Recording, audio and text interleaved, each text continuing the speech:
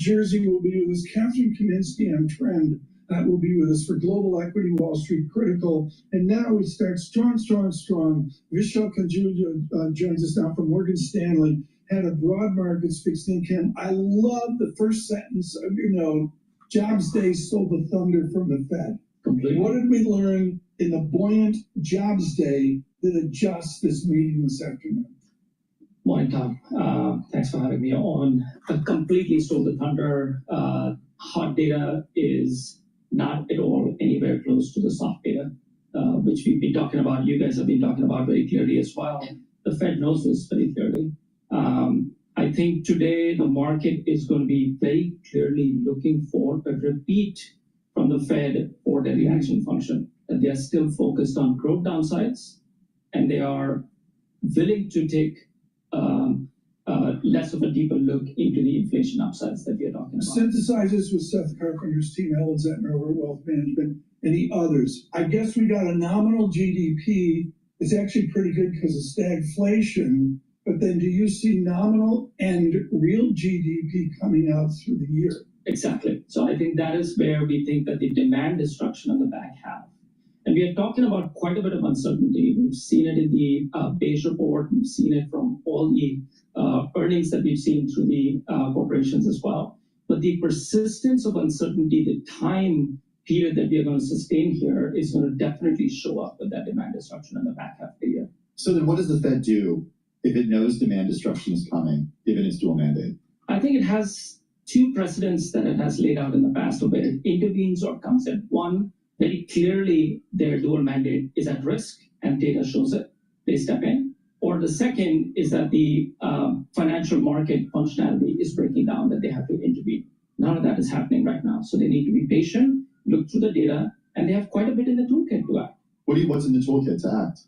450 basis points. They're still away. If we're in a stagflationary environment, then what do we do? What do they do? I think in principle, tariffs are going to be one-time price increases. Consumers and corporations are going to adjust. I know we've already seen that supply and demand shock played out in 2022. This is the opposite of that is happening here. He almost said transitory, Tom, but he didn't say transitory. You said one-time price increases. What makes you confident that that will be the case? I should look. Actually, I'm going to change my question. I don't think we don't do that in the morning. I don't think consumers understand how inflation is measured. I think they understand inflation in the context of gas prices going up and then coming back down. They don't understand that it's change in price over a period of time. They think high prices come down. They don't come down. I think that's what it is. This time, I think the balance sheets, yes, are very, very strong in terms of consumer and corporates. But I think the moment you start to see margin compression in corporates, meaning consumers pushing back on services or small business pushing back on prices, that's when I think you start to see the hit on labor. That's when you start to see the demand destruction show up. And that's where we have quite high degree of confidence. But we've covered our underweights in credit. We've covered some of our underweights in duration during this time, but we are not long. We still think that spreads could be widening out as that stagflationary fear could go through in the next 2 months. I'm sorry, I go back to Mary Poppins and the famous bank scene with Dick Van Dyke in the tuxedos. We're always to India, but I go back to LIBOR OIS. I don't know why we got rid of LIBOR. I thought it was great. Now I got something fancy called SOFR, SOFR. When you look at SOFR swaps, which is what Ira Jersey tells me to look at, I'm looking at a little bit of deterioration the last 5 days. Mm-hmm. Is the short-term market getting out front of the joy and saying at some point this becomes difficult? It does. Absolutely it does. I think we are less focused. I think our conviction level with the amount of information that we are getting at the moment is much lower to call the exact date that these guys can cut, the Fed. But our conviction level increases as we go out the next 18 months. And that's why I think our focal point of duration is still that 3 to 5 year mark. So what does full faith and credit 10-year yield do out 18 months? I think it's lower. I think we breached that 4%. Median linkage of 3.65% is my recollection. for the 10-year yield? Can you get a nicely under 4%? Nicely under 4%. I think we were 4 to 5% when we wrote our outlooks in November, and we thought that it will travel that range, and it did almost travel that entire Okay, range then of on 100 the basis dynamic, points. let's go for Bosey 101. On a dynamic basis, if I get price up, yield down, does that signal a good or bad event for our listeners or viewers? That means the fixed income has served its dual mandate, priced over return and negative correlation to risky assets, and it will be poised to deliver. How much of what you're saying depends on the U.S. successfully negotiating trade deals in the next 18 months? Quite a bit of the long end depends on that, the 20 and the 30 year. We need a sustainable, credible, bought into deficit reduction plan. And then that will decide the demand and supply of the 20 and 30 year part of the market as well. I think that is one part of the market that we are nauseous about, to be very honest, and staying away from on that part. Coming back to your question on demand destruction, quite a bit depends on the next probably 90 to 100 days, Right. maybe this weekend as well. Does things get funded? We're going to move on now to the airport, the airline catastrophe in America. All right, there's quite a bit of news that's happening today. The big news today is the Fed announcement. I guess the second aspect of the news would be what's going on in India and Pakistan with the operations that have been going on. Last night, 5 planes were shot down. There was some news that maybe soldiers were captured or detained by the Pakistanis. That ended up to be not true, but my understanding is the 5 planes were shot down. So escalation of military conflict between India and Pakistan. So we're going to have to cover that. We're also covering the Conclave is not the Enclave. The Conclave is starting. I don't know why I keep on calling it Conclave. The Conclave is starting today. So those are the 3 big news pillars that we're going to go over. Let's go over the market right now. All right. So we're doing a live stream on Rumble, my website, the-studio-reykjavik.com, and YouTube. On YouTube and on my website, you can see the dashboard. Hold on. You can see the dashboard of the market telemetry. And then I've added some other indicators and some other screens that I'll be reading off throughout the transmission here. So what I'm looking at very closely is the S&P 500. The S&P 500 futures are at 5,635. It's up 8 points or so, 9 points. It's really important to realize that the support level, which is psychological, is 5,500. And there's also a barrier at 5,750. We're going to be trading in this range for a little while until we hear something positive about what's going on with tariffs. So we've been hovering around that 5,600 range. So we're at the 5,636 right now. So we may see, if it's a positive day, we may see 5,700, but we'll see. It also depends on what the Fed says. We may get a little bit of an event shock from what the Federal Reserve states. The next thing that we want to talk about is the VIX. The VIX is trading in the 20s. It's at 24.87. We want the VIX to be trading below 20, where we get a nice march upward with the S&P 500. It's still a little bit too elevated, so there's still risk in the market. We know why. It's based on tariffs, and will there be demand destruction because of it? The Euro USD is trading at 1.13. That's been trading pretty stable for a few sessions. Oil is trading at 59.14. The big news that's coming out with that is OPEC Plus is they're producing more barrels of oil, so they're adding production. So that should suppress the price. There was a price shock that happened a few trading sessions ago, but it has been slowly bouncing off of that low.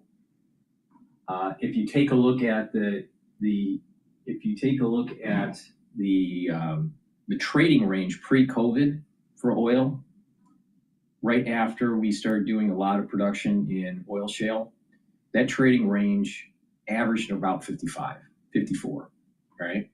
That trading range just before COVID, and then when COVID happened, then there was the big demand shock, and then prices dropped precipitously. It so happens that when you take a fib sequence from the low of COVID shock for oil all the way up to the high for oil futures for WTI post-COVID, there is a 61% retracement right at that trading range pre-COVID. So that 61% retracement is extremely supportive, all right? So it's very important to realize that we're trading above that. There's a support level at the 61% retracement for oil. And it's confirmed based on this trading range pre-COVID. That trading range was around 51 to about, if you take the high and the low, it goes on anywhere from 51 to 60, 65 or 63. But those are including the spikes within those candles. But if you want to average it out, you're going to be at about 55, all right, 54, based on the way the candles look. All right. So that is a support level, and that support level is confirmed with the 61% retracement. So 54, 55 is a major support level for oil, and we're trading at 50, 59 right now.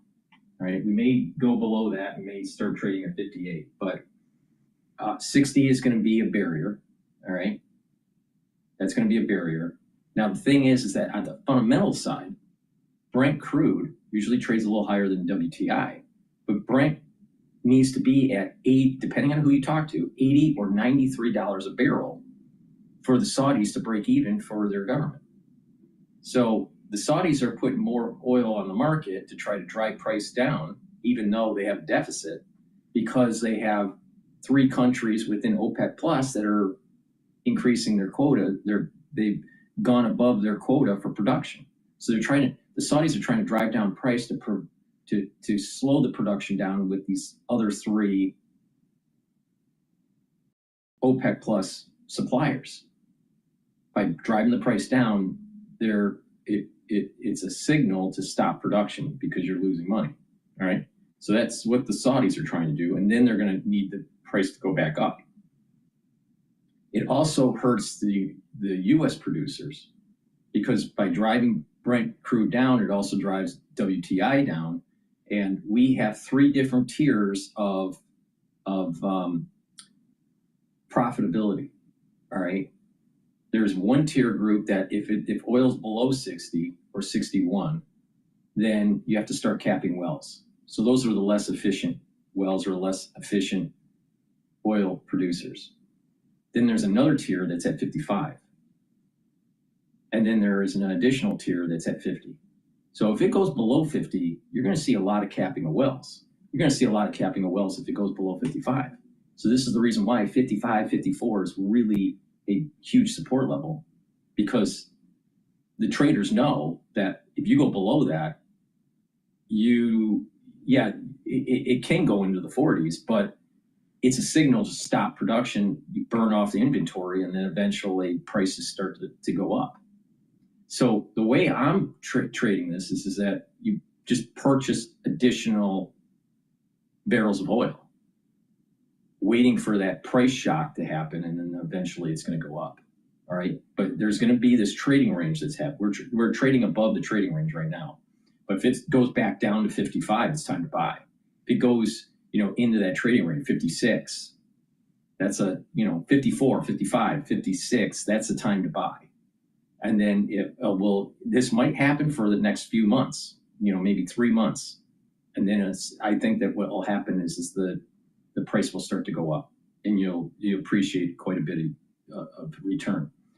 But if demand shock happens because of tariffs, and the supply that the Saudis are putting on the market, then it's very possible that oil trades in the very low 50s, like 51, 52, may even break 50 and trade like 49, 48.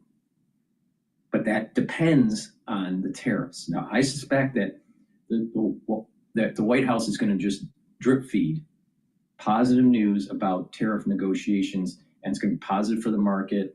The economists are going to be pulling back on their negative outlook on demand, and eventually oil will start to go up. That's my take on it. All right, but it's a risk. But that's so just pay attention to this trading range. There's a trading range at about 50, at about 54, 55. That's really important. That coincides with the 61%, the 61% retracement for oil. All right, we're trading above that. I wouldn't be surprised if it goes back down a little bit. But the big event risk is what's happening with demand based on tariffs. And we won't really know that until 3 months from now. All right. BITO, Bitcoin. BITO is an ETF for Bitcoin. And that's that right now. It closed at 20.05 yesterday, and Bitcoin's trading at, Bitcoin's been moving up and down. It's been, volatile, but Bitcoin is trading at 90, just below 97. It's 96.8. So will we see 97 today? Maybe. And as it's going up, as Bitcoin goes up, so does BITO. A way to short Bitcoin is to do BITI. All right. But you just got to be careful because shorting Bitcoin is not easy. And the USD Japanese yen is trading at 143.31. If it goes below 140, that's stress in the international market. That's bad for equities. If you start seeing a 140 handle or lower, it breaks 140, below 140, and you're trading in the 130 range for yen, VIX is going to go up. There's going to be international stress in the market, and equities are going to go down. I suspect that when equities are going down, you'll also see problems with Bitcoin, and Bitcoin will have another down leg. It's really important that the yen stays above 140. All right. It would be nice if we see about 145, 148. That would give you some buffer, and you'd start seeing that there's less stress in the international market. So with that said, that's my just overview of the market right now. And I want to go to live now. They're talking about a little bit about the Pope here in the conclave. Gathered earlier this morning for the Holy Mass for the election of the Roman Pontiff that was over in St. Peter's Basilica in the Vatican. Now around 10:30 a.m. Eastern Time, the 133 cardinals expected to come together inside the Pauline Chapel to pray the Litany of the Saints. They will then head into the Sistine Chapel where they swear an oath and eventually move on to that first vote. Only one vote expected today, so if no one receives at least 2/3 of the vote, black smoke will rise from that chimney right there on your screen, indicating a new pope has not been elected. But if a pope is elected, you will see white smoke.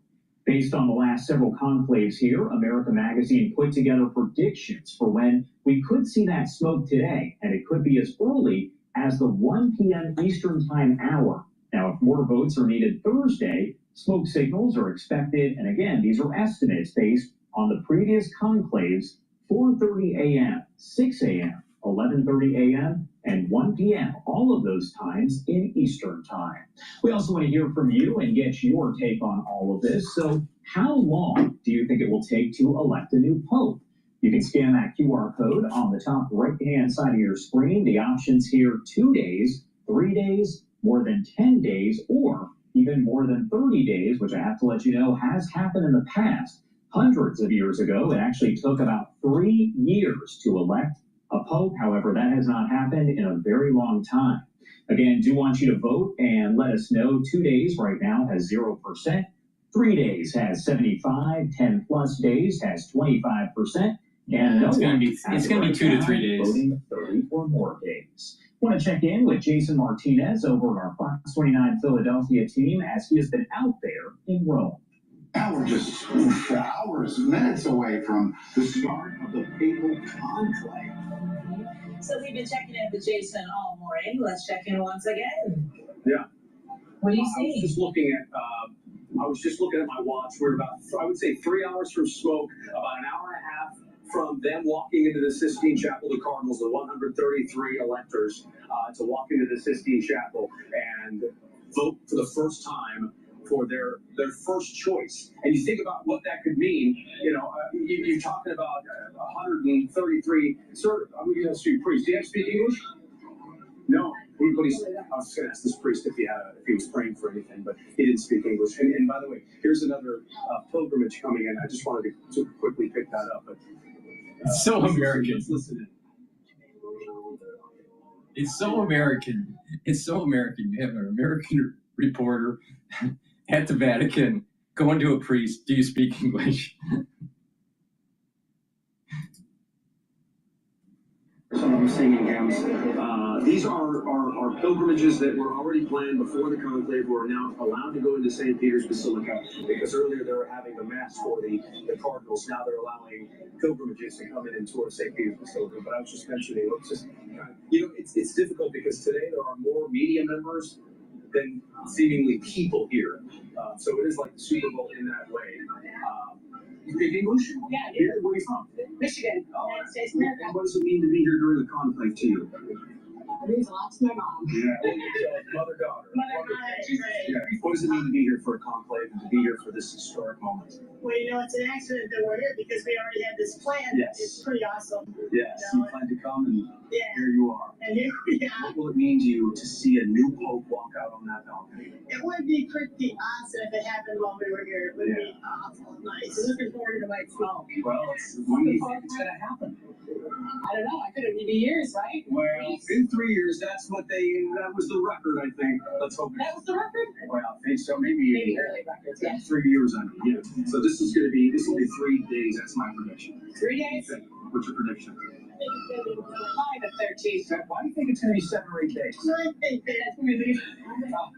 No, you'll see white smoke by then. I would think. Yeah. I would think so. Yes. Well, enjoy your time. It seems like a bucket list trip, so enjoy it. Thanks for your time today. Oh, Siena and now Rome. What a life, huh? So the rain that we saw earlier, not really not a cloud in the sky. So in an hour and a half, the Cardinals will go and they will begin to vote in the conclave. And about 3 hours after that, maybe, we'll see smoke. It depends on how long it takes to tally the votes. Everybody writes their name in, and the smoke will happen. Probably before. It's probably going to take 2 to 3 days. But we'll continue on with our broadcast about the Fed meeting today. Hello, my name is DrPaulCottrell. We're doing a live stream on Rumble, on YouTube, on my website, the-studio-reykjavik.com. I have not set up the simulcast yet on X Spaces, but I will. If you have a question, just type it in the chat. When I set up X Spaces, you can ask for the mic and be live on the show and tell me your opinion about what's going on. We're going to go over the market. Markets are going to move today because it's the Fed day. Plus, we have to pay attention to what's going on with India and Pakistan.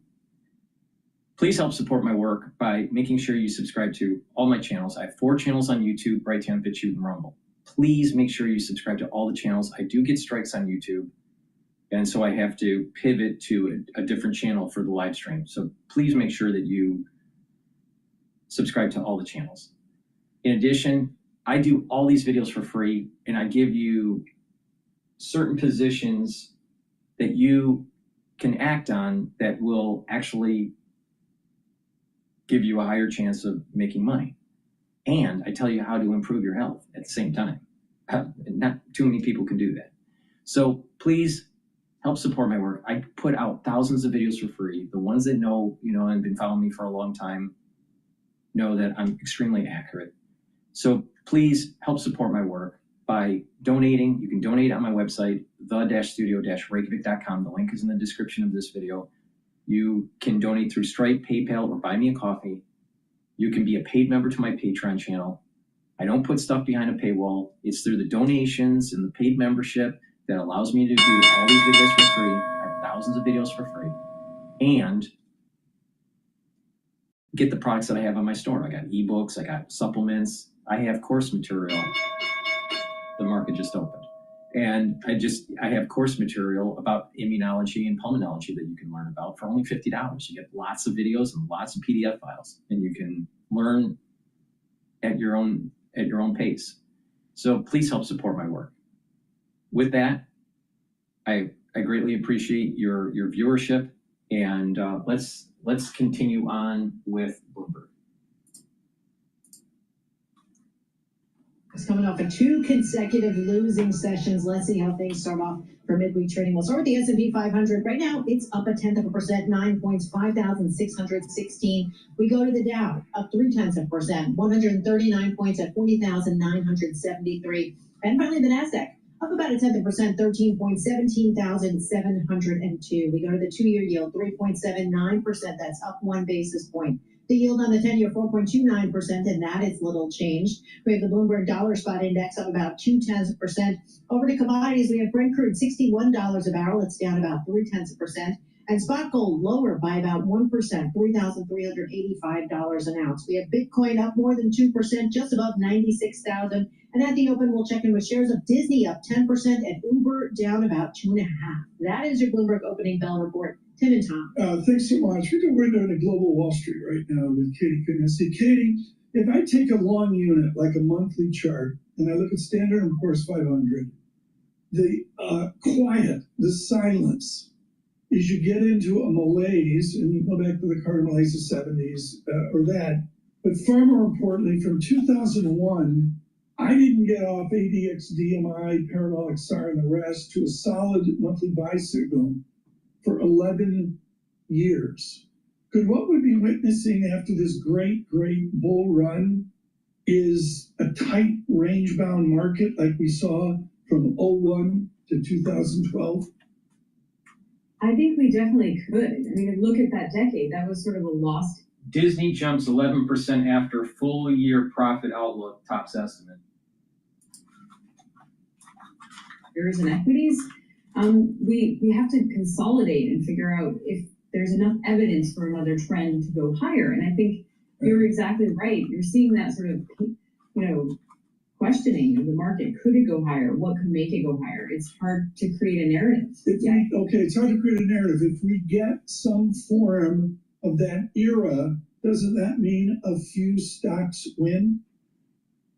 I mean, definitely so, because there's going to be, whenever you have this type of change and this wobbling around, you're always going to have a scenario where the relative positioning matters. And actually, a lot of quantitative strategies that look at equities have been doing really well this year by sort of trading in relative stocks, one versus another. So I think the cross-section may be an interesting place for opportunity in an environment like this. I want to go currencies and talk about the dollar right now and the weakness that we've seen in the dollar so far this year.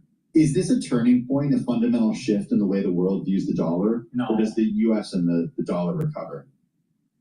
It's the wrong question. Something That's the wrong question. These clowns on Bloomberg, 10-year data set of the dollar, it's been elevated above 100 on the DXY because of COVID.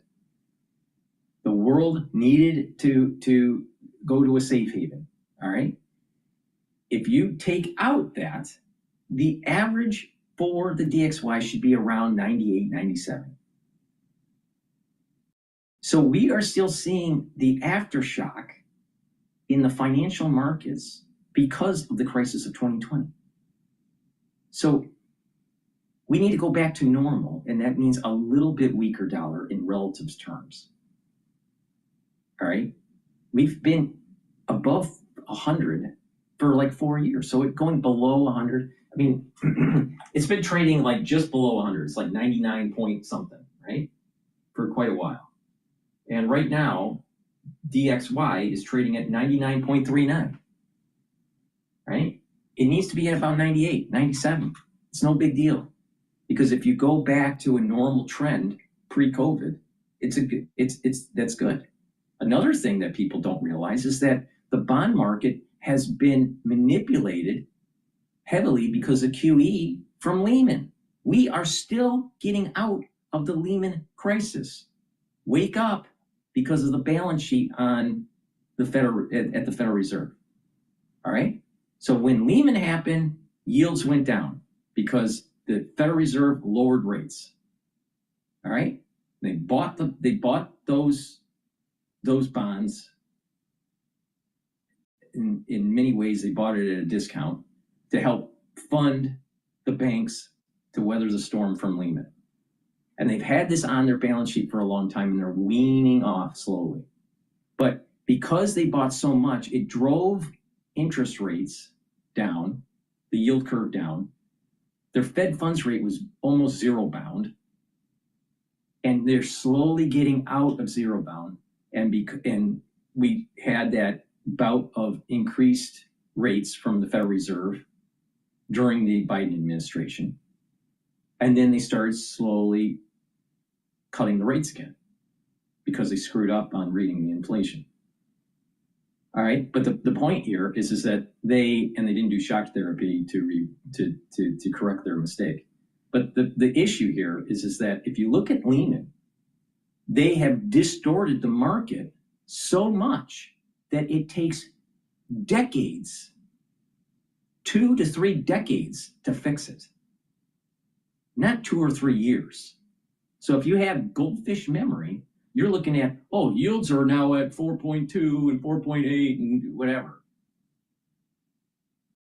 But you're so used to that zero bound Federal Reserve and how that translates into the yield curve and low rates because of a distorted market because of Lehman. The rates going up is actually showing that we're healing from Lehman now. The dollar coming down slowly means that we're healing out of COVID from a financial point of view. But these people are too fucking stupid to even bring that up. And it's very obvious when you look at a 10 or 15 year time series. Yields have to go up. Now, the thing is that 4.2, the 10 year is at 4.2, almost 4.3. That's the 10 year. The 30 year is at, I think, what is it, 4.8? I think it is, or 4.7. Yeah, almost 4.8. It's 4.78 for the 30 year. It can't be in the 3s. That's a distorted yield curve because of the aftershock from Lehman and the Federal Reserve's intervention. And if you're a saver and you depend on your interest income from bonds because you're older, you need larger yields. You need a steeper yield curve at the 10 and the 30. So if you have a population that's aging, which we do, and they need to roll into higher yielding assets, fixed income assets, a higher yield curve is actually better for them. Now, if you are young and you're trying to get a home, it's harder because your mortgage interest is going to be higher. So it depends on which population you're looking at. But to say that, that there's some, major weakness of America, that's total bullshit. We're mean reverting back to a healthy economy where it's not distorted by the Federal Reserve. It's like, I can't, these people are so fucking dumb. All right. Please go to my store, the-studio-reykjavik.com, and get the peppermint structural nano silver soaps or the lavender. I also have it in lemongrass and charcoal tea tree. Lemongrass and the charcoal tea tree. Get a few bars for your household. They're very high quality structural nano silver soaps. These are soaps that I use. It helps support my work and it helps support your health and wellness. Use discount 5, all caps, discount 5, and you get $5 off any order. So please go to my store, the-studio-reykjavik.com. The link is in the description of this video and all my videos.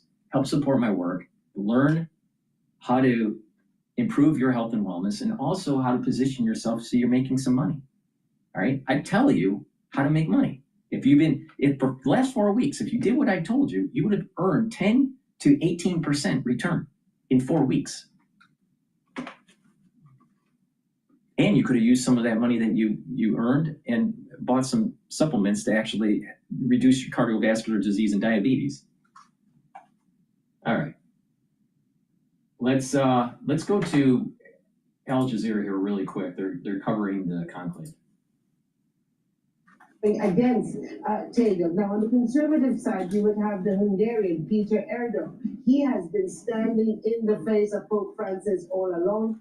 He was infuriated by just the notion of blessing same-sex couples. He also is against giving communion, for example, to divorcees. So he's quite of a conservative hardliner who is also known to be quite close to Viktor Orban. He is on the forefront on the conservative side. With him also the Cardinal of Kinshasa, who is also viewed as the strongest contender when it comes to the African cardinals, but he is also quite a hardliner, and he actually led the against, again, this notion of same-sex couples blessings, and he actually got an exemption for all the African churches from doing that, saying that traditionally and it won't be accepted by culturally by the African congregations there. So, and then you have in the middle there, as I said, you had Caroline, but you also have Cardinal Filoni, who's a fine diplomat, who has gone, you know, he was in Paraguay, he was in Bolivia, he's been scouring a bit around the world for Pope Francis. You have another Cardinal Zuppi, the favorite of Pope Francis, very close to him, but not so well seen from the conservatives. And then if you go a bit further away, I mean, the list can go on, and each one has a pro and each one has a con. Maybe worth also mentioning the Archbishop of Rabat, a very small congregation there, only 1,400 people, but he's a Spanish,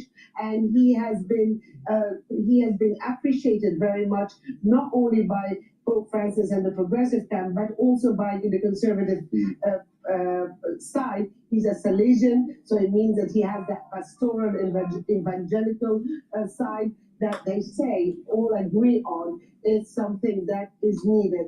I think these cardinals going into this conclave are still not sure who they will elect. One thing they all agree on all sides is that the church needs to be united, and from all of that, they need to find a person who can gain the trust of the conservatives while appeasing the progressives, and also listening to the outside crowd here, the crowd that has been coming to the funeral of Pope Francis, the crowd who said that they really liked the way Pope Francis took the church. All right. I think it's going to be the African Pope or the Philippines Pope.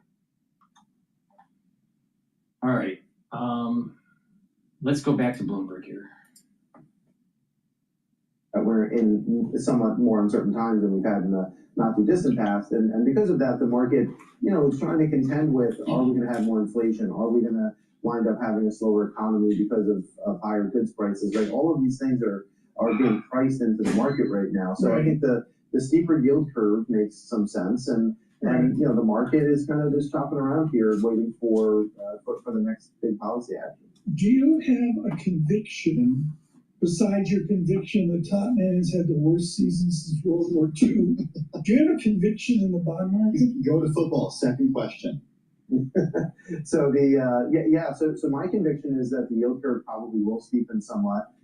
We do think that the Federal Reserve is probably going to be a little bit dovish today, but maybe not as dovish as some of the other indicators that have really worked for determining the tone of this. I think the Federal Reserve is going to hold rates, and they're going to say, we don't know what's going to happen with the demand. It may go down, but we need to find out. We don't know because of tariffs, and we don't know how it's going to translate into prices. So they're going to hold. They're not going to raise rates, and they're not going to lower rates. That the yield curve will steepen because the long end is going to be kind of beholden to the idea that you'll have inflation expectations won't change very much, but the front end is going to contend with maybe the Federal Reserve cutting interest rates at some point by the end of the year. Ira, what is your view on how inflationary tariffs will be? We had Vishal Kanduja on over at Morgan Stanley earlier, and he didn't say the T word, he didn't say transitory, but he basically called a one-time shock. Do you share that view? Yeah, so I think in part it's a one-time shock, but it does reverberate throughout the economy a little bit, and the issue is inflation expectations, right? For the market and for the Federal Reserve, that's what they care about. So when you look at some of the survey data, like the University of Michigan survey, consumers are worried that you're going to continue to have 4+% inflation. Now, we don't have 4% inflation right now, at least not the way that we calculate it. But goods prices, if they go up significantly as some of the tariffs are passed along to the consumer, then goods prices go up. So then the question is, are there other prices that go down, right? And there has to be some substitution because the basket and pool of money that consumers have at any given moment is fixed. So unless you increase leverage, unless you're buying with credit cards, you refinance your house with a cash out refi or something like that, you have a fixed amount of money on any given week or pay period. So you're going to maybe buy less services to buy more goods that you want or need to buy.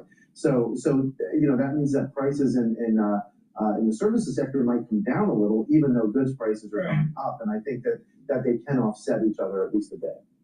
Ira, one final question. It's getting late in the Premier League season. I mean, Tottenham's not going to be relegated, but would they relegate that stadium? Would they relegate Tottenham if they were as bad as the Ipswich Town?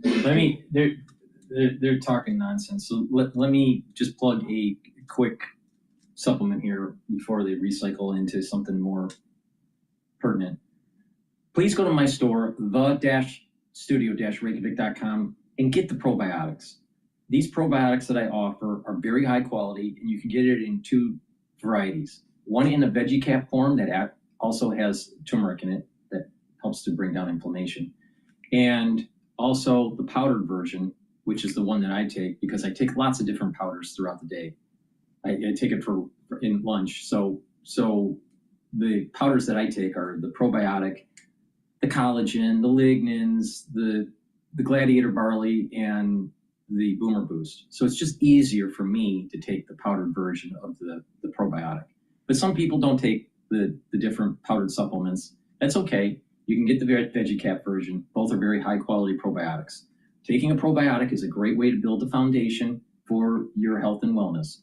Now, what it does is it's going to help reduce inflammation at the gut level. You're going to be able to absorb your nutrients better. You're going to improve the communication between your gut and your liver and your gut and your brain. You're also going to help to boost up your immune system. You're going to improve the mucosal lining of your gut. It's going to get thicker. It's going to be healthier. It's going to have higher concentrations of IgA, which is an antibody, natural antibody that you need to have a good health, a good healthy gut. And you'll be able to concentrate better. You'll be able to sleep better. You'll be less irritable. Your skin will be better, your skin and your hair. People that start having skin problems and loss of hair, having issues with their nails, that's usually a sign of poor gut health.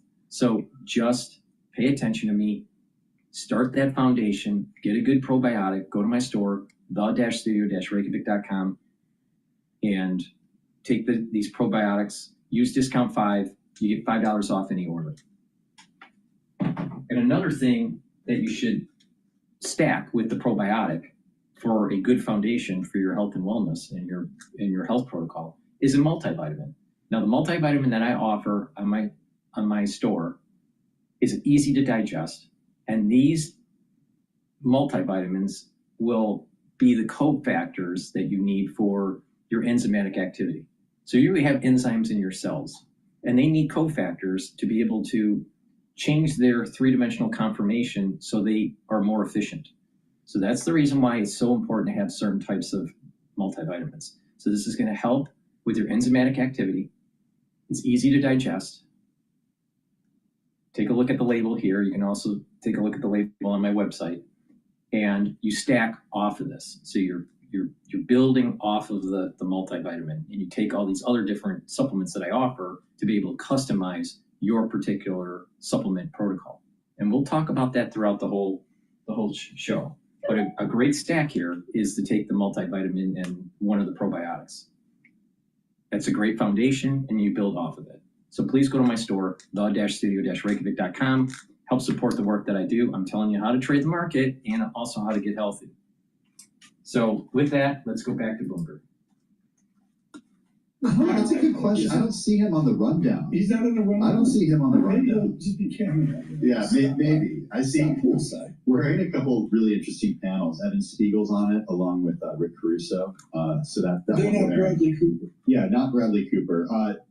Warner's David Zaslav and BetMGM's Greenblatt are going to be on the panel too. Oh, David Zaslav, really interesting. Yeah. Like going on there. And we'll see the Milken Institute. Look for that terrific Bloomberg coverage across YouTube, audio, and television as well. This is Bloomberg's surveillance.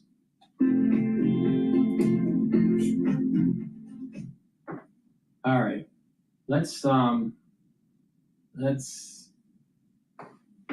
go to Al Jazeera here.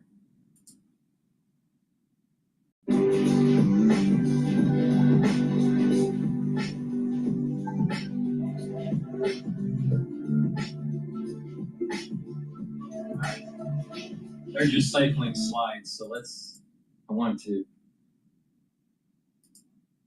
like maybe pivot over to what's going on with Pakistan. All right.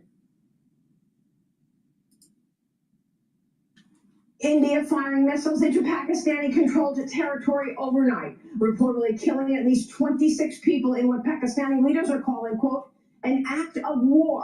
President Trump responding at the White House yesterday. It's a shame. I guess people knew something was going to happen based on a little bit of the past. They've been fighting for a long time. They've been fighting for many, many decades and centuries, actually, if you really think about it. No, I just hope it ends very quickly. The Trump administration urging both sides to de-escalate tensions. Secretary of State Marco Rubio saying this. I echoed the president's comments earlier today that this hopefully ends quickly and will continue to engage both Indian and Pakistani leadership toward a peaceful resolution. Joining me now is retired two-star Marine Corps General Punaro Group CEO Arnold Punaro. General, thanks so much for joining us this morning. Your reaction to the events overnight. Maria, you summed it up well. Two nuclear-armed neighbors that have been at each other's throats for 80 years over the displaced Muslim majority region of Kashmir. India controls 2/3, Pakistan controls 1/3. It's been a flashpoint, as the president mentioned, for decades for a larger regional or global conflict.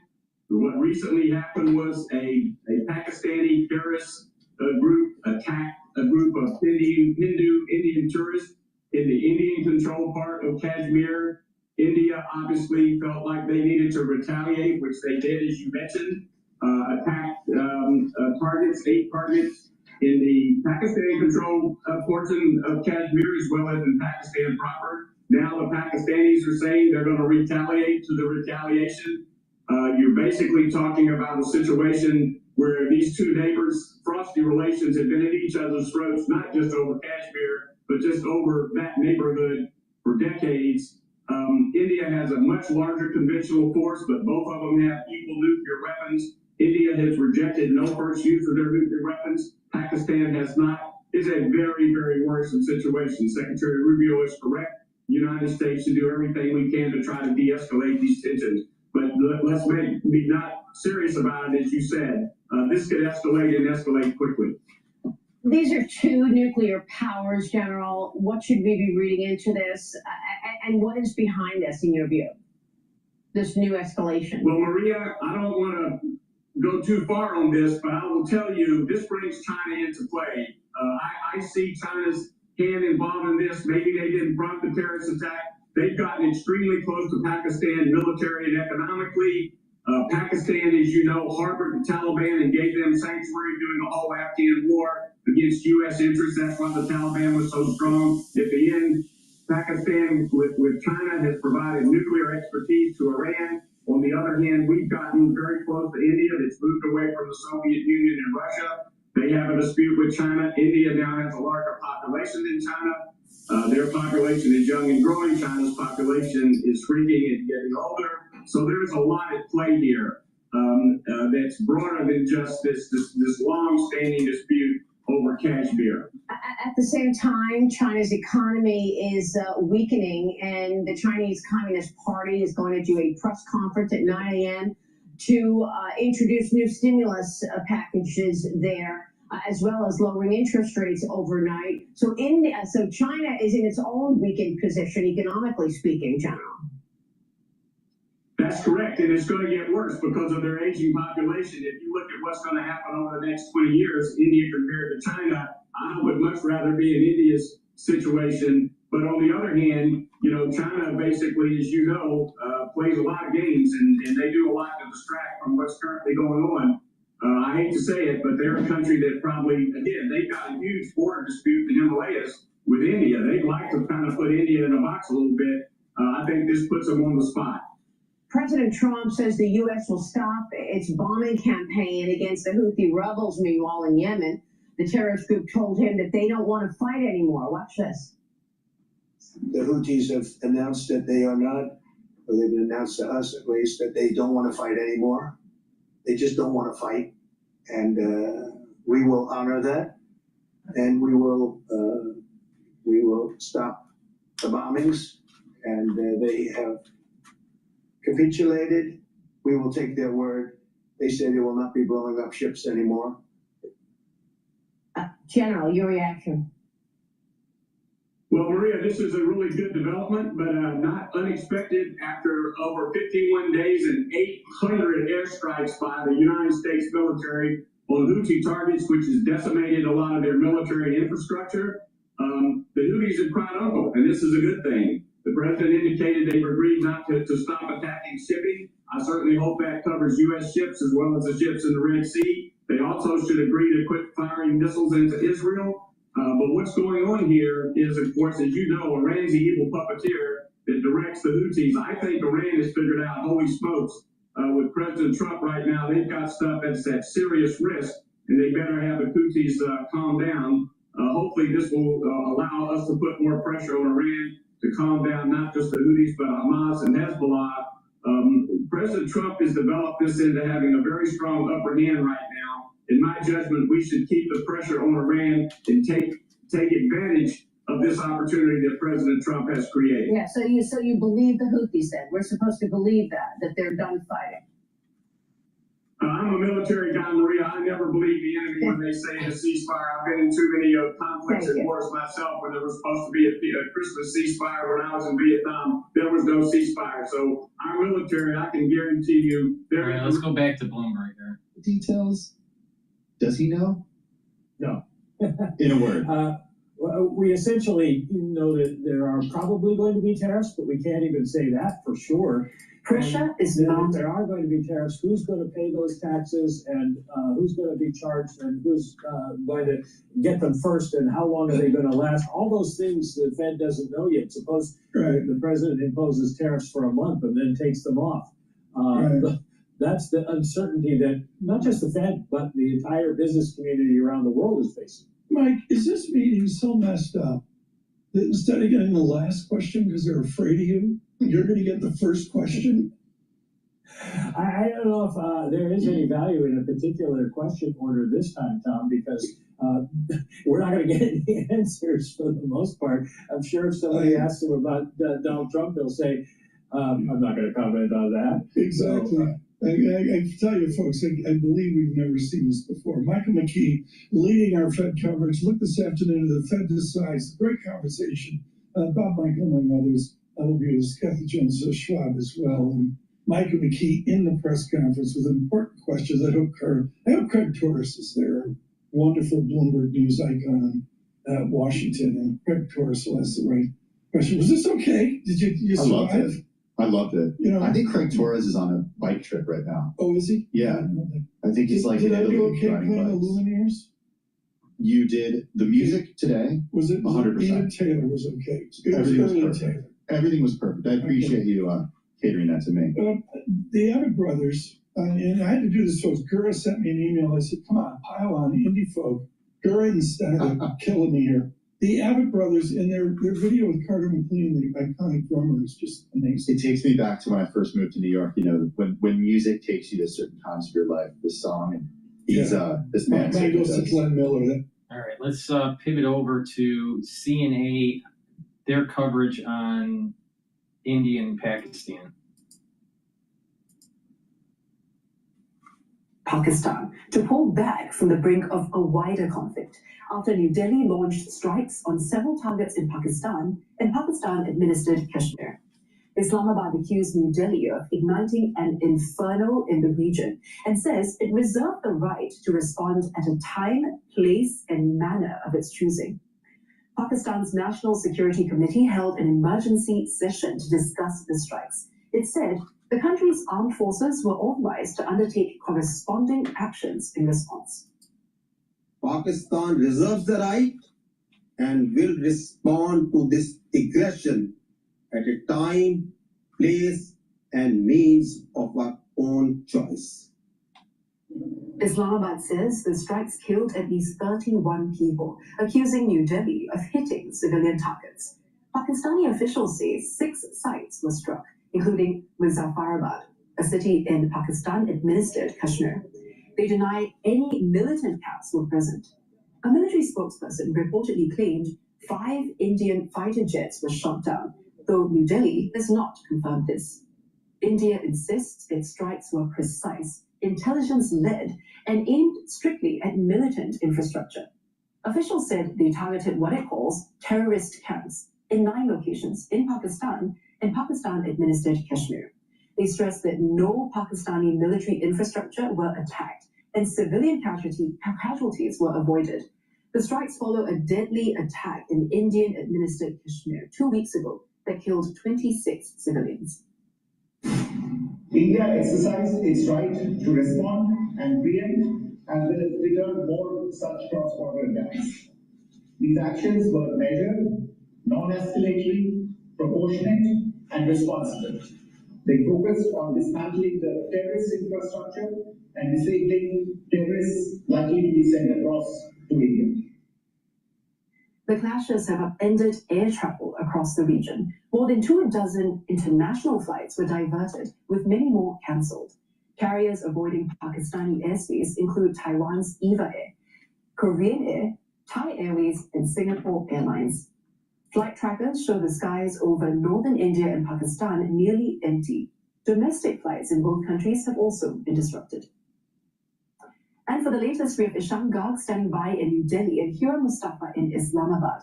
Now, Hira, let's start with you. Do we have any indication of how Pakistan could respond?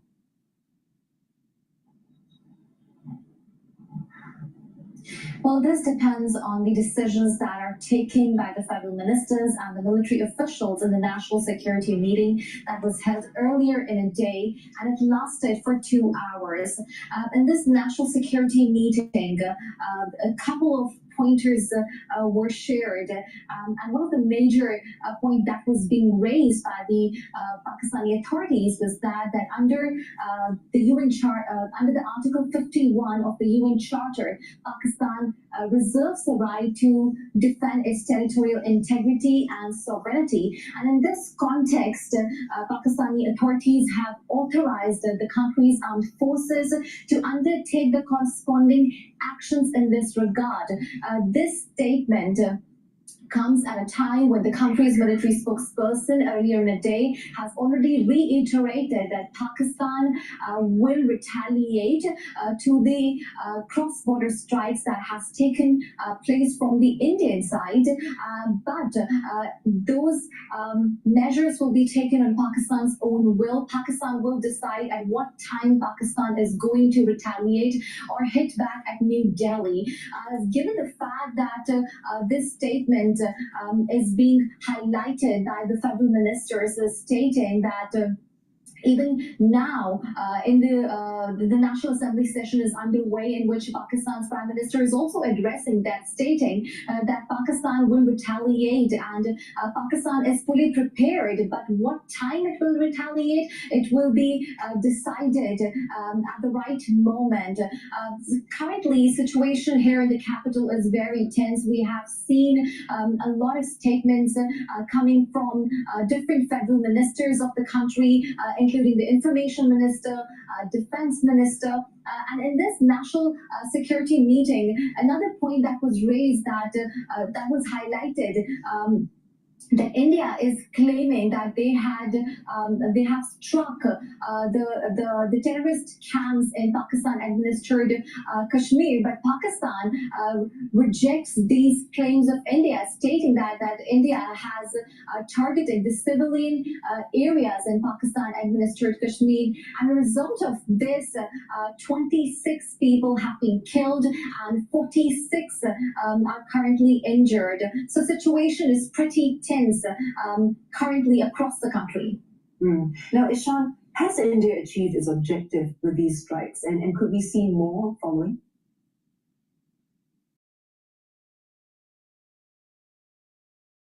Well, India, from the get-go, after the terrorist attacks on April 22nd in Pahalgam, had said that its objective was to go after the terrorists who had perpetrated the attacks. And in multiple statements from the Ministry of External Affairs, be it the Prime Minister of the country or other Indian officials, they had said that this was India, in a way, relaunching its war on terror. And now Indian officials, when the Ministry of External Affairs and the Army and the Air Force officials spoke to the media, they said that their intention with this strike was to carry out limited, targeted, precise, non-escalatory strikes in Pakistani territory, which were focused only on terrorist camps. So as far as India's objective of hitting terrorist infrastructure goes, that objective seems to have been attained by the Indian Army. However, there are several other questions that remain open. One of the things that many analysts here are pointing out, that in terms of what could happen next, this does not look like it's the end of the story as far as India-Pakistan ties are concerned, because in the past few days we have seen Indian officials reportedly reaching out to the Financial Action Task Force, which is this global watchdog of anti-money laundering operations. And India is reportedly looking to get Pakistan on that grey list, which could make it very difficult for Islamabad to send over money internationally. And Indian officials, according to reports, say that that could make it very difficult for these alleged officers there to fund terrorism. That could be one of the steps that's still coming from India. Now, amid all this uncertainty, Hira, what's the situation like on the ground, both in Pakistan administered Kashmir and also across Pakistan?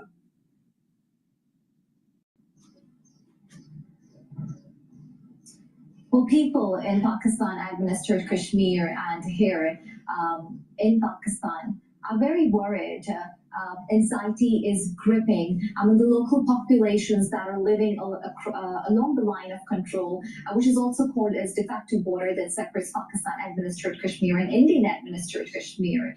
People are worried given the fact that India has carried out 3 missile attacks in Pakistan-administered Kashmir over the course of night.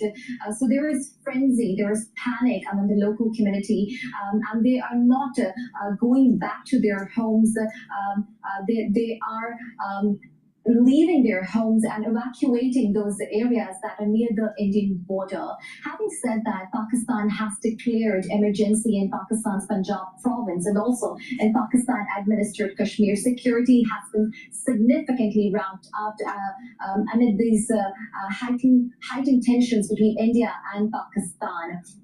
We are also hearing that along the line of control, there is a crossfire taking place from both sides of the border, and both India and Pakistan are blaming each other for these crossfires. And also there are reports of artillery shelling at the line of control. So people are really worried and concerned. But despite the fact they are standing with the country's armed forces, and as I already mentioned, that Pakistan's Prime Minister is currently addressing the National Assembly session, in which he has stated that the Pakistan's forces are determined to guard Pakistan's sovereignty if India is going to carry out another cross-border strike in coming days. Now, Ishan, we've seen similar tensions in 2019. What feels different now? Are people bracing for a wider conflict?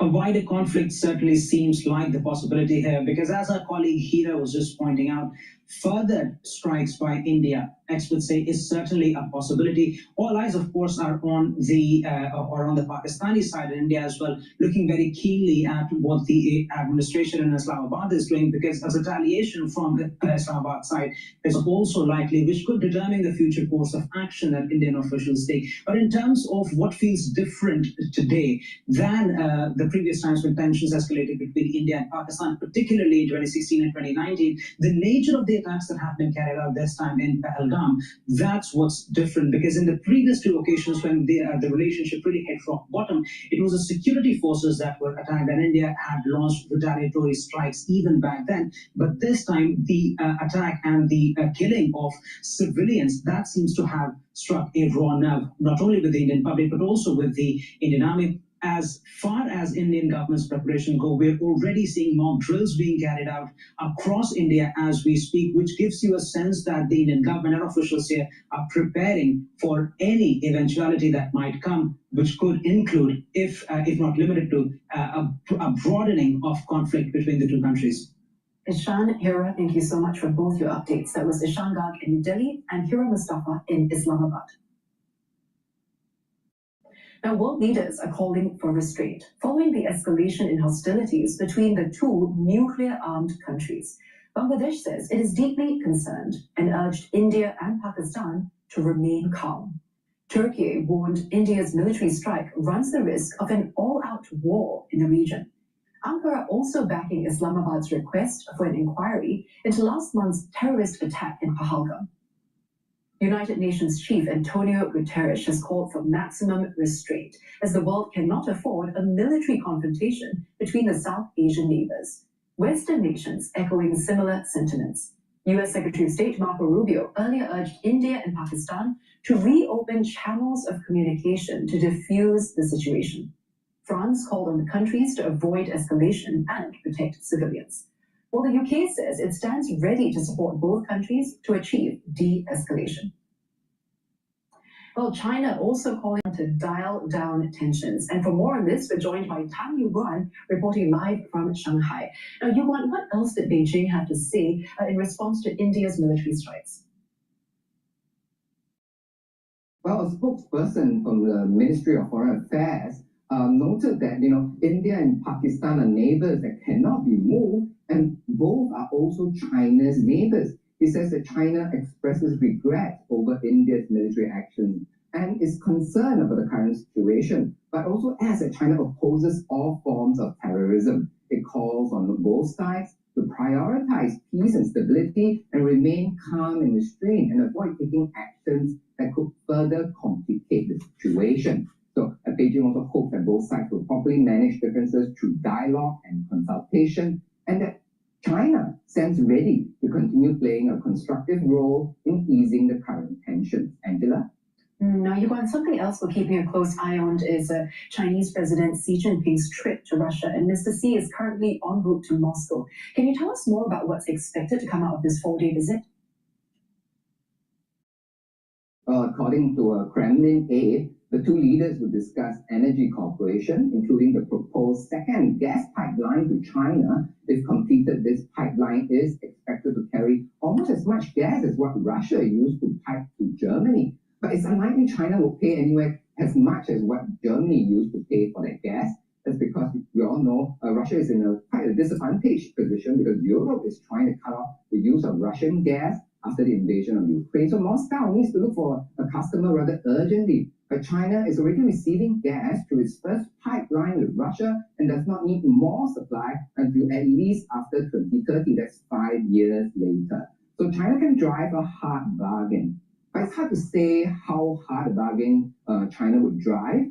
Russia is, after all, an important ally for China. We can see that with this visit that President Xi is paying to Russia. China is paying a considerable price. That's having President Xi in Russia at this time when Russia is still waging a war in Ukraine. You could say it's almost equivalent to befriending a neighborhood gangster. After all, Russia's invasion unnerves the European Union, while China's support for a friend with territorial ambitions that run counter to international norms raises questions about China's own intentions in the South China Sea. This unnerves Southeast Asia or ASEAN, and both these groupings are major export markets for Chinese goods. Now, even more important, with the US market essentially closed to Chinese goods because of hefty US tariffs. It's worth noting ASEAN, US, EU makes up China's first, second, and third largest export destinations last year. Angela? Yuguan, thank you so much for bringing us the latest. That is Tom Yuguan reporting live from I want to Shanghai. pivot over to Al Jazeera here. They're updating us on Defense Minister was asked that India question a and few Pakistan. minutes ago, and he said all options are on the table. Pakistan has shown India that it is not only a nuclear power, but also has conventional weapons capabilities, and it is going to give a befitting response, not elaborating on what that response might look like. But he did say that Pakistan has targeted military facilities. It has downed those jets. It has targeted various checkpoints, various posts, in addition to a brigade headquarters in India, and it is going to continue to target military infrastructure because it sees this as a military escalation by the Indian government. And as India said that it is only targeted terror camps, Pakistan says that India killed its civilians, its citizens, and now it is its responsibility and duty to respond. Javid, they're talking to us from Islamabad. Thanks very much. All right, let's do a market update here. So the S&P 500 is trading at 5,631, and it is up by about 24 points or so. VIX is trading at 24.49. Euro USD is trading at 1.13. Oil is trading at 58.89. BITO, which is the long ETF for Bitcoin, is 20.52, and the Japanese yen is trading at 143.35 relative to the USD. Natural gas is trading at 3.573. Now, I'm going to start talking about a few other tickers here, all right, for people that are home gamers, right? All right, so there are these two ETFs called Gush and DRIP, and they're tied to Gush is an ETF that you long the oil market and the explorers, the energy producers, and DRIP is a short ETF. So right now, Gush is trading at 18.65, and DRIP is trading at 12.475. Now, the reason why I'm bringing up Gush and DRIP is that they're tied to oil exploration and the energy producers. Now, there is a correlation to oil price, but it's more based on the profitability of these companies. So you have not just exposure to the movement in oil, but also the profitability of the basket of these energy producers. So it's a little bit more like investing in energy company stocks, but there is this exposure to oil, all right? So sometimes oil will go down, but Gush will go up because there's profitability. Because these companies that are doing the exploration and the energy producing, you have upstream and downstream. Upstream is pumping the oil or getting the natural gas. The downstream is the refinery, petchem, all these other downstream processes that you do with the energy that was produced. So some companies do really well at the downstream aspect of it. Other companies do really well in the upstream aspect of energy production. Now with the downstream producers, if your input costs are lower, your margins will be higher, assuming the demand is the same. Your margins will be higher, and therefore that's why gush may go up, even with oil going down. So these correlations kind of break down. So there's a higher correlation between gush and probably the broader index versus oil and gush. So there's a different way to play the oil market. So over time, we're going to be covering gush and drip. Again, gush is to long the market with these energy producers, and drip is to short the market. Another ETF that you want to take a look at for oil is UCO.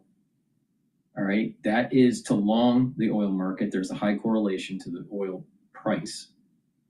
And the short is SCO. Okay. So, so just keep that in mind. As we move forward, we're going to, start following those tickers. Before we go to Bloomberg and what's going on in the world, especially in the Fed world, let me plug a product here. Please go to my store, the-studio-reykjavik.com, and get the magnesium and zinc. This will help with brain function and boost up your immune system. If you're not feeling well, take a double dose. Take one in the morning, take one in the evening. If you're feeling better, boom, go back to your once a day dosage. But this is really important. Why? It helps with your brain function. Magnesium helps with brain function. And zinc is going to help with your immune system. All right, vitamin C and magnesium helps with your skin, your immune system, and your brain function. You can take them together for the best performance for the stack, for brain function and our immune system. Drink it with filtered water. Now, magnesium is also very important to take every day, especially if you're taking vitamin D3, because magnesium will increase the efficacy of vitamin D3. So you're helping with your brain function and helping the efficacy of vitamin D3. Now, I have 3 ways that you can get magnesium from my store. Magnesium and zinc, the vitamin C and magnesium, or the Boomer Boost. So please go to my store, get this great stack here, vitamin C and magnesium and zinc. Use discount 5, you get $5 off any order. If you spend $150 or more, you do get a free gift until supplies last.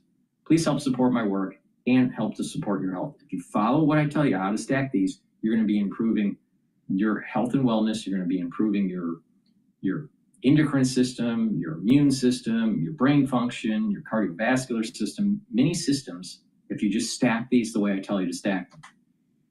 I take this every day. Please go to my store, the-studio-reykjavik.com.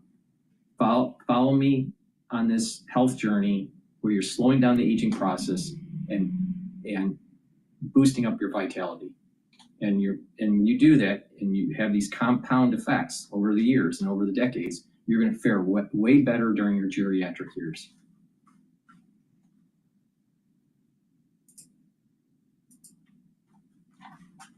To say nothing of higher layoffs coming from other channels. All right, Danielle, we're going to go down to Washington, D.C. Thank you very much for you. coming on to an important day here today, the Fed Day. Danielle DiMartino, who is CEO and Chief Strategist, QI Research. We always love chatting with her on Fed Day. Let's go down to Washington, D.C. The Q&A is beginning of Treasury Secretary Bessent as he testifies before the House Financial Services Committee. Chairman French Hill is asking questions at this point. Let's go down to Washington. The World Bank should make that a key. Mr. Bessent is speaking at the moment. Thank you. Also referenced my work over the past 5 years with the Treasury and others about IMF reforms. You also referenced that in your talk. Recently, the IMF shareholders agreed to a quota increase. And I appreciate the agreement that this agreement does nothing to increase the voting power of China or Russia, but we're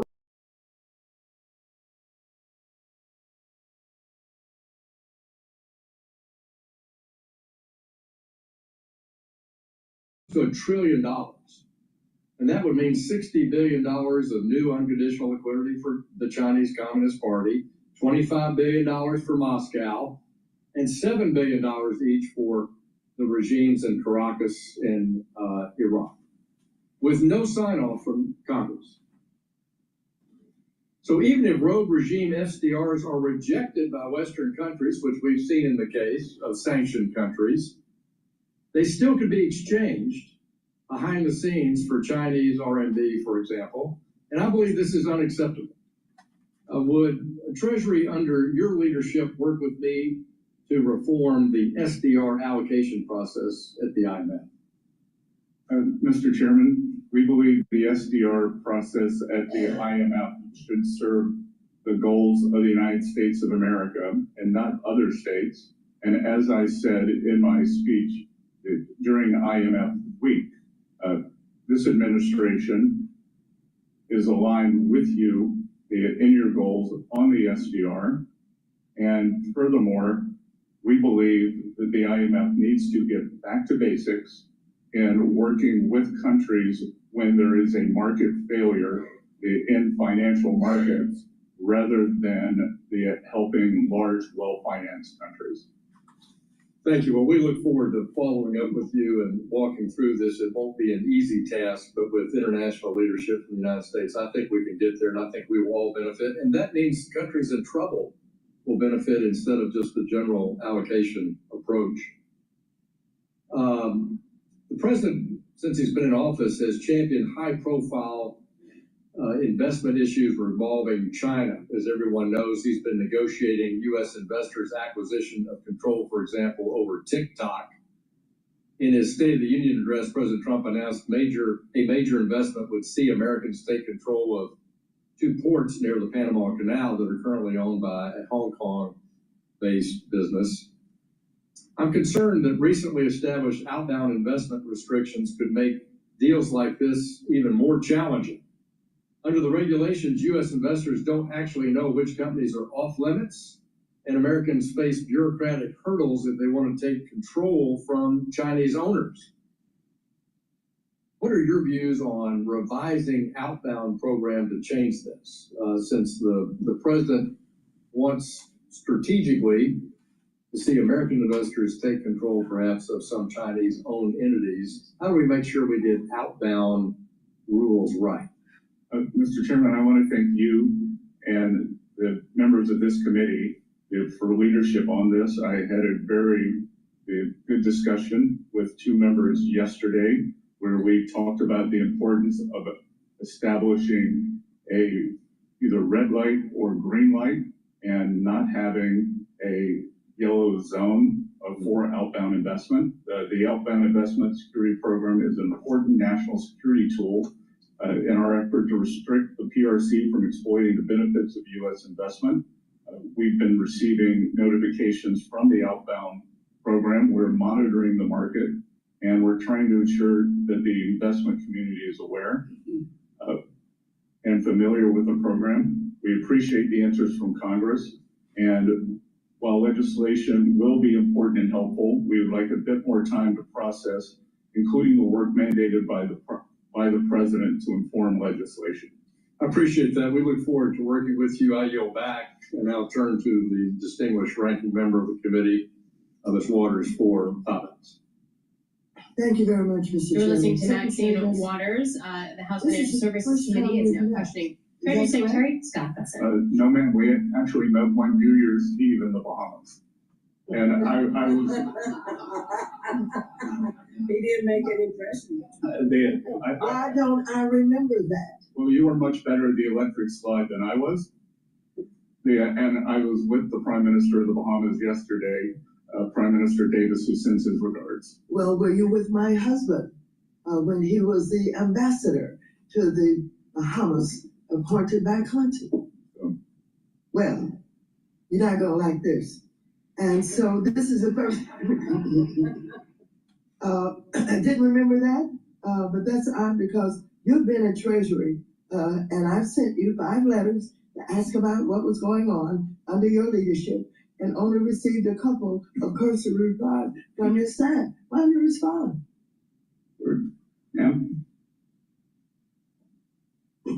I guess you don't know why you didn't respond. Secretary Vincent, you worked in finance before, right?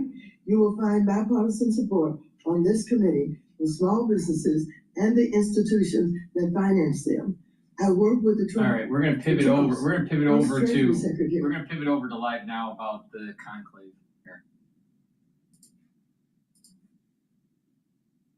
Seriousness of which the Cardinals are entering into this election process. And in fact, the master of pontifical liturgical celebrations, who is not a cardinal, does have an important role to play. As you said, there is a long, centuries-old tradition behind this ceremony and behind all of the ceremonies of the election of the Roman pontiff. So the ceremoniere, the master of ceremonies, is there to direct the cardinals for the beginning of the conclave. He will leave after the initial ceremonies, and at that point, they will have the solemn closing and locking of the doors of the Sistine Chapel. The instruction talks about posting guards at every entrance to the Sistine Chapel, locking the doors. The security services of the Holy See have already performed security sweeps, so they're going to make sure that there are no listening devices. There's no way that anyone can violate the secret of the conclave. And then when the cardinals carry out the election, that process is carried out by them alone. They choose the people who will read the votes. They choose the people who will ensure the process. There's also a group of 3 cardinals for each ballot that will go and collect ballots. If there's any cardinal who is sick, they can vote from their rooms if they've entered into the conclave. And the whole process of casting votes, of counting votes, of certifying votes, and even of burning the ballots after an election is carried out by the cardinals themselves. But then when we do see the election, and hopefully very soon we'll have a new pope, when the next pope is chosen, the master of ceremonies will again have an important role of ensuring the vote. And we are now seeing the beginning of the conclave with Cardinal Perelin speaking.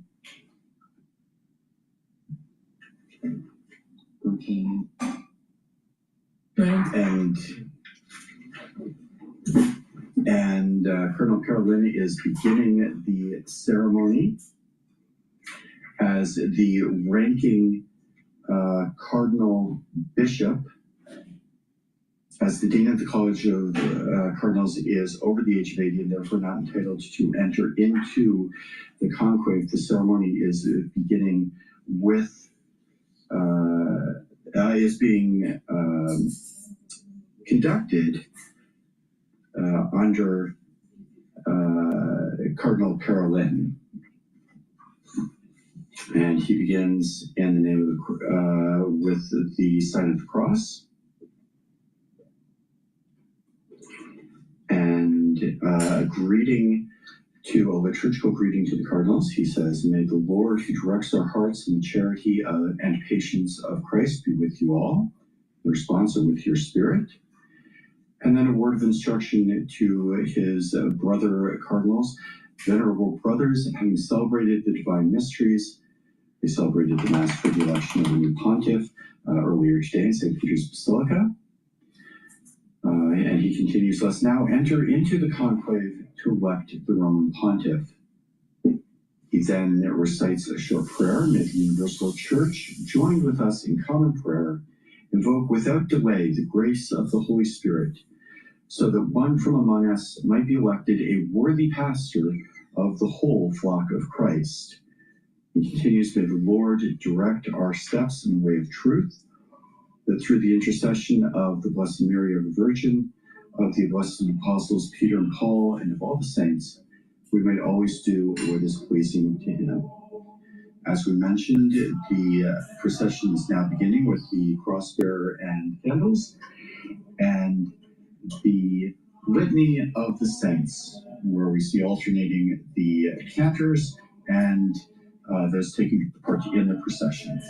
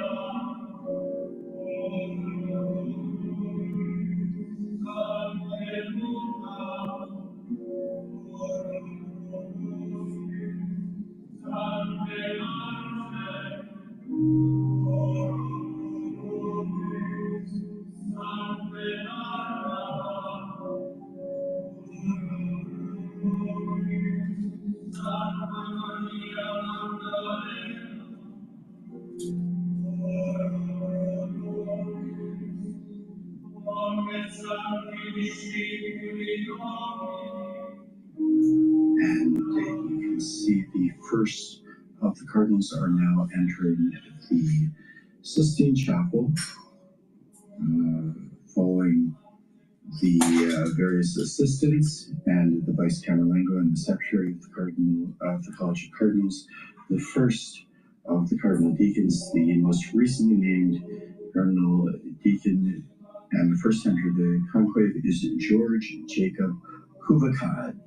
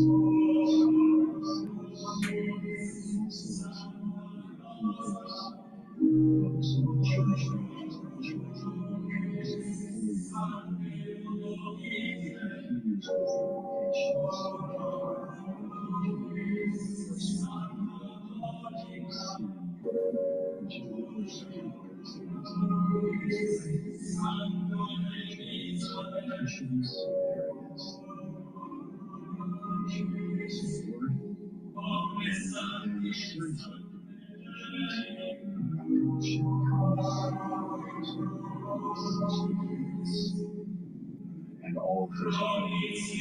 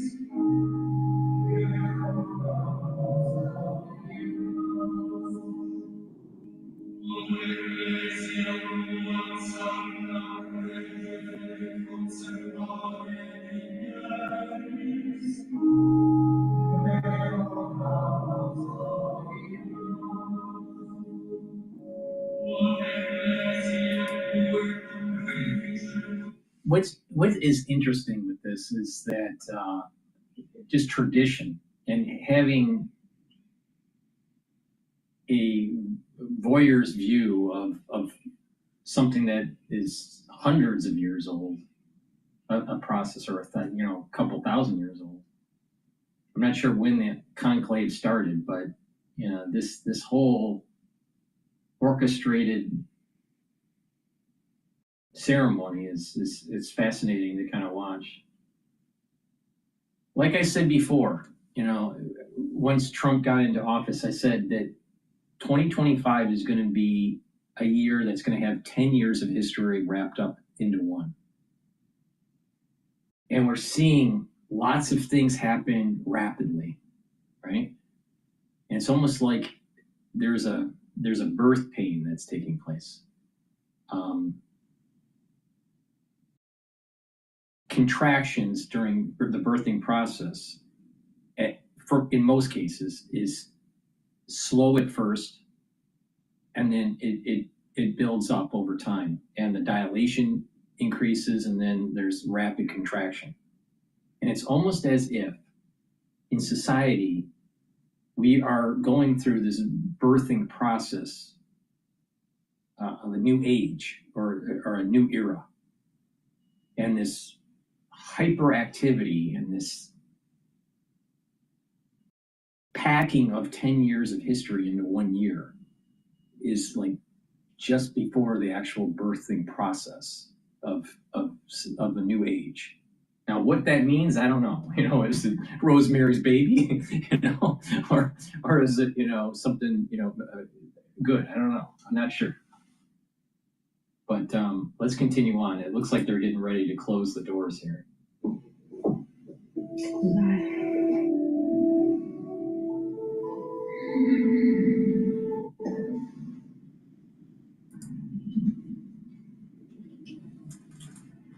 Veni Creator Spiritus.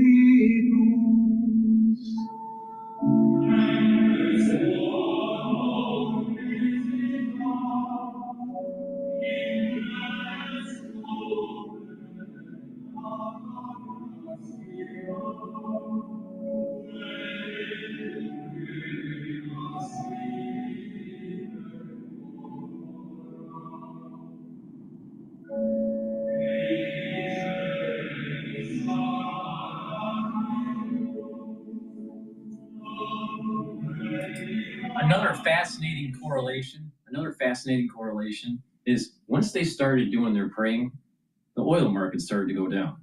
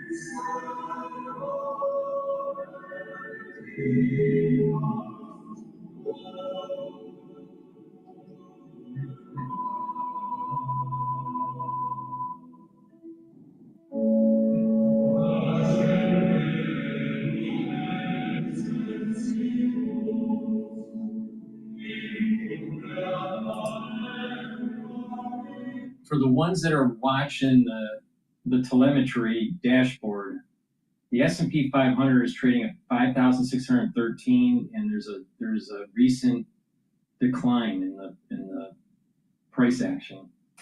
Right now, the S&P 500 is up only 4 points. VIX started to spike up a little bit. It's at 24.87. And Bitcoin has been selling off a little bit. BITO is at 20.46. Natural gas is going up a little bit. It's at 3.6. But oil is trading at 58.62, so it broke the 59 a barrel level.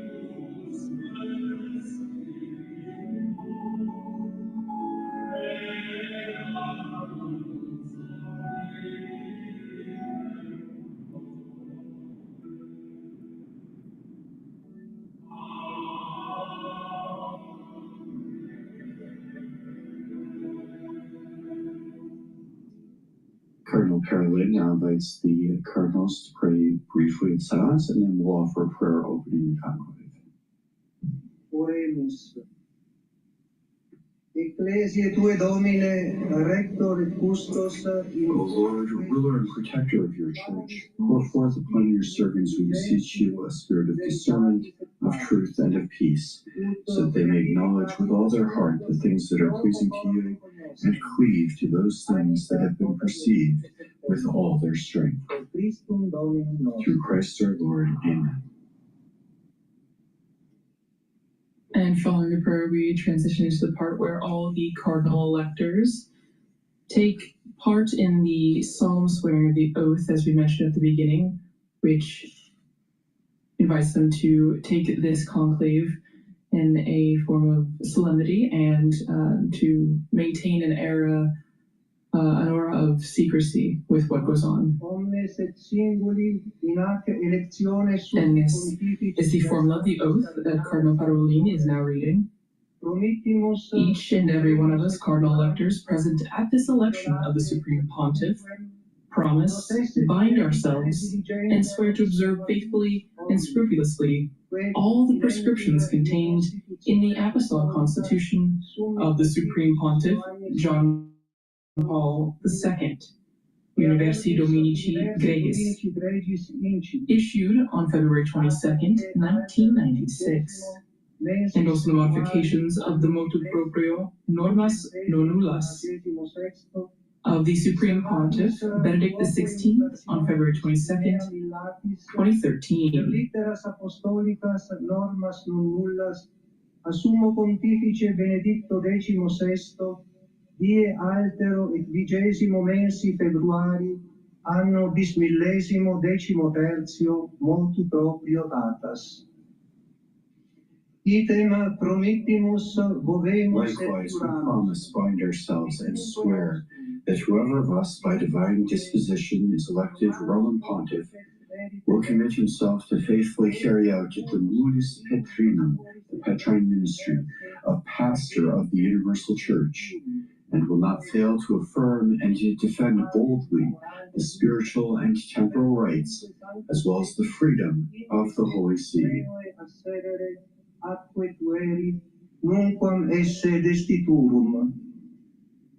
Above all, we promise and swear to observe with the utmost fidelity, with all, both clergy and laity, the secret concerning everything related in any way to the election of the Roman Pontiff, and about what happens in the place of the election concerning directly or indirectly the scrutiny, not to violate in any way this secret both during and after the election of the new pontiff, unless explicit authorization is given by the pontiff himself,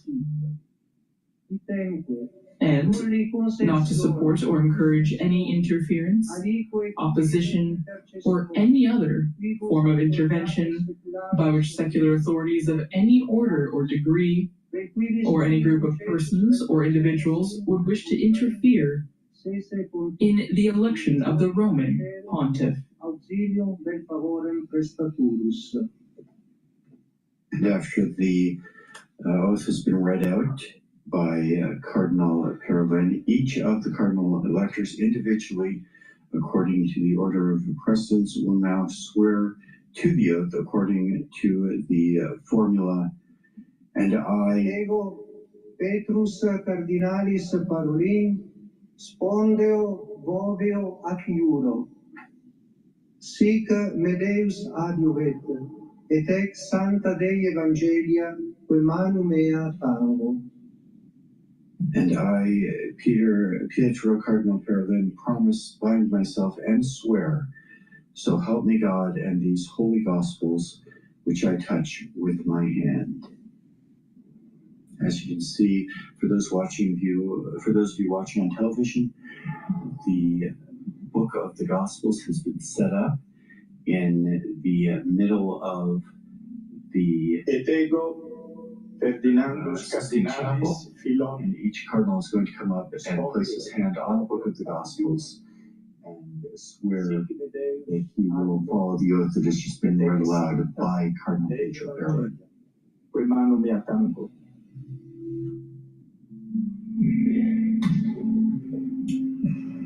Et ego Aloysius Antonius Cardinalis Tagle, spondeo voveo acciur. I think this one has about 50% chance of becoming Pope here.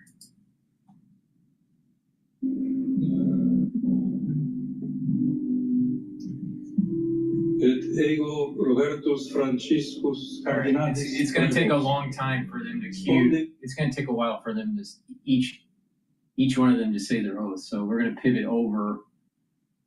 I want to pivot over to Bloomberg, and Bassett is being asked questions in a hearing with Congress. Sir, and also the digital assets are an important source of innovation that will drive that can drive usage of the U.S. dollar around the world, as with stablecoin legislation. There is speculation that there may be up to $2 trillion of demand over the next few years for U.S. government securities from digital assets. My time has expired, but I'll send you my question regarding Chinese debt trap diplomacy. So with that, I yield back. Gentleman from New York, ranking member of the Small Business Committee, Mr. Velasquez, is recognized for about. All right, what's really interesting here is now the S&P 500 is in the negative territory. It's trading at 5,604. It's down about 2 points. And the VIX index is trading at 24.98, almost hitting 25. And BITO is selling off. It's at 20.45. Okay, so with that, let's let me just plug this product here, and then we're gonna pivot back to Bloomberg. Please go to my store, the-studio-reykjavik.com, and get the elderberry zinc lozenges. It's important to get the lozenges and the drops for the cold season, for the allergy season, which we're in right now. And if you are in an environment that has poor air quality, it's very important to use lozenges and drops. Get the structural nanosilver lozenges and drops from my store. You can get the elderberry zinc. You get 21 in each bag. Get a few bags for your household and for work. You never know when you need it. And I have 3 varieties of the drops. The drops are smaller, very high quality. You get 100 per bag.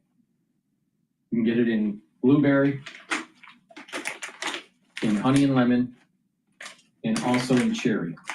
So get a few bags for your household and for work. You never know when you need it. Again, allergy season and poor air quality. You need to mitigate irritations in your throat.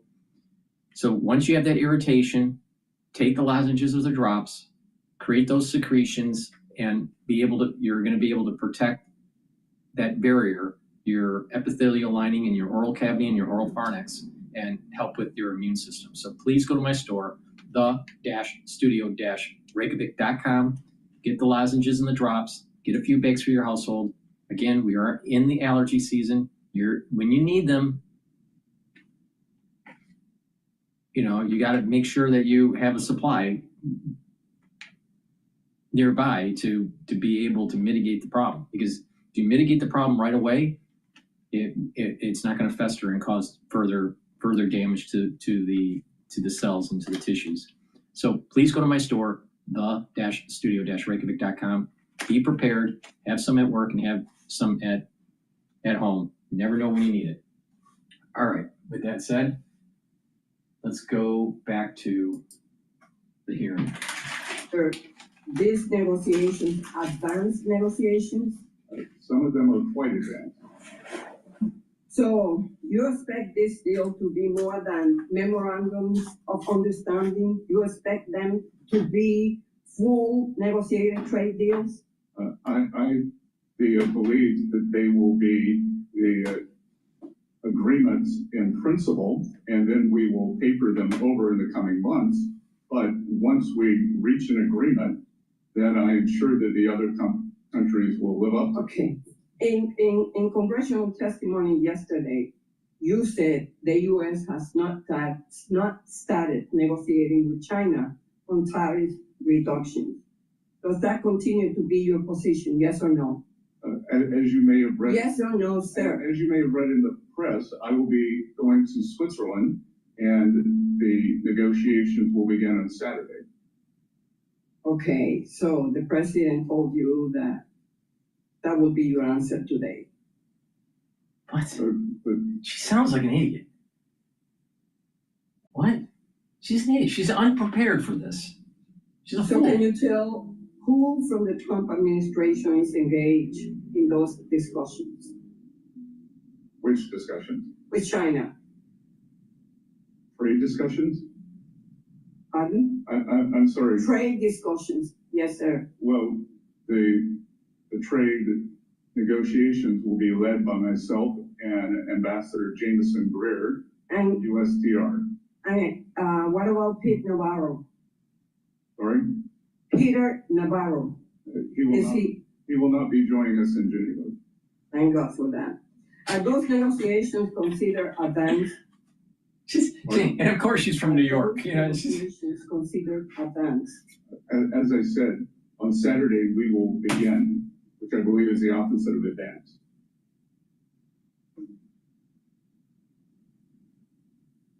Secretary Besson, as Treasury Secretary and a senior member of President Trump's economic team, has President Trump given you the authority to finalize any trade agreement with China or any other trading partner? As President Trump has stated, he will have the final decision on any trade agreement. So you're telling me all of these increased prices, the stock market losses, the production delays are all based on the whims of Donald Trump, that you could strike the best deal with Canada, Mexico, or even China that is completely in our favor, giving us everything the administration is doing. And if President Trump decides at any certain moment, for whatever reason, not to take the deal, that will be it. I yield back. The gentleman from Oklahoma, Mr. Lucas, who is chair of our task force on monetary policy, is recognized for 5 minutes. Hi, Frank Lucas, a representative from the state of Oklahoma, speaking to Treasury Secretary Scott Bessent in the House Financial Services Committee. Can you give an updated assessment of those events, and how would you characterize the functioning of the market during that period? Bring the dust up in Treasury. The markets. How the market was very well functioning. It was volatile, but the underlying infrastructure worked quite smoothly, sir. Does the Treasury Department have the tools necessary to address market volatility? You said you may increase the use of the buyback program. Are there other authorities that might be helpful to address the challenges of the market?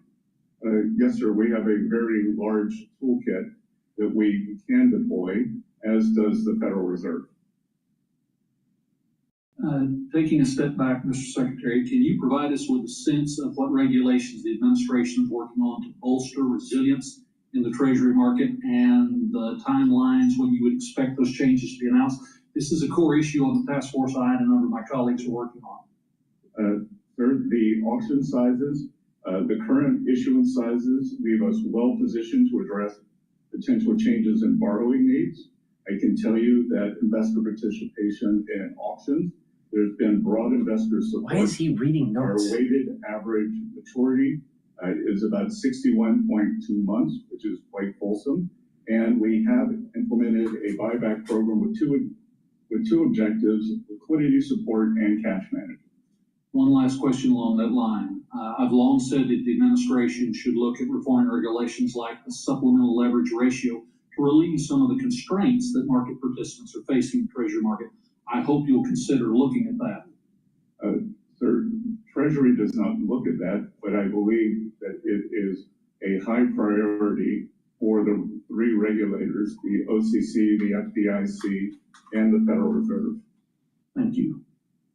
And as the SEC continues to implement their clearing rule, a number of firms, including those outside the United States, are looking to provide clearing services for U.S. Treasuries and their derivatives. How are you working with the SEC and the CFTC to ensure the integrity of the Treasury markets as these firms look to intermediate? Sir, the Treasury market is a global market, and we welcome new participants, and we want to make sure that best practices employed in the U.S. are also employed globally. The reason I ask that is, and if you could specifically comment on the clearing of U.S. sovereign debt outside of the United States, what risk could that potentially present?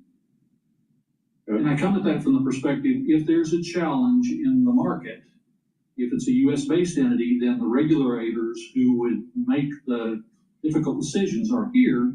If it's outside of the United States, they might have a different perspective. We are constantly studying that, sir. As of now, we do not believe that it presents a risk, but I will, as we continue our studies, I will have my staff interact with your team. Absolutely, Mr. Secretary. And one final question. Primary dealerships has become an expensive proposition for firms, which in one explanation for participants leaving the market, one of the many explanations. Should we be looking at ways to make the environment friendlier to investors wanting to become primary dealers? Sir, we saw at the recent auction very low participation by the primary dealers, which tells me that there may be the regulatory function there that is preventing them from using their balance sheet for the benefit of the U.S. Treasury. So clearly the task force that Chairman Hill was kind enough to set up and yourself, we have work to do. Thank you, Mr. Secretary. I would yield to the gentleman from Michigan. Thank you, and I can get my China question in, so I appreciate my colleague doing that.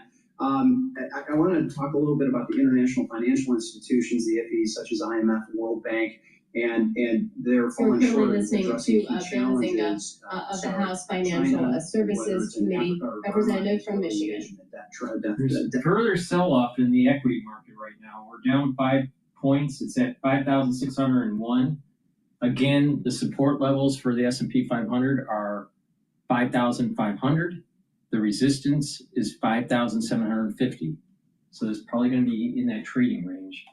It's very possible that we're going to be breaking the 5,600 and go below. VIX is trading at 25.03.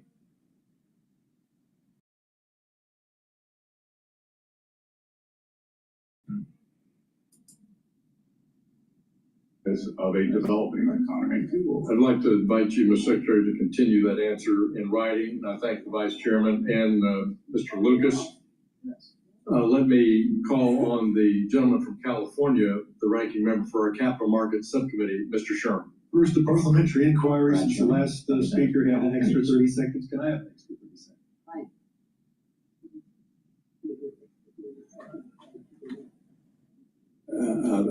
I would be happy to do that. Mr. Chairman, I agree with you that special drawing rights should be increased only with congressional input. And I agree with Mr. Huizinga that we have to focus on Burma, Myanmar. I ask unanimous consent to put in the record a chart showing how the value of the dollar compared to other currencies has declined precipitously since Trump's so-called Liberation Day, and to also put into the record a CBO report issued just an hour ago. See what I mean? They're not looking at the historical average. They're just looking at what has happened in the last, I don't know, 2-3 months. And the dollar has been overvalued since COVID for 4 years. All right? It hasn't gone down, to historical averages, especially the 10-year average or the 15-year average. So here it's all a marketing tool to try to demonize the Trump administration. A weaker dollar, a little bit, going back to historical averages without issues of a pandemic and issues from Lehman, all right, means that it's a healthy economy. Not only that, a little bit of a weaker dollar actually will help our exports. Now, a weaker dollar in theory would be, well, that might mean that yields will go up. But if people are buying equities, especially institutional investors, and they're running these funds, they have to hedge some of it in treasuries. So as inflows go into equities, they still have to put positions in the treasury market. And when you're putting positions into the treasury market, yields will go down, not just go up. So there's multiple variables here that have moving coefficients. They're dynamic coefficients. And so someone says precipitously dropping. Is it really precipitously dropping? DXY is trading in 99. Historical averages are like 97, 98. We've been above 100 for too long because of the crisis of 2020. Those are the facts. You got clowns in Congress that are just they're either stupid or they're trying to paint a certain picture that Trump is all evil, or both. People in Los Angeles have to rebuild their homes in particular, that these fire victims are not going to face this additional cost to rebuild their home.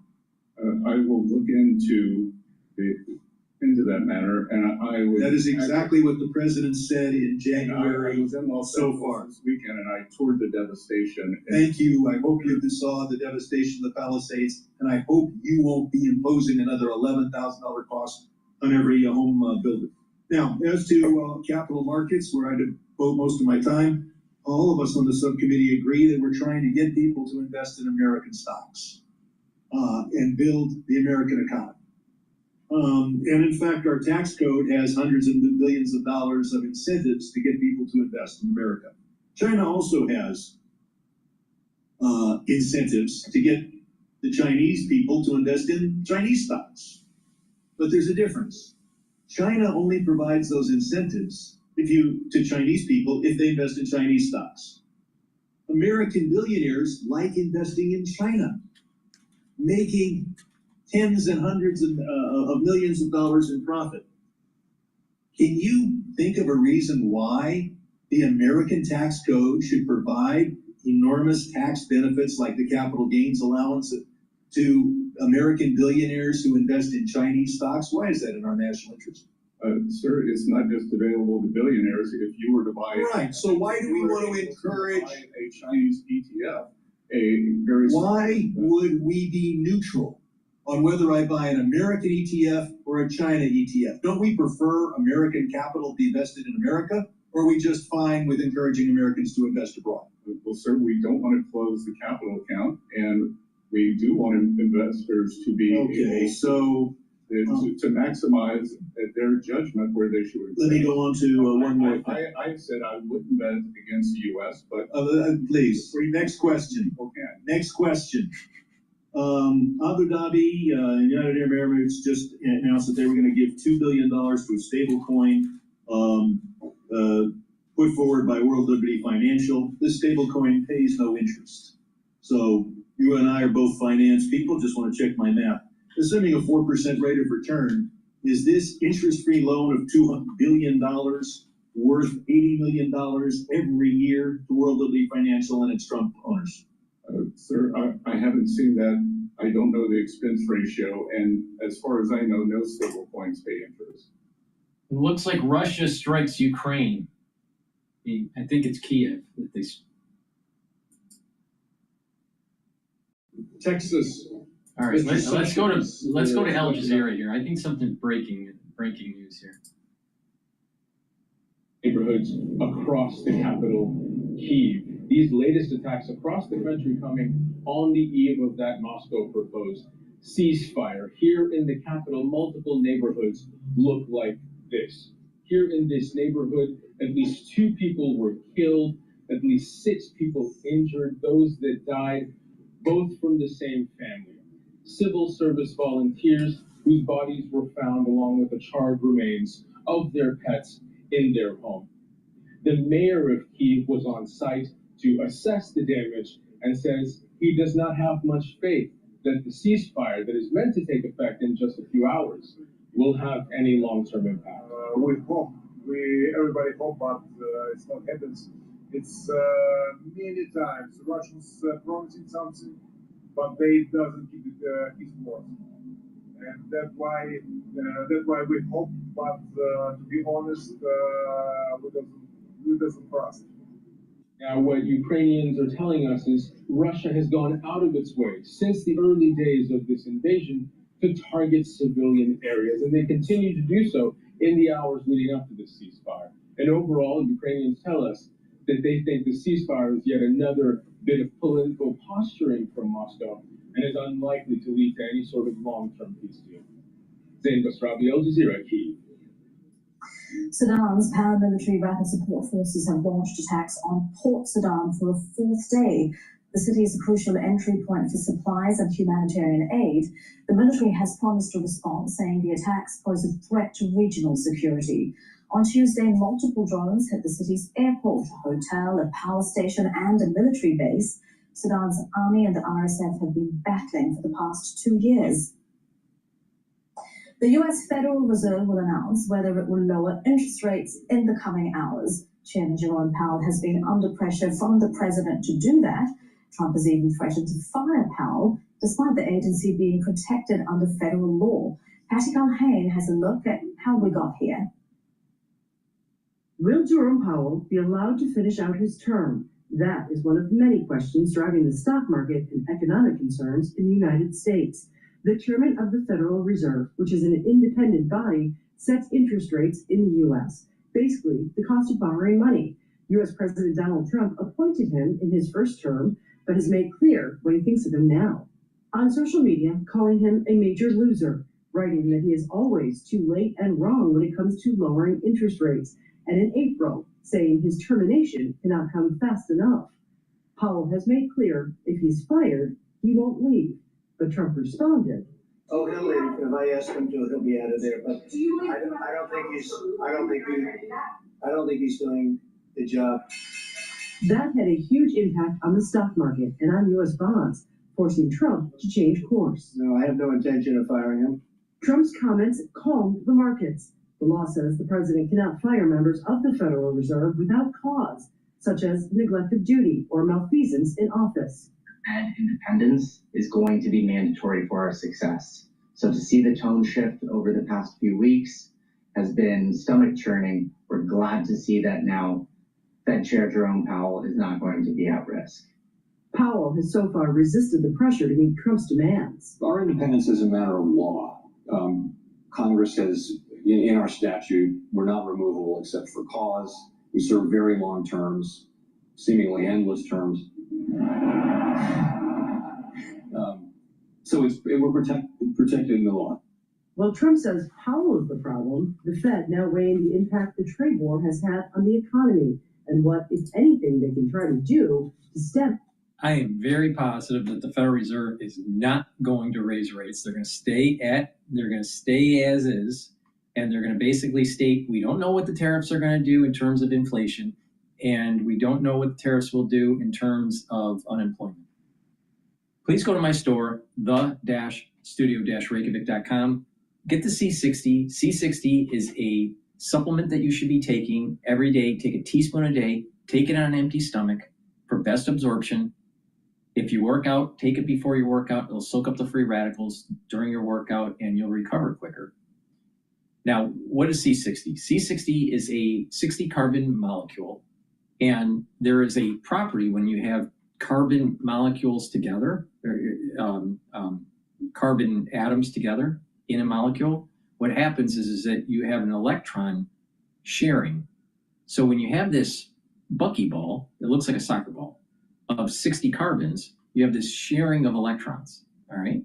Now, the sharing of electrons will help to soak up those free radicals. It's hundreds of times, if not 1,000 times stronger than vitamin C. Why? Vitamin C's molecule can only neutralize one free radical and then it can't recharge. It's done. So, but C60, because of the sharing of electrons between the carbon atoms, what happens is that it can recharge and you can soak up more free radicals with one molecule of C60 compared to a molecule of vitamin C. So take a teaspoon a day every day, all right? I've been taking C60s since around 2016, every day. Now, what will happen is you're soaking up those free radicals in the cell and in your bloodstream, but you're soaking those free radicals in your cell, and it's bringing down the stress of the cell. So the cell's healthier. There's less damage to the cell because of free radicals, because free radicals will cause damage to the cell. So you want to soak those up. You're slowing down the aging process at the cellular level and at the tissue level. And what will happen is that your mitochondrial health will improve and your ATP will go up. So you're going to have more energy at the cellular level and at the tissue level. Because there's less stress, because you soaked up those free radicals and you have more ATP in your tissues, your organ systems are going to perform better. That means your immune system is going to perform better, your endocrine system is going to perform better, your liver, your spleen, your organ systems will perform better because you have less stress at the cellular level and at the tissue level. Your neurons will perform better. Now, why with the neurons? By soaking up free radicals in the neuron, you're reducing damage to the neuron, you're improving the mitochondrial health in the neuron, and you need lots of mitochondria for the neuron to perform its function, producing neurotransmitters and releasing those neurotransmitters and processing the neurotransmission. So if you have healthier neurons, you're going to think better. You're going to have positive neuroplasticity. You're going to have better memory. You're going to have less brain fog. You're going to be able to think faster. You'll be able to sleep better. You'll be able to concentrate better. So by taking C60, you're improving lots of different systems in your body. Now, by taking C60 every day, what you'll notice is that your body's healing, you're improving your different organ systems, including your immune system and your endocrine system. You're going to you're going to get into homeostasis. Your body is healing and is working properly. You're going to think better. And by soaking up the free radicals in your bloodstream, you're reducing the chance of plaque formation. Why? When you bring down free radicals in the bloodstream, what happens is you're reducing the chances of LDL oxidizing. Plaque is LDL, oxidized LDL that's eaten up by a macrophage. It turns into a foam cell, and that's what we call plaque. It hardens and turns into plaque. Well, if you have less LDL and less free radicals to make oxidized LDL, you have less plaque buildup. It's that simple. So please go to my store, the-studio-reykjavik.com, and get the C60. Now it has to be in an oil. It's oil soluble. It has to be in oil for you to absorb it properly. So if someone says take C60 and it's a powder form, you're doing it wrong. So you need to take C60 in an oil so you can absorb it. All right, now C60 you can get in MCT coconut oil, extra virgin olive oil, or avocado oil. Take a teaspoon a day every day. And what you're going to notice is your body is healing, you're going to have more energy, and between the time you start and a year later, you're going to notice that you're actually slowing down the aging process. You're going to look younger, especially when you compare it multiple years to a cohort group that didn't take it. Let's say friends or family members that didn't take it, or people that you know of a similar age. By you taking it and they're not taking it, you'll be able to see this difference over a 1 year or a 2 year time frame. And you're going to notice that you're going to have more energy, your systems are performing better, and you are looking younger and you're feeling younger. You're going to have more vitality. This also helps with the basal layer of your skin. So you have a basal layer that's creating new skin cells. And then as the skin cells move up towards the surface, you have more keratin, and that keratinized cells at the surface will start to flake off. And your body is regenerating new skin cells. Well, it's coming from the basal layer. If your basal layer is unhealthy, you have unhealthy skin. But if you have a healthy basal layer, you're slowly improving your skin. And C60 helps to improve the health of that basal layer. So there's many benefits that you'll notice with taking C60 within a 2-month time frame, but definitely within a 1 year time frame. So please go to my store, the-studio-reykjavik.com, get the C60, take a teaspoon a day every day. All right. Like I said, I've been taking C60 since 2016. So please go to my store, the-studio-reykjavik.com. Use discount 5, and you get $5 off any order. I've partnered up with Rainbow Herbals, and we've created these dual-purpose deodorants for males and females. You can get it in citrus or in peppermint, lavender, and tea tree. Has no aluminum, no baking soda, made from essential oils from the Himalayas, all natural. It's a dual-purpose product. It'll help to detoxify your body, and you use it as a deodorant. It's for males and females. Get a couple bars for your household, help support my work, and in return, you're improving your health and wellness. So please go to my store and get these very high-quality deodorants. Now let's pivot back. All right, the Conclave is still doing their oath with the Cardinals. They're probably close to being done, I'm not sure. No, let's do a market update here. All right, the S&P 500 is trading at 5,609. It's about just under 3 points up, and the VIX is trading at 24.76. So there's a little bit of a decline in the price action with the S&P 500. Now at 2 o'clock we're going to have the Fed announcement. We're at it's 11:30 right now, so I think all the traders are just kind of waiting it out to see what happens with the Fed. But as we get closer to 2 o'clock, you're going to start seeing some price action going up and down, especially in the currency market. All right, so let's go back to Besant.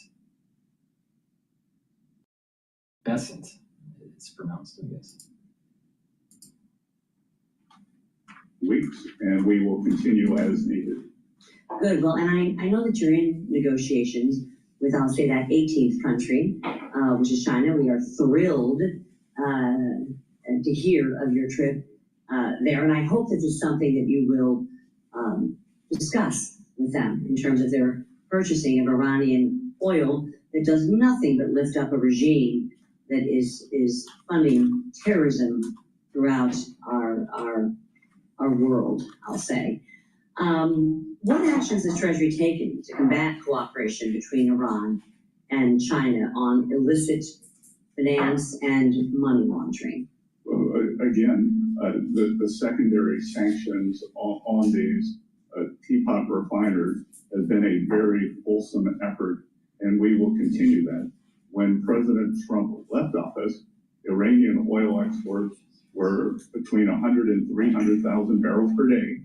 Now they are 1.6 million barrels per day, which allows the regime to finance its terror proxies, not just in the Middle East, but all around the world. Right. Yes, and we've seen it, and we've lived it, and it has caused unbelievable death, devastation, and grief, and resources, and loss of life throughout our world. And I am proud that the president himself endorsed sanctions just last week for any purchase, not just from China, of Iranian oil. So I hope that we can get a report on what's been happening with China. Switching gears, in February, several members of this committee and the Senate, including myself and the chairman, and the Senate Banking Committee sent you a letter voicing concerns about the European Union's Corporate Sustainability Due Diligence Directive, or CSDDD. This directive, which was finalized by the EU last year, will require many American companies to evaluate their supply chains and end certain business activities not based on U.S. law, but due to UN principles. This directive not only puts our... It looks like Apple is starting to explore adding AI search in its web browser.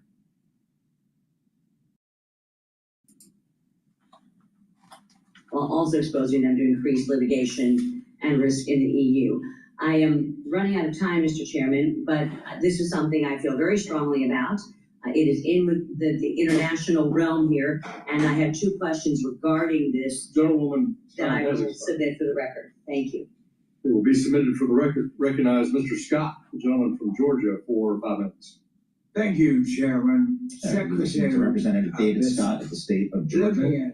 Treasury Secretary Scott Bessel testifies before the House of Financial Services. The plays a very essential role in safeguarding our depositors, ensuring prudent bank supervisors, and maintaining the safety and soundness of our financial system.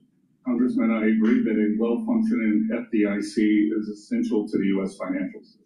And on Monday, you said this, and I quote, you said this, that the president tasked you with helping him choose the leader of the financial regulators so that we are all aligned, all regulators, to be safe, sound, and smart. And you went on to list the key positions that you've done that, including a new vice chairman for supervision of the Fed, a new head of the OCC, and Paul Atkins of the Securities and Exchange Commission, and a new CFTC commission. But as of this morning, we have no FDIC chairman full time. It is now under temporary leadership of an acting chair named Travis Hill, with the president having no current plans to either formally nominate him or find a replacement. The nation is watching us. Why we don't have the head of the FDIC.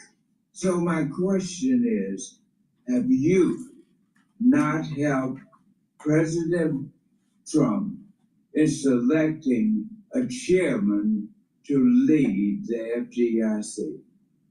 Congressman, I would point out that under the previous administration, there was only an acting chair of the OCC for 5 years. 5 years. That Mr. Hill is the acting, and as a matter of fact, the head of the OCC, the head of the CFTC have not been confirmed, so those are in fact acting also. Mr. Hill is a very capable regulator, having been on the board of the FDIC. Yeah, I'm not, and you're filibustering. We are pursuing. I'm not questioning all that. deliberate speed. Have you been instructed by President Trump to refrain from offering a list of viable candidates to lead the FDIC? No, sir. I am constantly reviewing the list and thinking who is best to lead that important institution. Well, I want you to know that I wrote a letter to the Trump administration, here it is, expressing grave concern with the erosion of financial regulatory agency independence. And, Mr. Chairman, I'd like to submit this for the record. Without objection.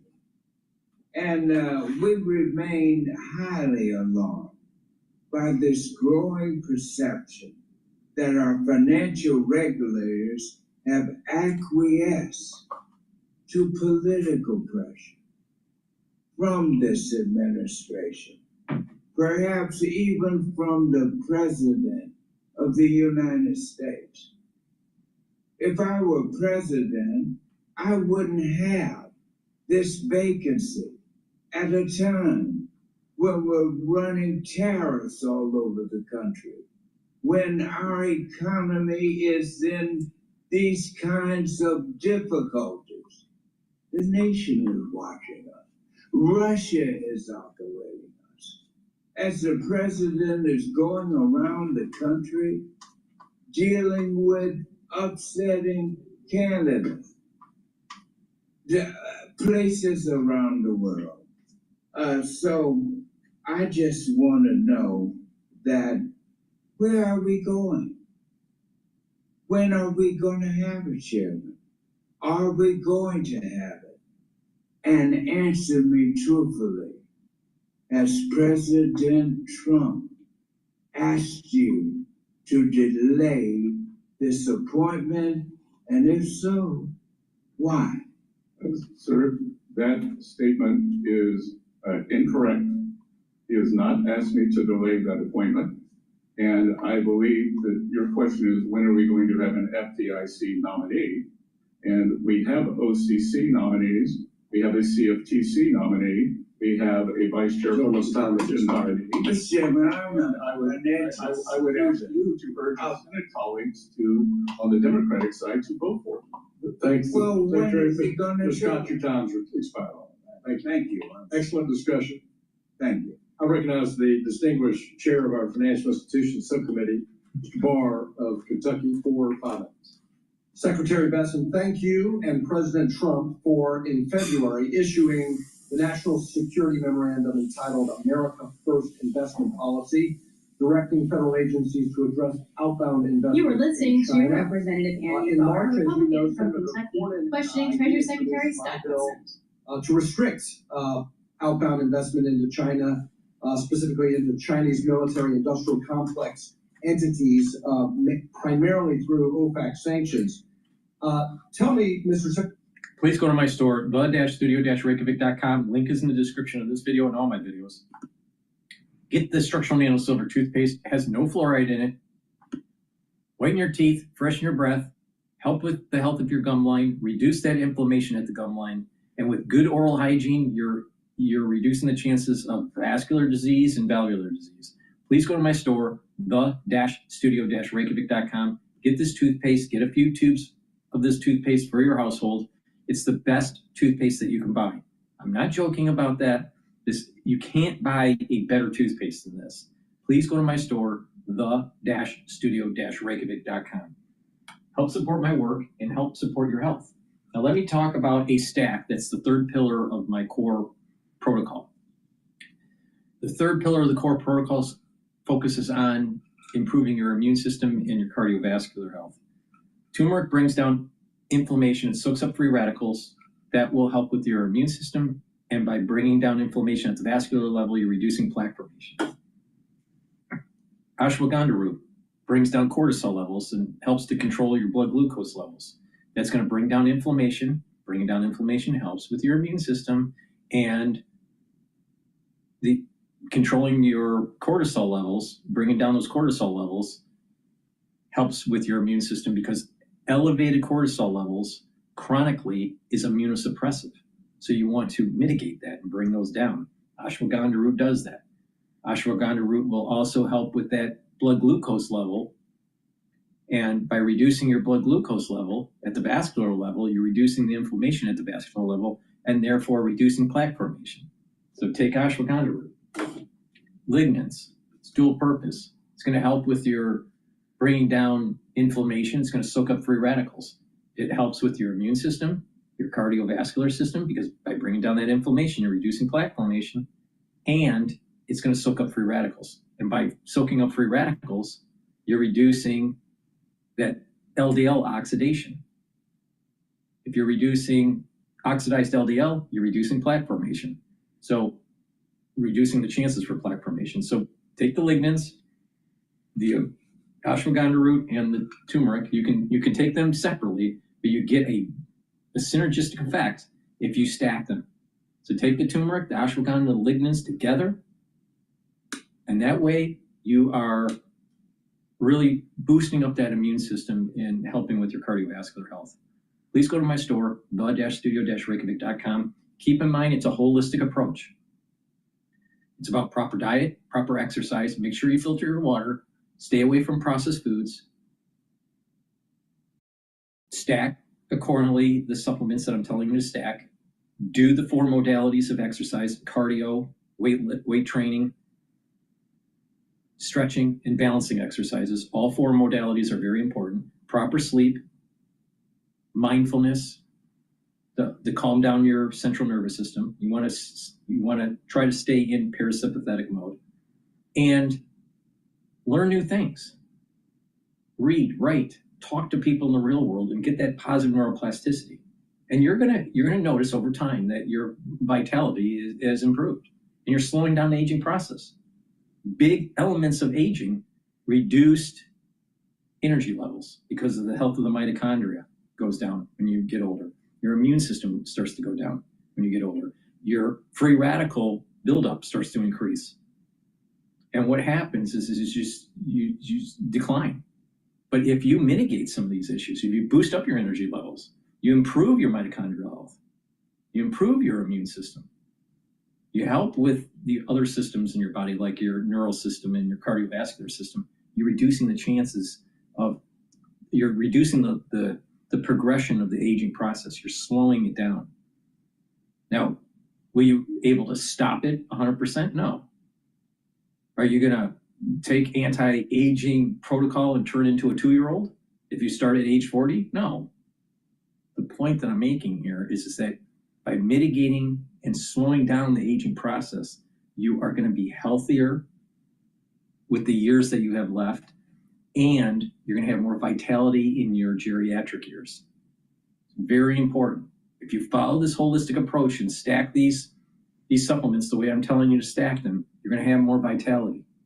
All right? And you're going to mitigate some of these chronic illnesses that are in the United States. And if everybody did this in the United States, we would save healthcare dollars in the tens of billions in the aggregate of the society. Because the 2 biggest diseases is cardiovascular and diabetes. And in most cases, it's lifestyle, it's self-induced. So if you don't listen to this holistic approach, most people will end up having problems in their geriatric years or even before, and they're going to be on pharmacopoeia. And you're going to be taking all these medications and having all the side effects. Now it's up to you. You start investing in your body now, or you're going to be paying later. That's just a fact. So it behooves you to pay attention to what I have to say. Please go to my store, the-studio-reykjavik.com. Get the supplements, stack them the way I'm telling you. Use discount 5 and you get $5 off. All right. Let's go back to Bloomberg here. Were, by the way, equipped with anti-aircraft systems. Mr. Hegseth shared the targeting sequencing against Houthi rebels and described the weapon systems, the U.S. weapon systems involved. National Security Council has confirmed that this signal chat was on that. Why is he asking the Treasury Secretary about this? See, you know, realize that you don't waste the time of the Treasury Secretary on the signal gate with Hegseth. I mean, why are you wasting time? You know, you have a target on your back from our adversaries, China, North Korea, Russia, and others. Can I ask you, have you been briefed on the proper protocols for? I think it would be hilarious for Bassett to basically say, how does that relate to the price of bonds in China?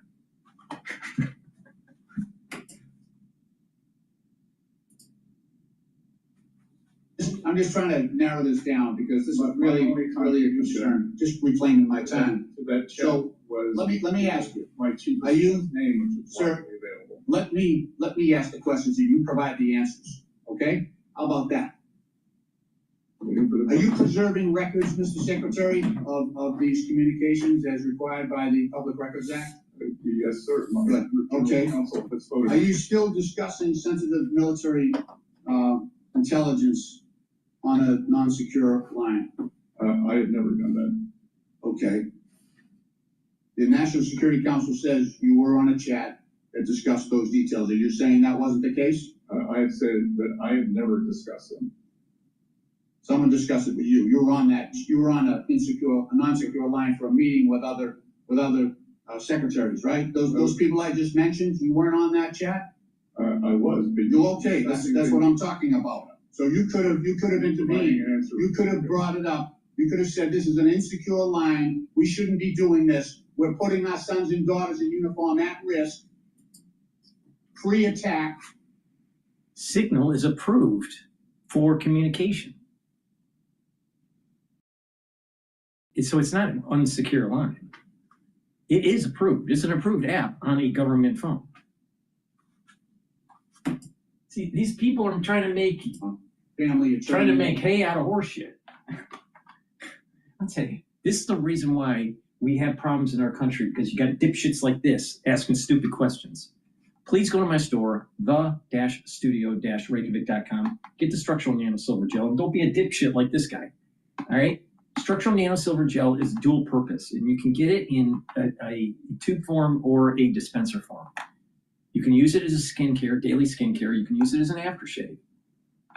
If you have a cut, an abrasion, or a minor burn, you can apply it on that lesion, and it'll help to heal it.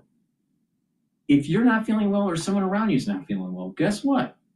Put it on your hands, around your mouth, around your nose, around your ears, around your eyes, lightly coat your nostrils. It'll stay active for 5.5 hours. It's a dual purpose product. Use it every day as a daily skincare. So please go to my store. Make sure you have this at work and at home. You never know when you need it, all right? It's dual purpose, like I said. Please go to my store, the-studio-reykjavik.com, and get this very high quality structural nano silver gel. Use discount 5 and you get $5 off. Now let's talk about the first pillar of the core protocol. The first pillar helps to boost up your immune system. Take Max 35, which is 35 parts per million, or Cleanse, which is 30 parts per million, or Max 14, which is 14 parts per million. They're at different price points, so you can get these great products in your hands based on your affordability. But what you want to do is you want to take a teaspoon a day, swish in your mouth, gargle, 20 seconds, swallow. What it does is it's going to help improve your oral cavity and your oral pharynx and help with the health of the epithelial lining. That means that your immune system is going to get boosted up and you're protecting it. So do this every day. I've been taking this every day for 5 years. Okay? Teaspoon a day. If you're not feeling well, take a tablespoon or 2 a day till you start feeling better, and then go back to your maintenance dose. but you should be taking this every day as part of a 4-pillar protocol, which I call the core. The first pillar is the max 35 or the max 14 or to cleanse. C60 is the second pillar to soak up those free radicals. The third pillar is the turmeric, the ashwagandha, the lignans to boost up that immune system and help with the cardiovascular system that I talked about earlier. And then the fourth pillar is the boomer boost that will boost up your energy levels and speed up your metabolism. And it's going to help you lose weight. So please go to my store, the-studio-reykjavik.com. Take a look at that, stacking those items and create your own core protocol. And therefore, you just go on that journey of slowing down the aging process and boosting up your immune system. And guess what? You're going to have more vitality. So please go to my store, the-studio-reykjavik.com. Get the max 35, max 14, or cleanse, and take it every day, teaspoon a day. Appreciate the work that you're doing there. Is there a world where we can have our cake and eat it too? In other words, is there a policy configuration where the U.S. can maintain the best elements of its exorbitant privilege while also having a balanced export economy? Yes, sir, there is. And I would point out that the exorbitant privilege, as I believe it was a French politician called it, does not always result in the lowest interest rates. Japan's interest rates are lower than ours. China's interest rates are lower than ours. Most of the EU interest rates are lower than ours. Okay. I want to shift gears just slightly. For several years, I've called for FinCEN to raise the threshold for currency transaction reports from 10,000 to some higher value. Working on legislation have been for the last several years, and I do have legislation again this year on that. If adjusted for inflation from the 1970s, this threshold will be somewhere between $74,000 and $80,000. But we haven't. We're still stuck at that $10,000 limit. In your opinion, what threshold value best balances privacy and compliance costs against the utility that these reports have for law enforcement? Congressman, I am not sure what the equilibrium level is. What we have discovered, so you were talking about the threshold for a suspicious activity report. Or the concerns, currency transaction report, which is in a second. So we are now examining that, and we are finding that sometimes higher is better, sometimes lower is better. We have discovered that there are approximately 40 counties on the U.S.-Mexico border that account for a substantial amount of nefarious behavior by the cartels. So we have lowered that to $200, and we are finding great efficacy there in pushing the cartels back into Mexico and not allowing them to deal in the United States. So I would say, sir, it's a moving target. Okay, and I can understand and appreciate that. One of the issues that we have from a nationwide status is the compliance cost that goes to small financial institutions, and even from law enforcement, the complaint is trying to find illicit financing currently is like looking for a needle in the haystack because of the pure volume of reports that are being made. And so my argument has been from in a nationwide status, and I'm sure we can work on something to make exemptions during times like you're talking about now in locations, but is not to increase the size of the haystack, but reduce the haystack so it becomes more prevalent, the illicit financing. And so, Congressman, I am hypersensitive to the needs of the small community banks and the undue burden that much compliance is placing on them. And we are working across a variety of ways to lower their costs. All right, look forward to working with you on these things. Thank you. The gentleman yields back. The ranking member on the Oversight Investigation Subcommittee, the gentleman from Texas, Mr. Green, is recognized. Thank you, Mr. Chairman. Thank the ranking member, and I thank the witness for appearing. Right now, we're listening to Al Green, a representative from the state of Texas. When you testified before the Senate, you indicated that the CDFI fund is a very important program. It's very important to us. Is this correct? I did, sir. And is it true that you would not agree that it is a woke program has cultural Marxism associated with it, and that it is abused. You wouldn't agree with that, would you? I think the CDFI fund is performing its statutory functions as required. So you would not agree then that it's woke? Is it statutory function to be woke? I've never seen that in the statute, sir. Okay. What about Marxism? Is that associated with it in the statute? Again, sir, I've never seen that. Okay. Now, given that the president desires to cut into this program, you're the Secretary of the Treasury. What are you going to do about it to protect it?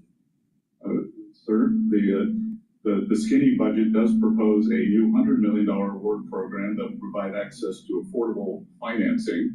Does that take care of the many billions that we put in, $12 billion to support the CDFIs? That's a lot. It's quite a distance from the 12 billion, sir. What are you going to do about it? Look, I understand. Do you advise the president? Sorry? Do you advise the president? I advise the president on a wide range of matters. Is this considered a part of a wide range of matters? Would you advise the president that he shouldn't cut these funds? I look forward to working with you and the committee to ensure these programs operate efficiently for taxpayers. What about efficiently for taxpayers and efficiently as a result of them being in place to do so? If you don't have the money, they can't be efficient. They can't serve taxpayers if you don't have the money. 61% of these programs are in Republican districts. Is there a question? Yes, it is a question in the sense that I'm asking you to suggest to the president that this is important and that you're not cut it. So the skinny, as I said, 100 million is quite a distance from 12 billion. Well, that's not the annual appropriation. 12 billion is not the annual appropriation. No, but 12 billion is what we, a bipartisan group of folk, put into the CDFIs as well as into the minority depository institutions. We don't want to see that cut. Let's go to another area. Do you agree that when a tariff is imposed upon a product that's coming into this country, that the tariff is collected at the border? Yes, sir. And do you agree that that money that's collected goes into the Treasury's coffer?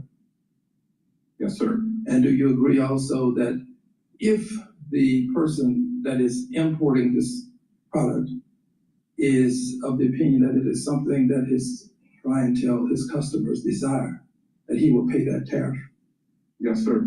And do you agree that when he pays that tariff, he's likely to pass it on to his customers, his consumers? The laws of economics would say that they're very elastic. I understand, but do you agree that he is likely to do that? Do you agree that he does it sometime? Do you agree that he does it sometime? Do you agree that he ever does it? Does he ever do it? Sure. So your position is, as the great treasurer you are, that this is not passed on to the taxpayers? It could be. Consumers.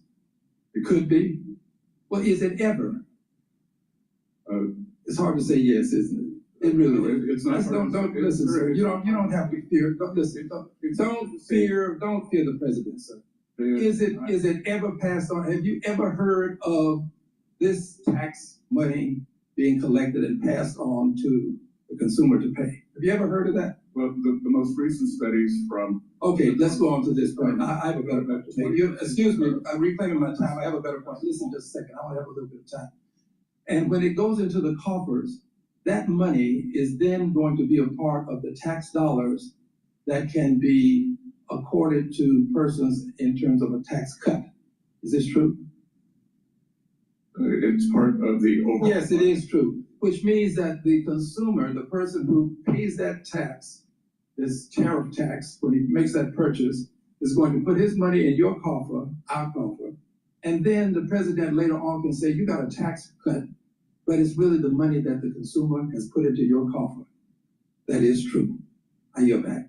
The gentleman yields back. The gentleman from Ohio, the chair of the National Security, Illicit Finance, and International Financial Institutions Subcommittee, Mr. Davidson, is recognized for 5 minutes. Thank you, Chairman. Mr. Secretary, I applaud your eloquent message at the Millikan Institute clarifying the Trump administration. You are listening to Representative Warren Davidson, a Republican from Ohio, questioning Treasury Secretary Scott Bessent, the House Financial Services Committee. aligns completely with your efforts on illicit finance, on trade with the pending reauthorization of the Defense Production Act, the national interest with outbound investment laws and clarity, and on focused international financial institutions. I remain highly concerned about the future of money and frankly, probably the most important policy debate we're having.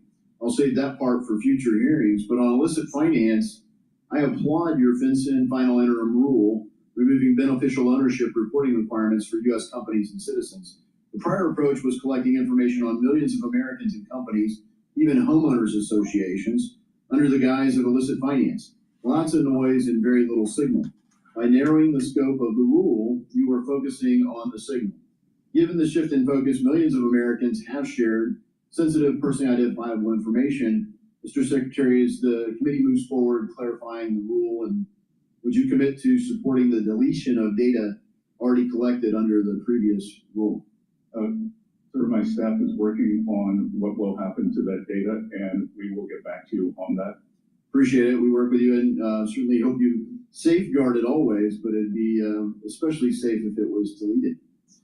Speaking of legislation, my bill, the Chinese Currency Accountability Act of 2025, it would require the Secretary, you in this case, to instruct the United States Governor of the United States Executive Director at the IMF to use the voice and vote of the United States to oppose any increase in the weight of the Chinese RMB in the basket of currencies used to determine the value of special drawing rights.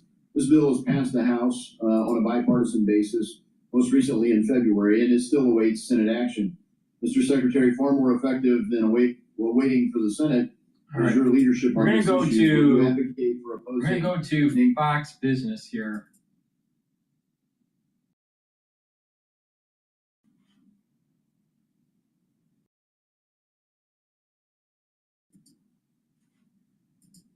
Seeming upwards of 20. Economist John Lonsky joins me now. Okay, John. Trump wants the Fed to lower interest rates. They probably won't lower them today, but should they, in your opinion? I think they should go ahead and wait. I mean, even though we've had good news on inflation, we're still getting good news on the real economy. Spending's holding up quite well.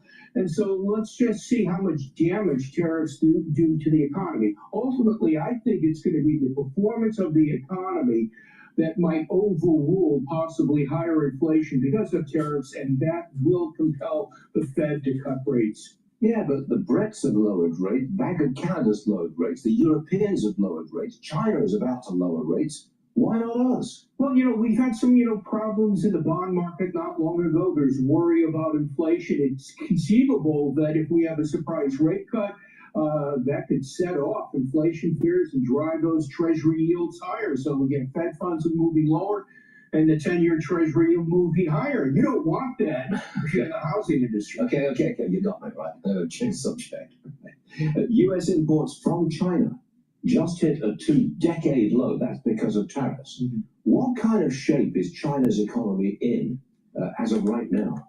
China's economy is not in good shape. From a long-term perspective, China's economy is doing a lot worse relative to the U.S. economy. We're still doing quite well. So they're feeling more pain than us. Yes, but the problem is this, though. China is a totalitarian country. The United States is a democracy.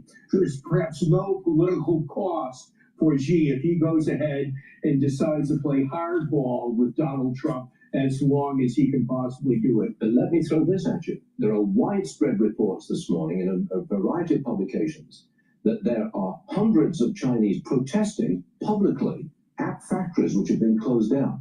That's not exactly civil unrest, but it is civil opposition, and Xi Jinping don't want that. Well, that's good news for Donald Trump of the United States. Let's hope that those protests build up and that the Chinese people make themselves known that they want to have some sort of deal with the United States to get this issue of fair trade practices out of the way. You're not a tariff kind of guy, I know. No, not at all. Do you think there may be a happy ending to this if we can wrap up deals with most of the world? Yeah, here's what I think. I think you can get away with a tariff of 10% on all imports across the board without doing a great deal of, without doing much discernible damage to the U.S. economy or to inflation. Because we get some money from that tariff revenue, and some importers will eat the price increase. And it's very important that we have more manufacturing activity in the United States, especially as far as national security goes. I mean, I'm concerned about the fact that we rely so much on China for pharmaceuticals and perhaps rare earth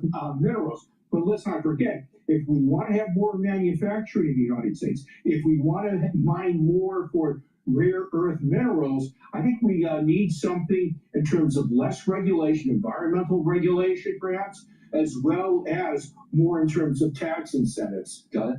John, thanks for joining us. We'll see you again soon. Thank you, Stuart. All right, let's take a look at another one.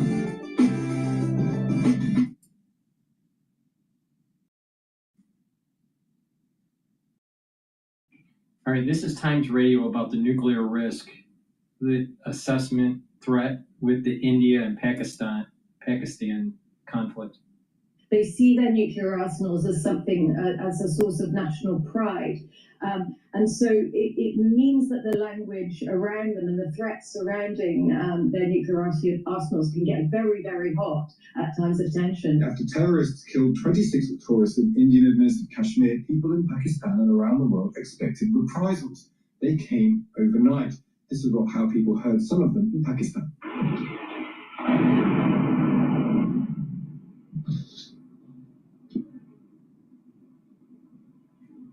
India says it's justice for the terrorist attack in Kashmir which killed those 26 tourists.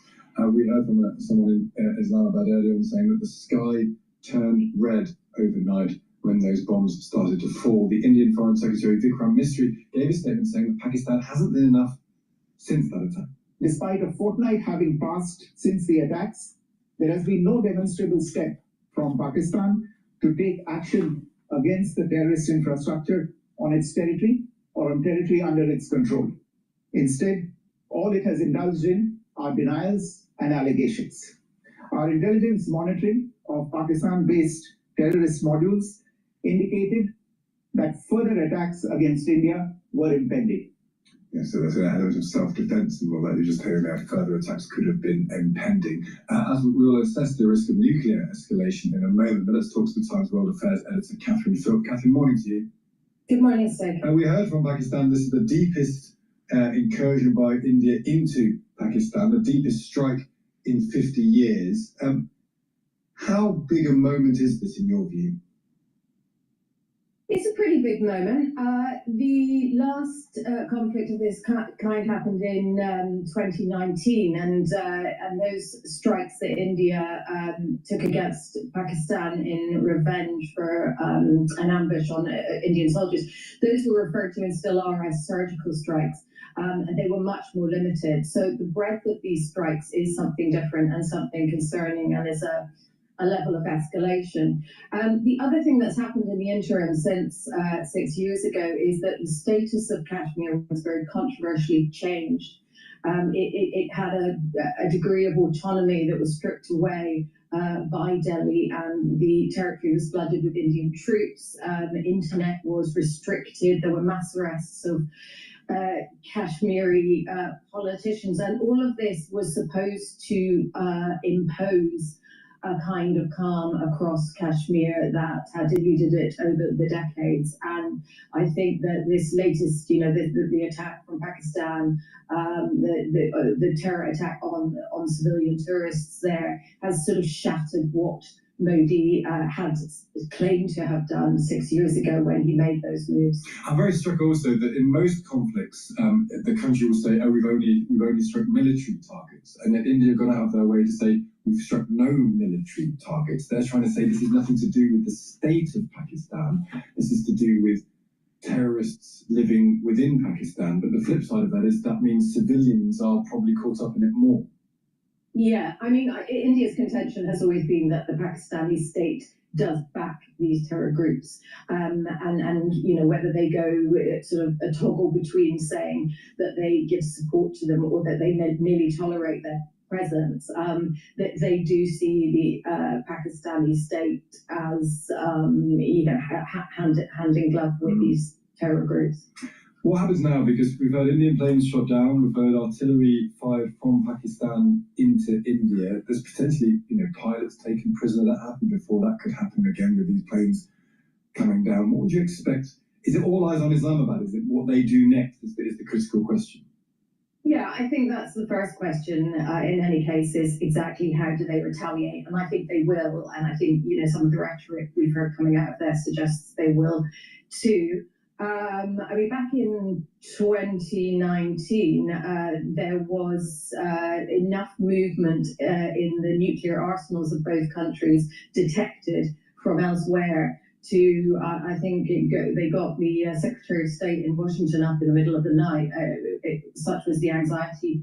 Mike Pompeo, wasn't it? He said that he actually talked Pakistan down from some degree of nuclear intervention, or at least the threat of nuclear intervention. He did, yes. No, I had the somewhat unpleasant experience of living in Delhi through a nuclear crisis, two of which we had in 2002. And when twice it looked like India and Pakistan might actually be prepared to lob nuclear weapons at each other. And it was incredibly tense. I mean, most of the embassies sent their non-essential staff back. We were having extraordinary conversations about where you would go if there was a nuclear exchange. The Indian foreign minister of the time, who was from the same party as Narendra Modi now, he said that if Pakistan hit India, they could lose 20 million people, but that didn't matter because they had nearly 1 billion even then. I mean, some of the rhetoric that you get between these two countries, it can be absolutely terrifying. And then it may go away and they say, well, what were you fussing about? We were just talking about it. But something that I remember very vividly from that time was that there was no culture in either country of, I think, the way that we grew up watching terrifying movies about... Want the strategic rigor without the endless rhetoric? At West Monroe, we believe the fastest way forward is to start moving. Watching terrifying movies about mutually assured destruction and nuclear winters and stuff. That simply has never happened in India and Pakistan, and they see their nuclear arsenals as something, as a source of national pride.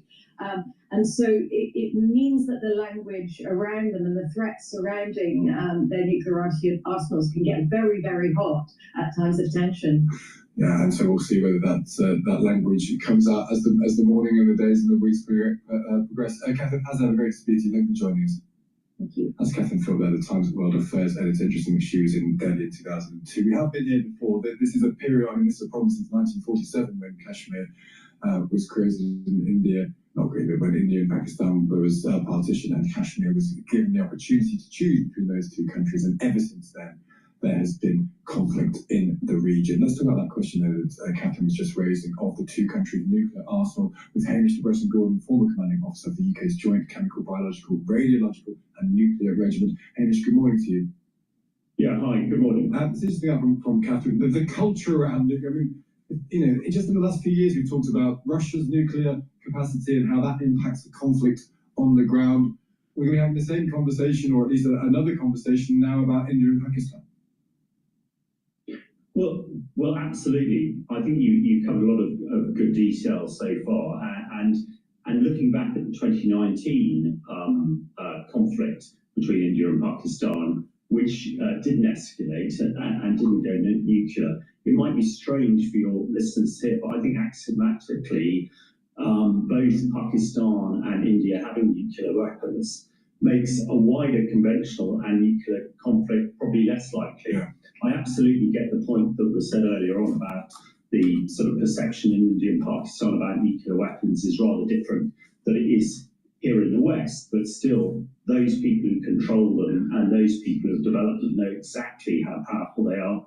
And there is parity, there is equilibrium between Pakistan and India's nuclear weapons. You only have to look to Ukraine. Now, when Ukraine lost its nuclear weapons in 1996, that is when Putin really started planning his operations, because he felt that he could invade Ukraine without the fear of nuclear weapons to stop him. And 3 years down the line, he's probably thinking it was still a good decision. So hopefully this conflict will develop like the others have. And as you said, India and Pakistan have been fighting in Kashmir since partition in 1947. So, and I think some of the language coming out of Pakistan today, saying they will retaliate at a time and place of their choosing, seems to me this is more sort of tit for tat than escalating into a wider conflict. I think that's a very important point. Just finally,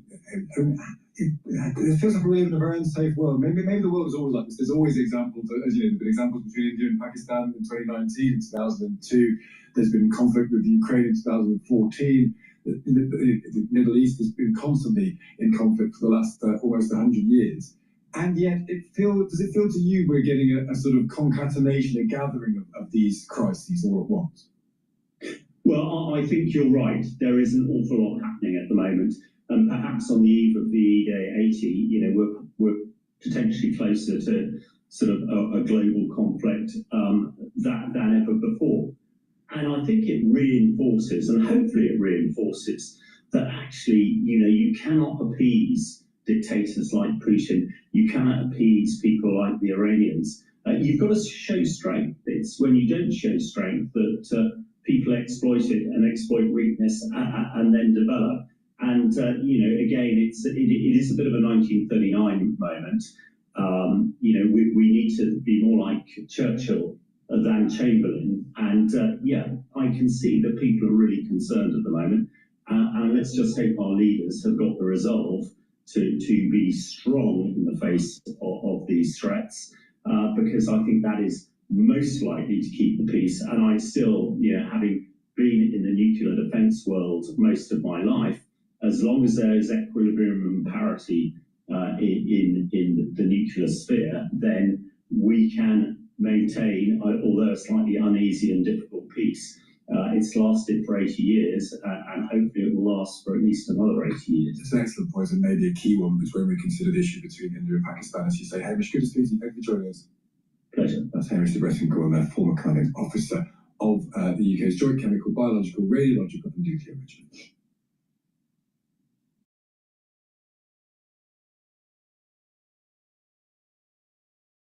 Hello, my name is Adam Ferrari, the Chief Executive Officer of Phoenix Energy. I look forward to you joining us at our next investor webinar, where you can drill deeper into our 9 to 13% annual interest rate bond offerings and see how our company has become an emerging leader in the oil and gas industry. In 2024, Phoenix Energy rose to become the 11th most prolific oil and gas operator in the Williston Basin, one of America's top producing regions. We are now right alongside industry giants like ConocoPhillips and EOG, and plan to continue rising in the rankings. Our daily production rates have risen as high as 18,000 barrels of oil per day. We've sold more than 4 million barrels, and we're just getting started. We hope to see you at our brief webinar. In less than 1 hour, you will learn more about our 9 to 13% annual interest rate bond offerings and the U.S. oil and gas sector. These Regulation D 506E bond offerings are open to accredited investors. Our team will guide you through the details of how to get started. Sign up for the webinar and start your journey with Phoenix Energy today.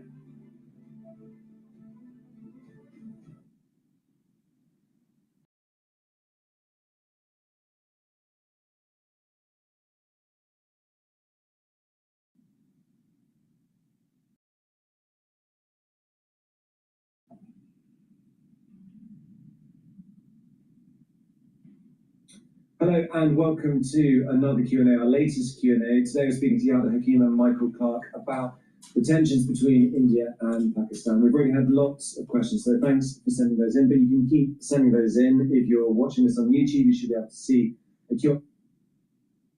New video, Indian missile strike Pakistan targets. This is Fox News. Please go to my store, the-studio-reykjavik.com, and get the collagen.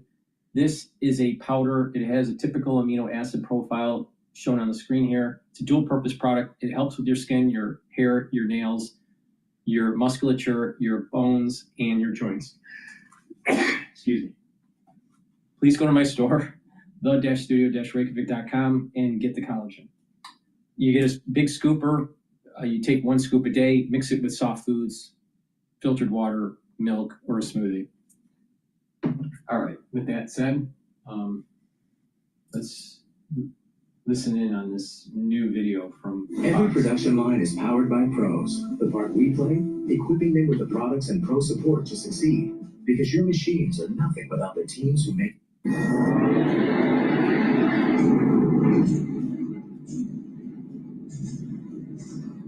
Watch this story. India striking back against Pakistan. This in retaliation for a deadly terror attack in Kashmir that happened about 15 days ago. Pakistan vowing to retaliate, raising the specter of an all-out war. Here's what the president said about it last evening from the Oval Office, 5 p.m. East Coast time. It's a shame. They've been fighting for a long time. You know, they've been fighting for many, many decades and centuries, actually, if you really think about it. No, I just hope it ends very quickly. The State Department spokesperson Tammy Bruce is with me now, and thank you for your time and good morning to you. What can you tell us as to whether or not it has escalated overnight or whether things are calming down at this point? Well, what I can tell you is, of course, that everyone, we see this kind of moving forward after that horrible attack. And at the same time, Secretary Rubio, as he's noted at the State Department X account, and certainly as I was watching it unfold as well, and hearing the conversations, he spoke with the national security individuals for both countries last night. His point to them was to make sure that lines of communication should stay open, that he would be able to help facilitate whatever they needed to have facilitated regarding communication and to make sure that did not break down. And also, of course, for both of them, to not escalate. The world is watching, as you've noted, and as everyone knows, this has been going on for generations. And one thing we can say, certainly, that is the world understands from President Trump and from Secretary Rubio, is that they want these generational wars and problems to end. And the way, clearly, the status quo has not worked. And the way to do it is, in fact, through the vision and the handling and the insight of Donald Trump and the people that surround him. So it is good that we're involved in the sense of assisting a kind of a communication as occurred last night, and to touch base with both of those parties. And of course, they know we want no escalation, but we're here to assist making sure that their communication is maintained. There is contact, there's in communication. That's what I'm hearing from your answer. A couple of things for our viewers. Yes, exactly. Nuclear warheads in India, 210.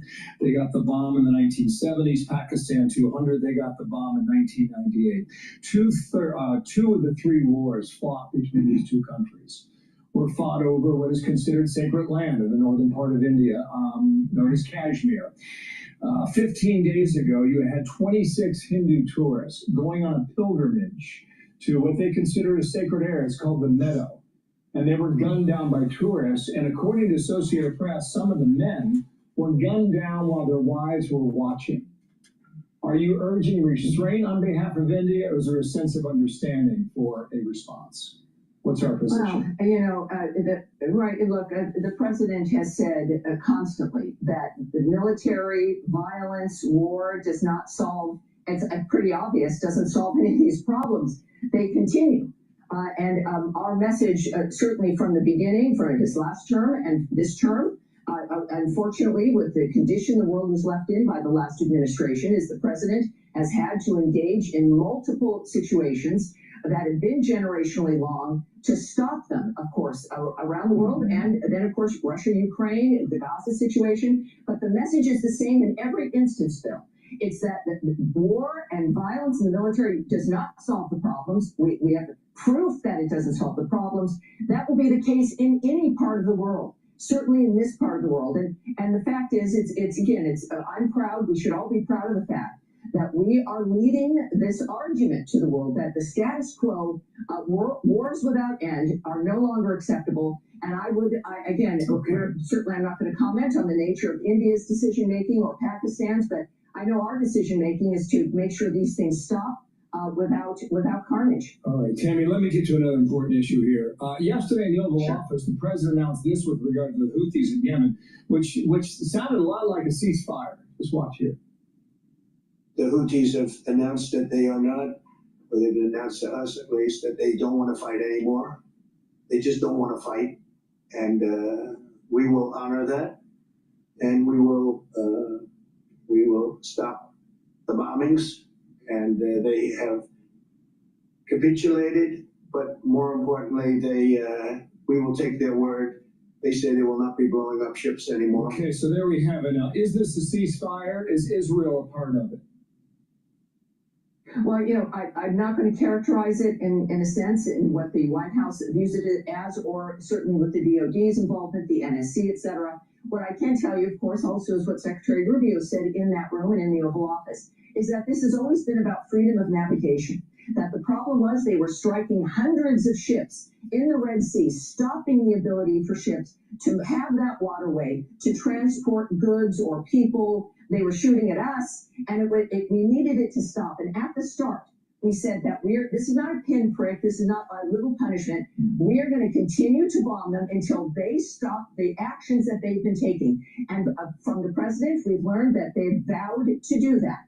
And that is what the secretary noted also, is that this has been about freedom of navigation. It appears in their statement that that is what they've agreed to, but we've also noted in other instances that we will take people and regimes not at their word. We will watch their actions, but there's a point where things have to start.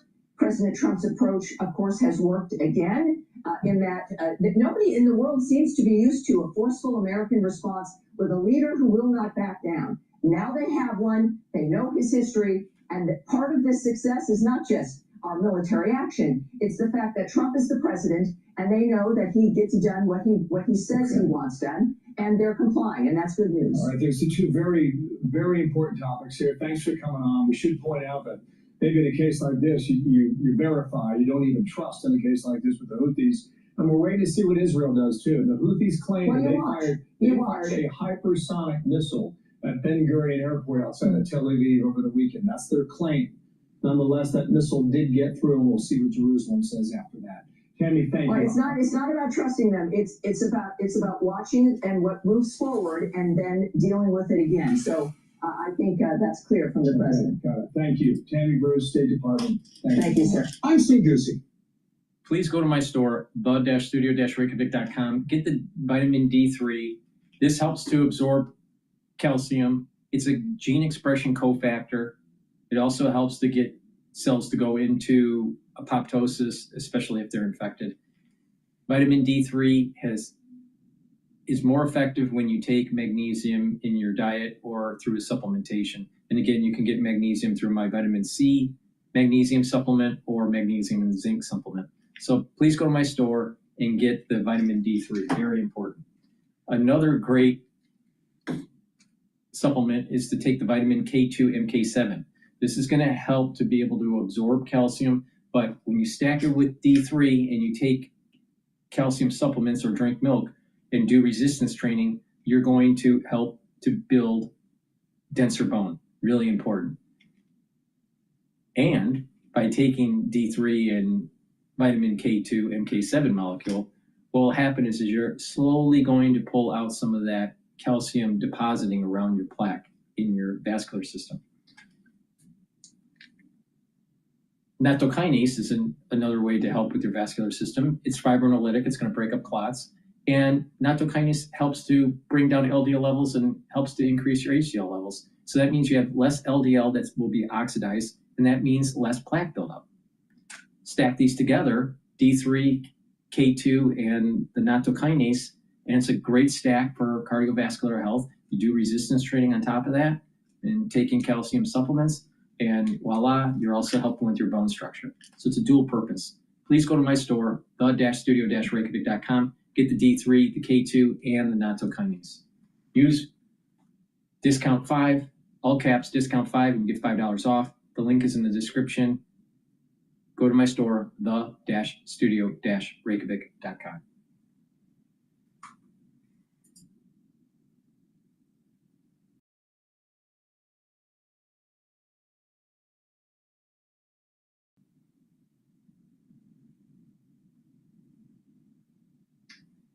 right.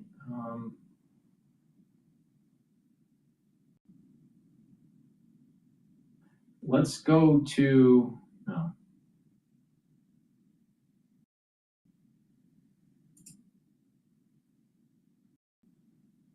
Let's go to France 24, see what they're playing here. Having Medicaid cut, it will affect.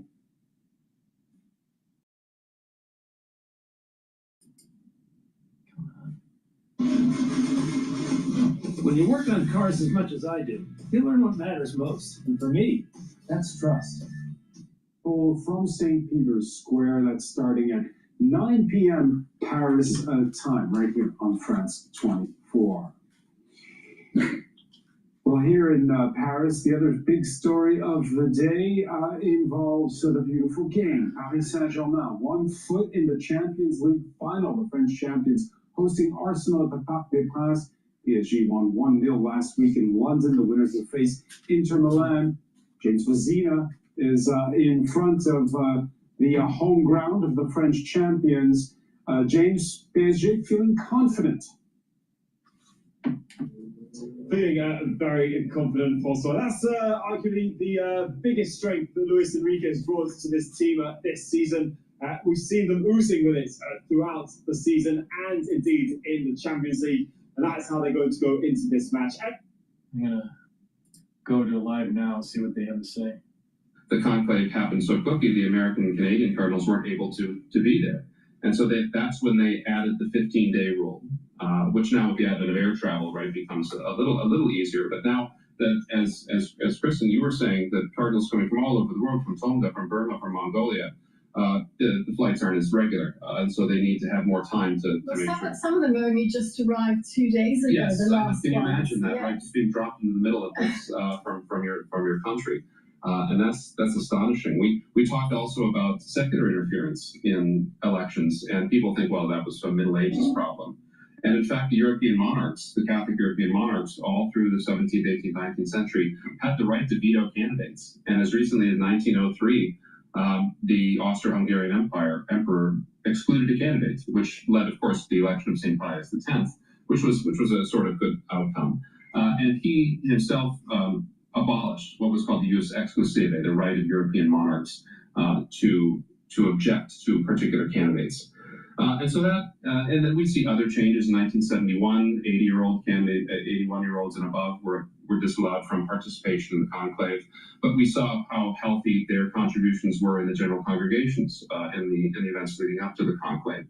So there have been a lot of times in church history where the conclave and the cardinalate is one of those adaptations that the church has made through history in order to meet these challenging demands that have come up over these 2,000 years. And I think, too, talking about the changes in the conclave, we've seen how a change originally to accommodate cardinals who are coming from far away, this long period between the death of the Pope and the entrance into the conclave, has changed in its purpose. 100 years ago, that was to make sure someone could jump on a boat and get from South America or even Australia now and make it to Rome in time for the conclave. Now, we've heard a lot of talk in the past couple of weeks about cardinals having an opportunity to get to know one another. Even though they can see one another in the papers, in the media, they can talk to one another on the phone, but to have the real experience of being here in Rome, in person, and I think that's something that Pope Francis would have said too, speaking about the importance of relationships and getting to know someone personally. And so that is a change that originally had one purpose in the church and has subsequently had new purpose, even something like excluding interference, what that looked like 500 years ago when, Henry VIII was King of England, and what that looks like now when you have dictatorships, you have governments that are run on X or TikTok, and the purpose of excluding people from the conclave started with one end in mind, and the church has adapted that, and it still serves a purpose, even if that's not what was originally foreseen by the people who implemented that change in the system. But it's all stayed incredibly secret. We know that yesterday, everyone who is participating in the proceedings, and that's not only the cardinals who are voting, but obviously they're medics, there are people making meals, they're the cleaners, they're the florists. They all took an oath of secrecy yesterday, swearing that not a single thing they're going to be hearing in these days would be leaked out. I know that there are a couple of walkie-talkies that can be used in an emergency if they need to call a medic, but their cell phones have been taken away, they can't read the papers, they don't watch television, there is no radio. So yes, it really is. I mean, it may depend on how long they can go without cell phones.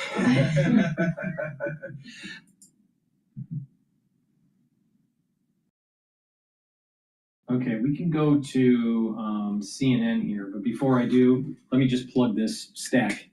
This stack is going to help with your cardiovascular health and your immune system. Olive leaf extract is a dual-purpose product. It brings down inflammation and also helps to improve your lipid profile. By bringing down inflammation, you're helping your vascular system to reduce plaque formation, and bringing down inflammation will help with your immune system. When you have chronic inflammation, it's actually immunosuppressive. So you want to reduce chronic inflammation. Take olive leaf extract every day, help with your cardiovascular health and your immune system. Olive leaf extract brings down LDL and helps to increase HDL levels. That means you're reducing plaque formation when you're reducing your concentrations of LDL and oxidized LDL. Now, omega-3 also brings down systemic inflammation, but it has an added benefit. It prevents red blood cells from over sticking together, and so you're reducing clot formation. So that's really important for overall cardiovascular health. And omega-3 helps to improve your lipid profile, brings down the LDL, and it helps to increase your HDL levels. So by less LDL, less oxidized LDL means less plaque. Stack these together to get the synergistic effect, omega-3 and olive leaf extract to help with your immune system and your cardiovascular health.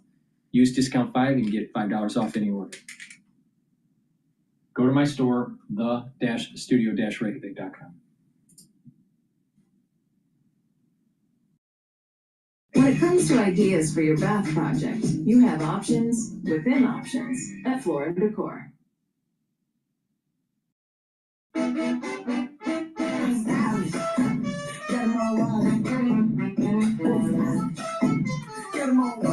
That could allow both sides to say they've struck sufficiently, right? We should.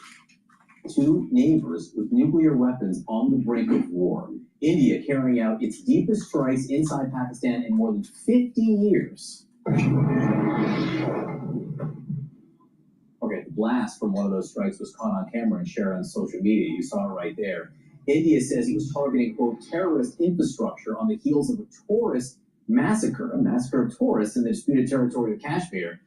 Pakistan maintains it had no involvement in that. The Pakistani military says India's strikes killed 26 civilians, and security forces there say 5 Indian Air Force jets and a drone were shot down during that attack. So there's some serious back and forth here. CNN Chief National Security Analyst Jim Sciutto is with us now. And Jim, just remind everyone why the stakes are so high here and what's different this time. Well, the obvious one, as you know, these are two nuclear power states. I mean, there are no indications they're close to an escalation to a nuclear exchange, but that's always on the radar because once you're in it, it's hard to control the escalation because one side's proportional response could be considered by the other side to be an escalation. And here you have two differences compared to previous attacks we've seen. As you noted, the deepest strikes inside Pakistan by India, not just in the disputed area of Kashmir, but now also Pakistani claiming to have drawn blood as well from India with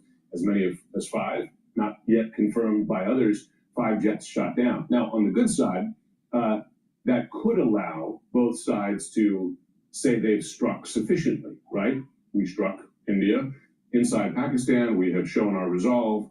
We took Indian jets down, says Pakistan, and we've shown our resolve. It's possible, but that said, Pakistan has vowed a resolute response, and we're now awaiting them. Yeah, look, in 5 jets, we're shooting down 5 jets, and again, we don't have confirmation of that. But that's not a skirmish. I mean, that's close to war when you're talking about things at that scale.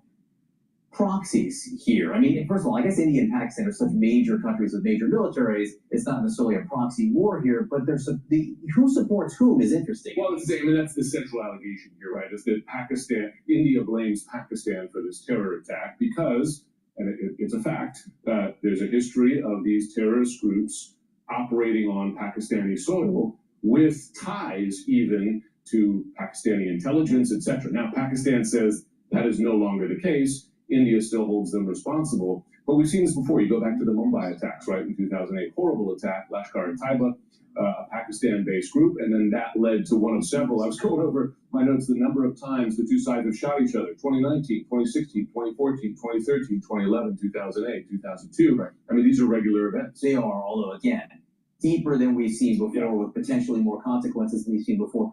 What's the U.S. involvement here, or how much power or sway does the U.S. have to sort of calm things down? Listen, I mean, the U.S. is not the only one making calls right now. You saw the Secretary Rubio has been in touch with the two sides here. The neighbors are in touch. One could expect that China might be in touch as well. It shares a border.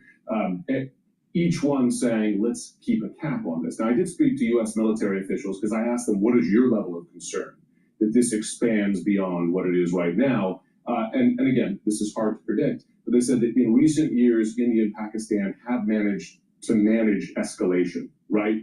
To take shots, which are, but let's not minimize the danger of that, but then to back down. So you at least have some history of that as well, but we'll have to see because Pakistan, it seems by all accounts, will respond, and then the question will be, how does India interpret that? Yeah, again, but what happens next here, if there is the next, is so crucial. So watch this space. Chucho, great to see you. Thank you so much. Walk us through exactly what we understand to have happened and where these tensions stand at this point. Well, we understand at about 1 o'clock in the morning, India struck what they describe as 9 different sites inside of Pakistan, some of them inside Pakistan proper. One of those, the deepest strike India has made into Pakistan since 1971, when the two countries fought an intense war at that time. That is perhaps beyond the bounds of what Pakistan had been expecting from India in retaliation for the killing of 26 civilians in Indian-controlled Kashmir 2 weeks ago. The Prime Minister here has said that Pakistan's army is entitled to act in self-defense, using corresponding actions that they should avenge the loss of innocent life. He was speaking in the past couple of hours in Parliament. It was a very emotive speech, parliamentarians banging on their desks at times as his cadence rose and fell through this speech. He didn't talk about actions of revenge. What he talked about was a valiant army and air force being prepared. Spoke about the downing of the Rafale jets. These are the French-made fighter jets. He said India took a lot of pride in those aircraft, and Pakistan should take pride in the fact that they were able to shoot them down. So far, video appears to have emerged of at least one of those fighter jets downed in Indian-controlled Kashmir, about 40 miles from the border. It appears at this early stage of analysis that it may have been hit by a surface-to-air missile fired from Pakistan in defense. And this is, in essence, what the Prime Minister is alluding to here.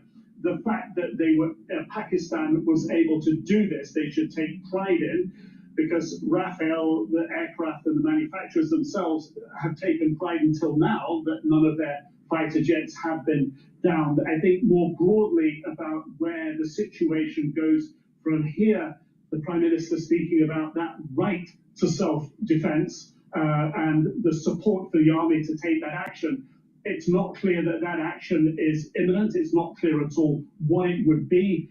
But in the past few days, Pakistan has vowed to retaliate to any Indian strikes here. And of course, very emotive that children are among the dead, women and children among the injured, that a mosque should be hit strikes a chord. But I think it's also worth just pointing out here that the leader of a proscribed terrorist organization here, Jaish-e-Mohammed, that took responsibility for a terror attack inside of Indian-controlled Kashmir in 2019, a leader who continues to use his Telegram channel to post aggressive statements against India.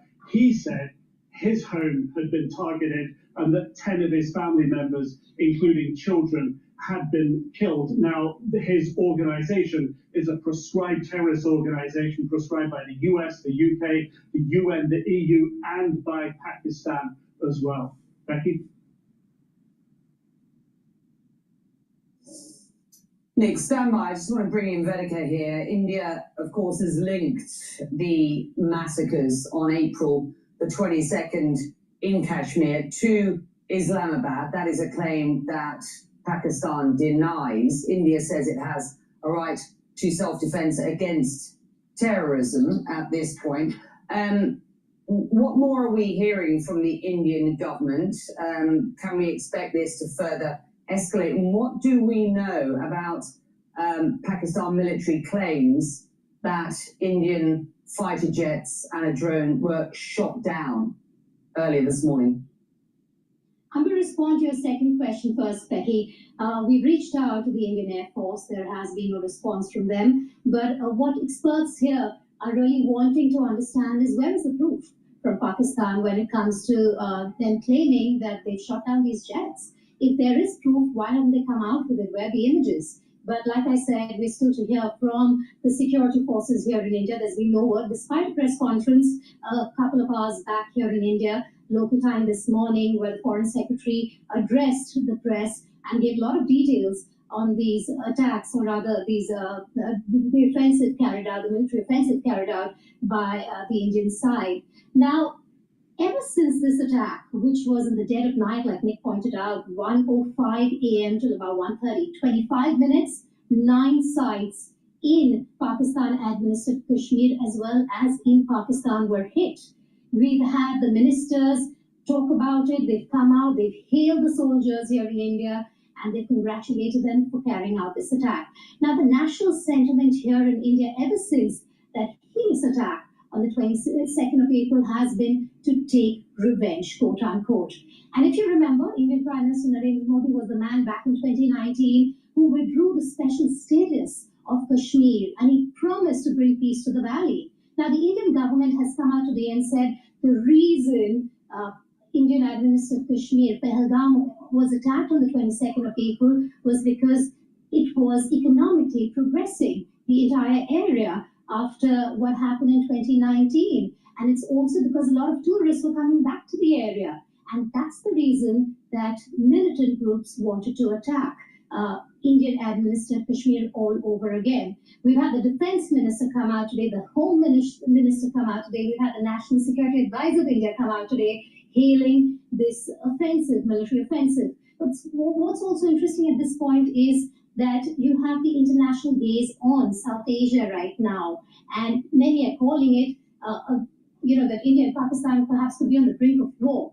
But you have the Indian government now dialing all the stakeholders, the key players internationally, and telling them what went down from 1:05 to 1:30 on Wednesday morning. They're talking to their counterparts internationally, trying to tell them that we have only hit terror training camps in these areas. We've made very precise targets that we've hit really at this point. We've tried to minimize the casualties when it comes to civilians. But of course, Pakistan, like Nick said, says there's been a heavy casualty at their end. Good to have you. Thank you. And it's important to get the perspective from Delhi. Last hour, I spoke with Pakistan's defense minister.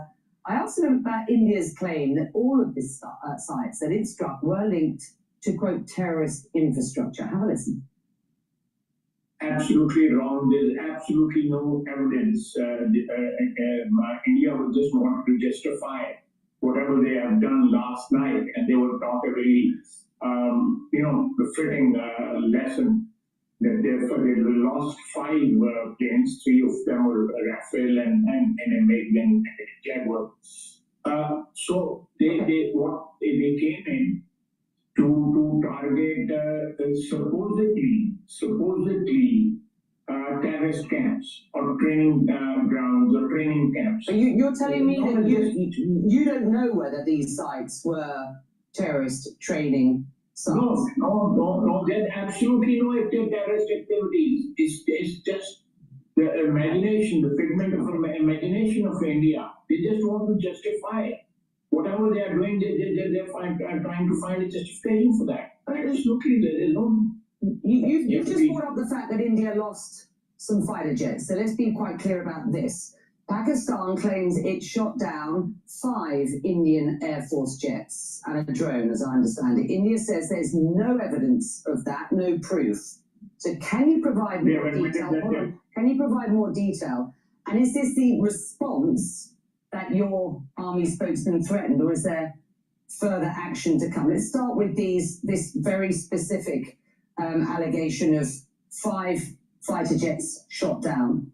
Where's the evidence for that, sir? It's all over the social media, on Indian social media, not on our social media. The debris of these jets fell into Indian occupied Kashmir, and it's all over Indian media. And they have admitted, their media has. The reason to talk to you today, sir, is not to talk about content all over social media. I'm sorry. It's not to talk about content all over social media. I'm asking you very specifically for the evidence, for the detail. For example, was any Chinese equipment used by Pakistan to down these Rafale jets, as I understand you are alleging them to be? There's no Chinese equipment. We have Chinese planes, JF-17 and JF-10. They are Chinese planes, but they are being manufactured, assembled in Pakistan now.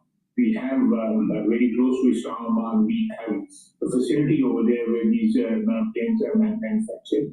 And if India can buy planes from France and use them, we can also buy planes from China or Russia or United States or UK and use them. And let me say one thing. They have already admitted that the 3 planes were down. Can I just repeat the question that I asked? I wasn't asking whether Chinese fighter jets were used. Was any Chinese equipment used by Pakistan to down these jets that you suggest were targeted? Well, these planes were down with the dogfight. Missiles were fired by our planes and they were shot down. That is the Pakistan Defense Minister speaking to me earlier as this situation develops. And his suggestion to me is that it will. He says that he is concerned that this is headed to an all-out war. And we continue to reach out to officials in India for interviews, to get their point of view as well. None have been able to join CNN since these strikes. We will continue to effort that. The two countries have been fighting for decades, but this rapid escalation is alarming world leaders, including. Before we continue on with the Kashmir issue with India and Pakistan, please go to my store, the-studio-reykjavik.com, and take these supplements and really rev up your metabolism and help with your A1C levels and target some other systems. So let's talk about this for a sec here. I'll be brief. Boomer Boost is a supplement that you take. It has 68 nutrients. It has a very comprehensive compound profile here that I'm showing on the screen. You can read the label carefully on my website, the-studio-reykjavik.com. It'll target a few systems. It'll target your brain function, your heart, your vascular system, your musculature, your metabolism, and your energy levels. Take it every day. There's a big scooper. This is a month's supply. You take 1 scoop a day, either for breakfast or for lunch. Mix it with soft foods. That's how I take it. I mix it with hummus, but you can mix it with like yogurt or even applesauce. You can mix it with milk or just filtered water, a smoothie. But take it every day, breakfast or lunch. This replaces your normal breakfast or your lunch. All right? You're going to lose weight safely and consistently. Your energy levels will boost up. You don't have to worry about crashing with, spikes of energy and all that. It's just going to be a steady burn of energy throughout the day. You're going to be losing weight. You're going to be controlling your blood glucose levels. You're going to help with your cardiovascular health, and you're going to be helping with your brain function and your musculature. So you're going to have more energy, and you're going to be able to gain strength more. Your endurance will improve. And also what you'll notice is that you're getting rid of that brain fog. You're going to sleep better. You're going to be able to concentrate. So take this every day. This replaces your breakfast or your lunch. All right? You only take it once a day. Now, if you're an athlete, take it for your pre or your post-workout fuel source. All right? Now, you can take it also with the barley, or you can take the barley separately. It's up to you. You get the max benefits if you take the barley with the Boomer Boost. Gladiator barley or heirloom barley. Heirloom barley is going to detoxify your body, bring down inflammation, and soak up free radicals with superoxide dismutase. That means that you're going to be detoxifying your body, which is super important to do on a daily basis. Bring down inflammation is going to help your cardiovascular system and your immune system, and soaking up free radicals is reducing stress at the cellular level. Gladiator barley has all the benefits of heirloom barley, but one added one, and that is it's going to help you build muscle. Now, either one of these, it's a high-density protein. You get a big scooper. It's a month's supply. You can take a full scoop or a half a scoop a day. Mix it the same way as you mix the Boomer Boost, soft foods, filtered water, milk, a smoothie. Take it once a day. I take it for lunch, but you can, take it once a day. Either breakfast or for lunch is the best. And if you work out, take it as your pre or post-workout fuel source. All right? If you stack these together, you can get the max benefits, either the Boomer Boost with the Gladiator barley or with the heirloom barley. And you're going to notice that you're going to be gaining strength, especially when you're doing resistance training, but you're also controlling your A1C levels. You're controlling your blood glucose levels better. So please go to my store, the-studio-reykjavik.com. Get the Boomer Boost, get the Gladiator barley, or the heirloom barley. You can take them separately, or you can stack them with the Boomer Boost. The heirloom barley with the Boomer Boost, or the Gladiator barley with the Boomer Boost to get the max benefit. Please go to my store, the-studio-reykjavik.com. Use discount 5 and you get $5 off any order. If you want to stack the Boomer Boost with the barley, I have a box called the Longevity Boost Box. It's at a lower price point if you buy it together, and you can use the discount 5 on top of it. So please get these great supplements. They work. It's going to get you on a path of health and wellness. It's going to give you that longevity and vitality into your later years. Please go to my store, the-studio-reykjavik.com. Follow my advice. These are supplements that I take every day. So please go to my store, the-studio-reykjavik.com. Slow down the aging process and add more vitality.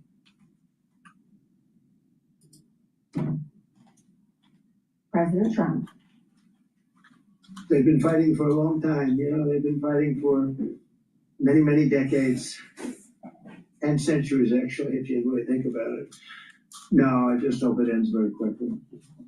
With me now is the military analyst and retired U.S. Army Major General James Spider Marks, and Bobby Ghosh, geopolitical analyst and former editor of the Hindustan Times. Glad to have both of you here. Bobby, let me start with you, because Pakistan is vowing to retaliate against India's strikes. Is there any off-ramp, or will these hostilities continue to escalate?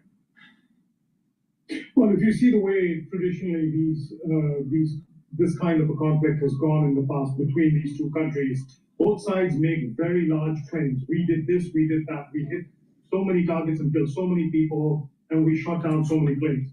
These are big claims. The other side automatically denies those claims, but these claims are designed to give each party the off-ramp. They're designed to give each party the opportunity to say, we've achieved success, and now we can be the bigger guy, and we can sort of de-escalate the situation.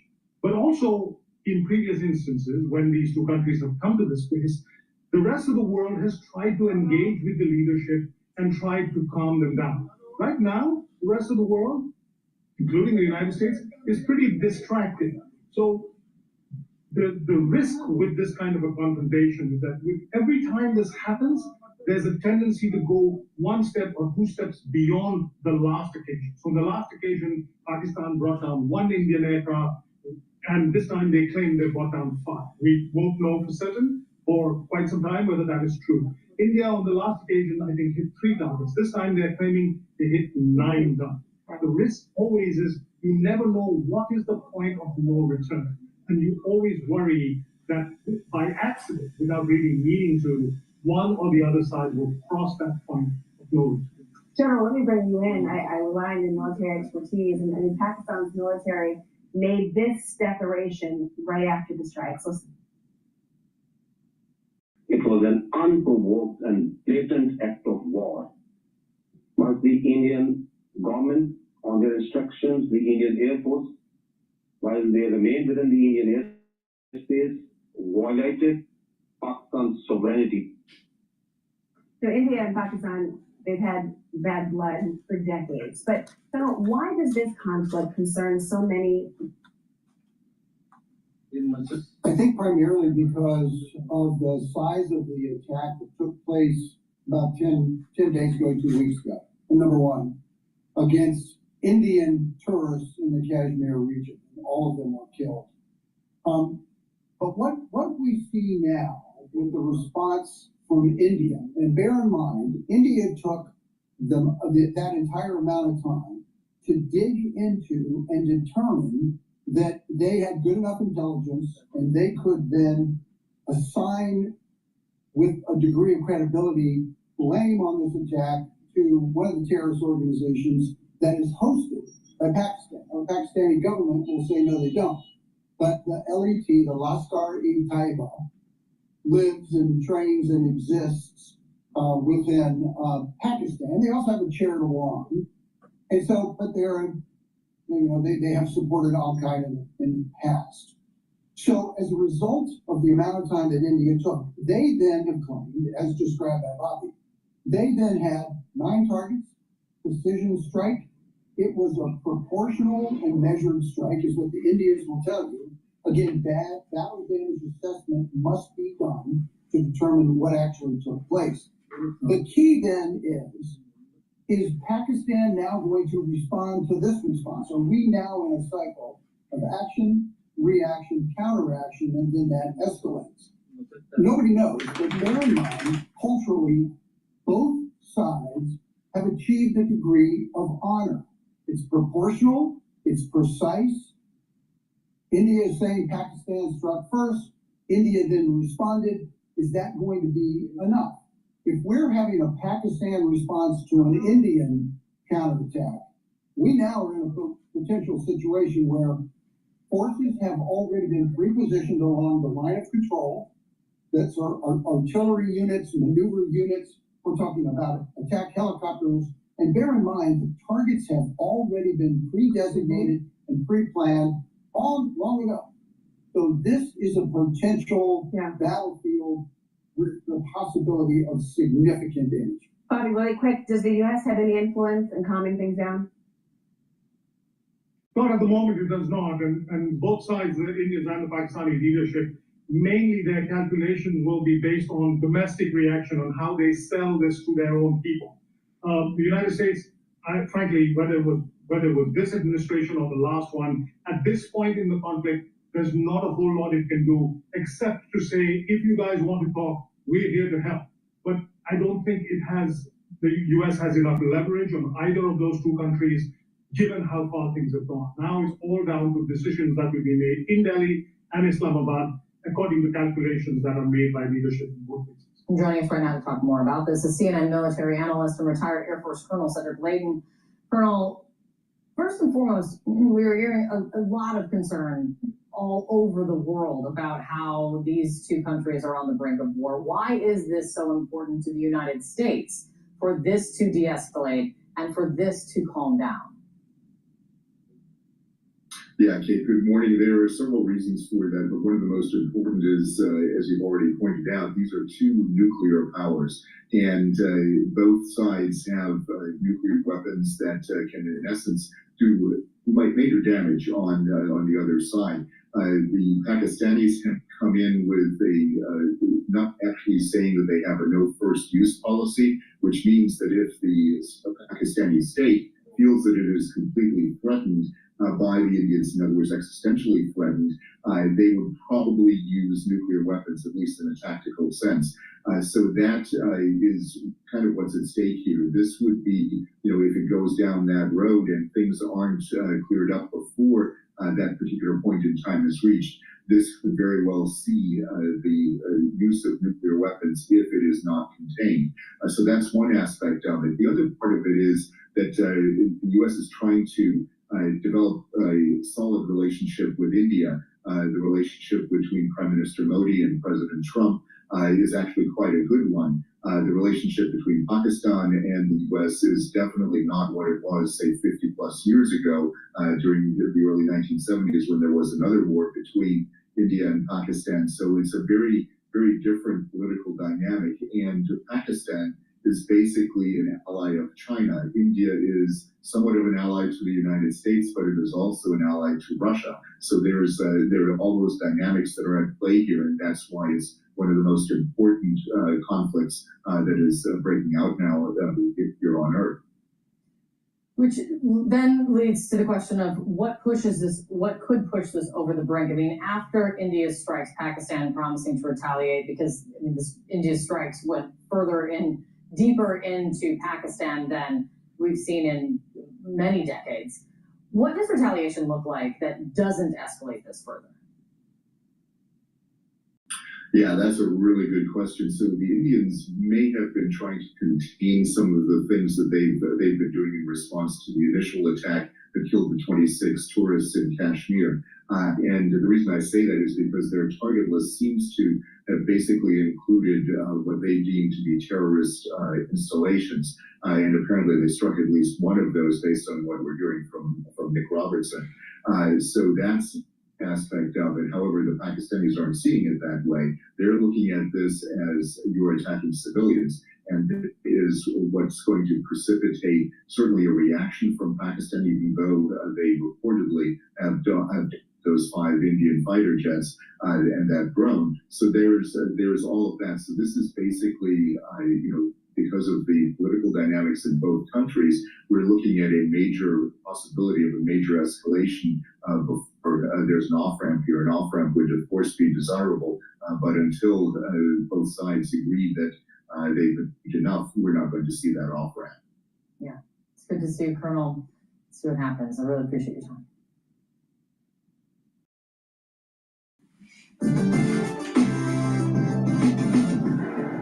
Just briefly, Colorado beat San Diego FC. That was SDFC's only their second loss of the season. All right, so we're going to go to Bloomberg after I plug these two products here. Please go to my store, the-studio-reykjavik.com, and get this stack. Very powerful stack. Clarity Factor helps to get rid of brain fog. In addition, it's going to also help support your memory. So it's going to help you to develop memory.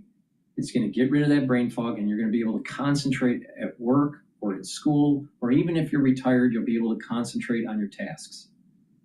Clarity Factor will help get those neurons firing, and when you are able to build positive neuroplasticity, you're going to be thinking faster, you're going to be sleeping better, you're going to be able to concentrate and consolidate memory. So please go to my store, the-studio-reykjavik.com. Take Clarity Factor every day, really important. Especially when you have that brain fog, make sure you drink it with filtered water. And again, good health is proper supplementation and a holistic approach.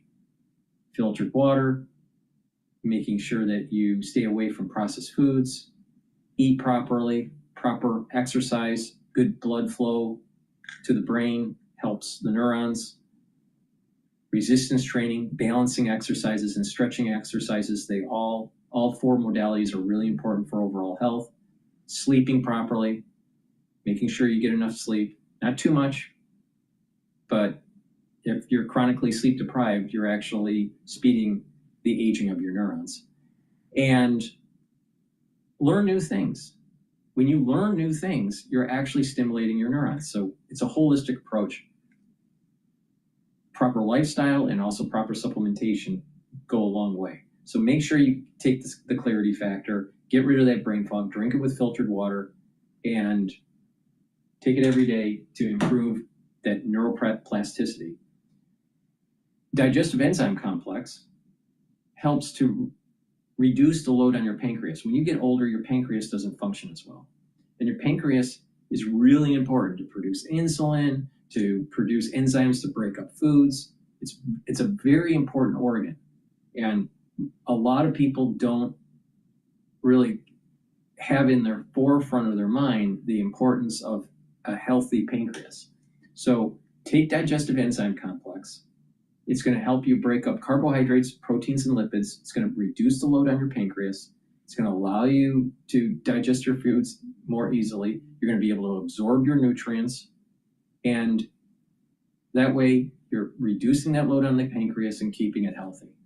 If you're an athlete, you can also benefit from taking digestive enzyme complex by taking it when you're doing your post or pre-workout fuel source.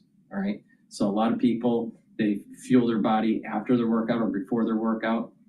A great way to reduce the load on your pancreas when you do that is to take the digestive enzyme complex. So digestive enzyme complex is for athletes that are younger or older, or individuals that are not even athletes, and you're 40 years of age and you just need to take a supplement to help with your pancreatic health.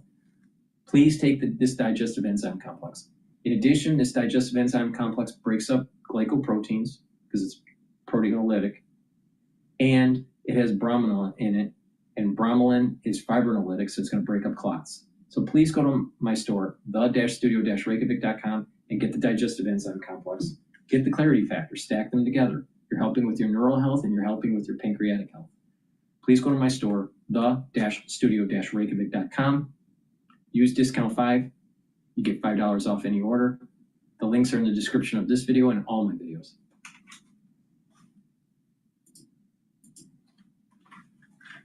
Congressman, I don't have to tell you, as we just heard from my colleague Tyler, Medicaid is very much in question in this argument. This is something that the Senate Minority Leader Chuck Schumer of New York spoke to us about here on Bloomberg yesterday, and this is what he said about Medicaid cuts in particular. We asked them, give us specific examples of waste when they're cutting Medicaid, and they failed to come up with them or have one anecdotal thing that can't even be proven. We know that they want to slash Medicaid, not because of waste, but for one reason, and that is to give tax breaks to the wealthiest people in this country. You know, God bless the people who made a lot of money, but they don't need a tax break, certainly when you're cutting Medicaid, which is going to cause huge layoffs, decline in health care, and closure of hospitals and nursing homes. And of course, sir, you are not just a sitting congressman, you are also a medical doctor. And it's with that in mind that I ask you about this, considering we got new figures from the Congressional Budget Office in response to a question asked by Democrats about some of the various proposals that could be put forward here.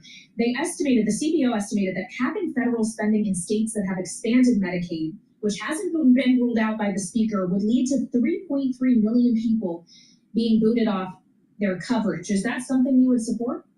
Well, first of all, Chuck Schumer's being false. He's being absolutely wrong in what he's stating. I'm a practicing physician. I can give you many examples of waste and fraud that's going on in the Medicaid system. So he doesn't know what he's talking about. Second of all, Republicans are destined, and this is what our plan is, still to raise Medicaid probably by about close to 25% over the next decade. We have to get to a system, and if you're going to pick one word for this administration, it's called accountability. And any business person, anybody who's looking at this program understands you can't run a business and you can't run a government without accountability. This Medicaid system has been a system that has been abused, used, fixed, and taken advantage of in so many different quarters. And it is okay. It is absolutely the right thing to do. So look at this system and make sure that it works for the people that is intended to work for, those who are eligible for Medicaid. So Chuck Schumer, shouting out those nonsense lies is really not helping the situation.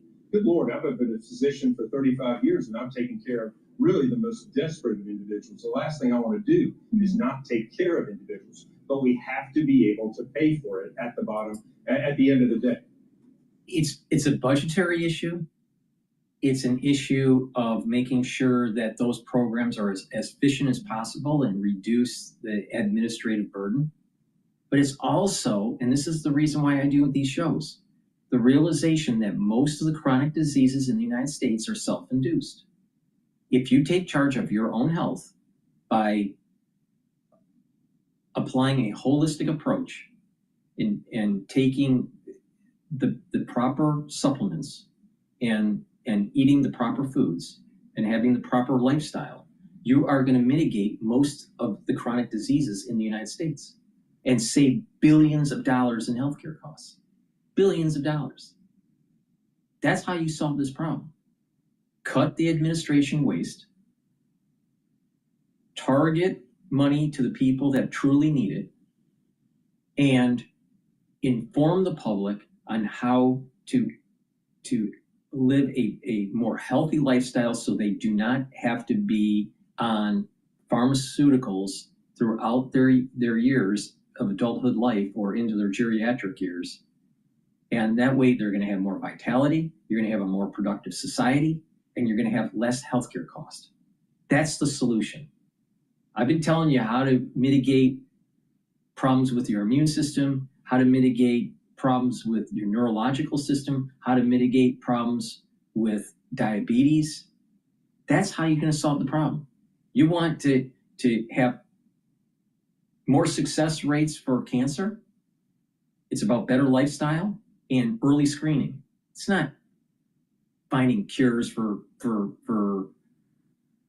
treatments for cancer. That's not the solution. The solution is early screening, catching it early, and the earlier the better, either through imaging and blood biomarkers. That's a great way to catch it early. And lifestyle change. All right. When the Americans start to realize that the healthcare costs are because it's been self-induced in most cases, especially the chronic diseases like heart disease and diabetes. All right. And people change their lifestyle and change their behavior, then we're going to have a healthier population, more productive, and less healthcare cost. And when people go into their geriatric years, they're not going to have to be on as many pharmaceuticals. The cost of their geriatric care will go down. That's the solution. But people don't want to admit that they trade and trying to reach a trade deal, but it didn't happen. But the issue is that people don't want to be told that their lifestyle is a major cause of why they're unhealthy. And that it's their own damn fault. Obviously any bilateral visit and conversation has a variety of components, but that, as you said, that visit was much more focused on the economic relationship between the two countries. We do have some reporting today on some of the challenges to India's rise economically that are posed just by this ongoing tension with its neighbor. There's a question of instability that certainly can play a role. Well, especially considering these are nuclear armed countries that we're talking about. No one anticipates, Courtney, that this would ever escalate to a level where the use of those weapons are actually in question, right? Correct.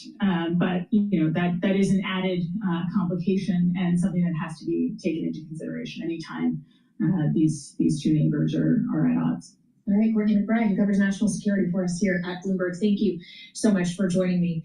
As always, again, we're juggling a lot of stories here on Balance of Power today, from what's happening abroad, how the U.S. is playing a role, to what's happening here at home, and conversations on Capitol Hill, also conversations with our trading partners about our economic relationships. And all of that could factor in ultimately to the health of the U.S. economy and what happens going forward with both growth and inflation, having just heard from the Treasury Secretary Scott Bessent testifying before the House Financial Services Committee saying that the Fed should be focusing on both sides of its dual mandate, prices and its employment goals. The Treasury Secretary saying the two are inexorably linked.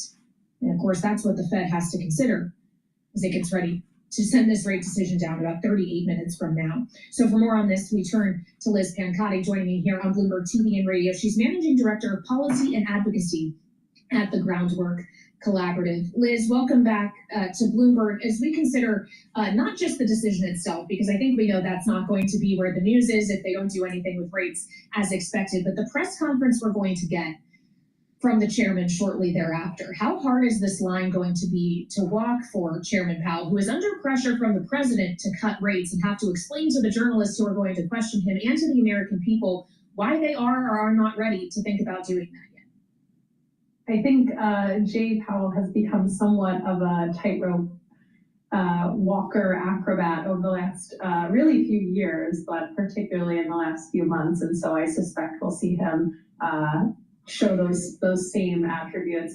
I think what's really going to be notable in this week's FOMC kind of sense making is that last FOMC meeting, we saw them really just go up right to the line of hinting at stagflation, of slow growth, increasing unemployment, and increasing prices. And nothing since 6 weeks ago has gotten really better.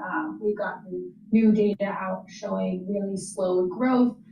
We've gotten a jobs report that was a little bit hard to make sense of, but certainly we are seeing weakening in the labor market. And we got an inflation print that still shows extremely sticky prices, and combine that with the kind of policy outlook with a trade war, really many trade wars all at the same time, threatening both the labor market and prices and ultimately growth. I think we will see the Fed sort of hint even more at stagflation this afternoon. Well, if the hint is going to be stagflation, knowing that in theory monetary policy would step in if there were signs of an outright recession, Liz, when do you expect those signs to materialize? And knowing that the Fed wants to wait to have hard data at hand, isn't just looking at the soft data, can they actually act in a timely enough manner to avert a recession in its entirety, or can they only act to bring us out of one if it occurs? I think the question is actually what can their actions do to avoid a recession at all? If you do have economic conditions where prices are increasing, growth is slowing, and unemployment is rising, the Fed has really one blunt instrument to be able to change the macroeconomic picture. So it feels a little bit like we have, a Phillips screw and a flathead screwdriver with this conundrum. So I think the question is not necessarily when will the Fed start to act, but really if the Fed acts, will it do anything to actually soften the blow of this economic calamity that the president has really created on his own? Well, and when we consider the president's own words about what could happen economically, he seems to be talking a lot, Liz, about what will happen through the lens of children's dolls, the availability of them, whether kids will be able to get as many and how much they will cost. But I do wonder if it's not dolls, where do you expect within the economy these shortages and potentially either empty shelves or higher prices for items that are shelved will start showing up in a more material way? How close are we to that moment, considering what we're seeing in cargo volumes coming over from China? Yeah, I mean, at the Port of LA, we are now at a 50% reduction year over year. Just last week, Gene Soroka, the head of the LA port, was saying 35%. So the picture is grim. JP Morgan is expecting 70 to 80% declines in shipments from China. I think the president was kind of making an offhand comment when he said that the children might have $2 instead of 30. And what he might want to turn his attention to is, the doll makers have said all of the hair for those dolls comes from China. And so it's not how many dolls they'll have, but if they'll be bald. But I think in a more serious note, 98% of car seats, 97% of strollers, 90% of first aid kits all come from China. These are essentials that parents cannot go without. And as we head into the summer season, more than 90% of charcoal grills and fireworks come from China. As these businesses we saw in the trade and balance data, earlier today that there was a massive spike in imports kind of leading up to Liberation Day. These businesses are rapidly spending through their inventories so that they don't have to pay the tariff on new shipments. Eventually, they will run out of those inventories, and families across the country could see essentials not on shelf for them to be able to purchase pretty soon here. I'd say for most businesses, they typically have between 2 and 4 months worth of stock supply. Maybe some larger businesses were able to stretch that to about 6, but there's only so much stockpiling you can do. Well, and as the Fed has said repeatedly, and as you were alluding to earlier, Liz, there's not much the Fed can do to address supply shortages. Their ability to impact the supply and demand dynamics is focused solely on the demand side. And I wonder, as we consider the interest rate mechanism and its abilities to influence demand, if actually what we could see is consumers themselves balking in the face of higher prices, bringing their own demand and consumption capacity down, and in some sense actually making it easier for the Federal Reserve if it's consumers that bring their own demand down, making the Fed not necessarily need to have tighter policy. Does that make sense? It's possible. I mean, we've seen this a little bit from some of the fast food earnings reports out last week. You know, McDonald's, Chipotle are all reporting decreases. We'll see Disney this week, but by and large, I think consumers and businesses alike are really trying to put as many big decisions on ice as possible. We don't know what the president will announce tomorrow, if it'll be 1,045% tariffs on China or 0% tariffs on China. It is really hard as a consumer to make a decision about large purchases. Do I buy a car now because I expect that the prices will only continue to go up and my car might be on the verge of breaking down? But you had Ford announce large increases in their prices. As families are planning, vacations for this summer, they're rethinking, is now really the right time to spend a couple $1,000s, or should we wait it out and see what happens with our jobs or with our expenses? And as businesses are considering hiring decisions, they're really thinking about, should I add a full-time employee right now, or can I make do with the staff I have?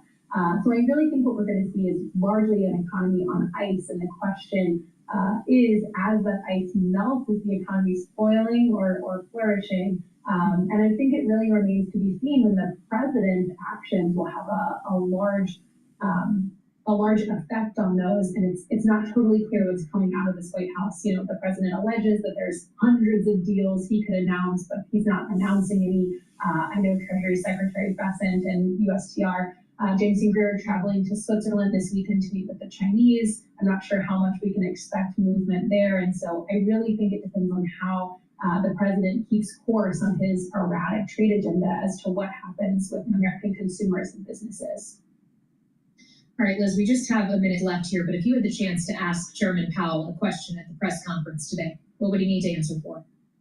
I think the better question to ask him is about his Grateful Dead fanfare, but I think what I really want to know the answer is, if faced with increasing unemployment and increasing prices, what tools are in the bottom of the depths of the toolbox of the Fed to make sure that American families do not pay the price of this president's erratic economic agenda? And I'm not sure he has an answer for that. All right, well, we'll see if he gets asked a variation of that question this afternoon, all the same. Liz, thank you so much for joining me. Liz Pancotti is Managing Director of Policy and Advocacy at the Groundwork Collaborative, helping us count down to this Federal Reserve rate decision, which of course is coming just 30 minutes from now. And they are not expected to change rates at all, expected to stand pat, which may be met with the displeasure of the president of. All right, so what we have right here is the S&P 500 is trading at 5,629.6. VIX is trading at 24.33. Euro USD is trading at 1.13. Oil is trading at 58.37. BITO, Bitcoin ETF, is 20.42. The USD Japanese yen is trading at 143.52. And natural gas is trading at 3.59. Gush is trading at 18.74. DRIP is trading at 12.42. And UCO, which is a ETF to long oil, is trading at 19.39. All right, while we're waiting on Bloomberg to start their coverage on. All right, they're starting their coverage here. So let's Edition of Bloomberg Surveillance with Jonathan Farrow, Lisa Abramowitz, and Tom Keene. Bloomberg Surveillance. The Fed decides. Live from New York City this afternoon. Good afternoon for our audience worldwide. That Fed decision 27 minutes away, with equity markets positive on the S&P 500 by 0.4%. And how about this for a promo? Earlier on today, Francis Donald from RBC. I can't remember the last time I spent less time thinking about a Fed decision. Oh, that's so You take a step back. And not that much has changed in markets since the Fed's decision on March 19th, and yet everything has changed on a broader level in terms of people's outlooks, and how they reflect that will be important and interesting. And certainly the markets will respond as much as they say that they're not. I don't think there's a policy chapter on this in any monetary textbook. I mean, this is absolutely original. It starts at 1600 Pennsylvania Avenue. Do you think, John, they're going to be watching today from the White House? Watching what? This news conference is a football at 3 p.m. Eastern. Well, we'll get to the football in a moment. I think Arsenal really, do they have a I think they've got the edge on PSG. Honestly, that's about how serious some people are taking this news conference later. It's important. Here's why. We've seen a generational shift in trade policy in the White House, in the nation's capital, and this Fed is stuck between a rock and a hard place. This chairman has emphasized anchoring inflation expectations, facing down potentially downside risk to growth, upside risk to inflation. Yeah, Bob Michael, JP Morgan, reminded us that it was just last meeting that the T word was rolled back out, transitory, which is rather shocking considering the sea change that has occurred in the meantime. That is the key question. How do they message going forward what type of inflation we end up getting at a time where not only have we gotten the tariff announcements, Liberation Day, but also the first negative real GDP print? How do they message that? I ran into Anna Wong. She was getting in at the crack of 11 a.m. And she's back to October. I think there's some real debate here about which meeting and when. And she says the uncertainty is so great, she moves back to the autumn. The data has been resilient so far. Anna Wong, though, pointing out it might not be that way after What matters to post-university? For the month of May. Equities at the moment firmer by a third of 1% on the S&P 500. A lot has changed in policy. To Lisa's point, at the index level on the S&P 500, not much has changed at all. Where you have seen a change is in the FX market. The last time they met, we were sub 110. Right now in euro dollar, 113.41. Yeah, and gold up 11% in that period of time. Coming up shortly, don't miss this, JP Morgan's Bob Michael, Kathy Jones of Charles Schwab, and Julia Coronado of Macro Policy Perspective. They will be taking us up to that Fed rate decision at 2 p.m. Eastern. Everyone is on tenterhooks to try to understand what it possibly could be. Then an immediate reaction from former Fed Vice Chair Rich Clarida, Diane Swath of KPMG, and Deutsche Bank's Matt Lazzetti. And finally, the scintillating words of Chair Powell after his news conference. Former New York Fed President Bill Dudley and BlackRock's Jeff Rosenberg will be joining us. And I can tell you, I am excited for this press conference. I'm not excited about it. Can I say that? That is like Bob Michael at JP Morgan. Let's see if he's excited. Bob, let's get to it. What has changed since March 19th? A massive change to policy. What's changed for this committee today? Well, they've got a lot to consider. They know that there are these two big policy initiatives out there. One on renegotiating and re-engineering how the world trades with each other, not small in and of itself. And Congress is busily beavering away on a tax and spending reform package. So both of those things are seismic for the Fed to consider when we see the details. And until we see the details, they're probably a bit like us, bewildered as to what to do. Do you think they're going to roll out the T word again?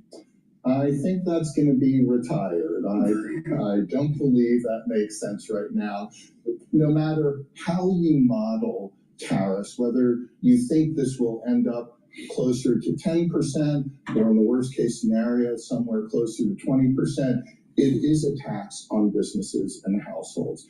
And that tax, of course, is a price increase, and we don't know how it will be embedded going forward. Bob Michael, I look at the summer, Ken Rogoff, just 2 days ago, you spent some time with Dr. Rogoff at JP Morgan. He did a paper 25 years ago on Rudy Dornbush about this fearful word, overshooting. What is the risk to this institution, our central bank, that they get this math right, they get it wrong, the calculus wrong, and they overshoot or undershoot some of these important policies? I think it's actually pretty low. I think relative to 25 years ago, when Ken and others were looking at markets and policy and data, they didn't have the volume of real-time information that they have today. I think the other thing very important about the Fed, they have a lot of firepower that's powder that's dry. They could come in, they could cut rates several hundred basis points if they need to. They could bring rates down to 1 or 2%. They're not at 1 or 2% where they were going into COVID. And if inflation expectations become embedded, they could go up 100 or so basis points. And then there are all the other policy tools they have in place. They have, and that is the reason why you're seeing a movement of the yield curve shifting upward, because the Federal Reserve is getting out of zero bound from the era of Lehman.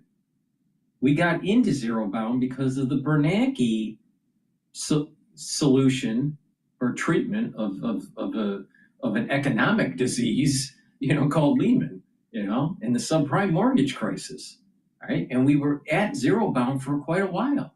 So we're moving towards a normalcy in the economy, having a normal yield curve, having a normal value of the dollar. The problem comes in is that Congress has issued a lot of new debt in the tune of 36 trillion.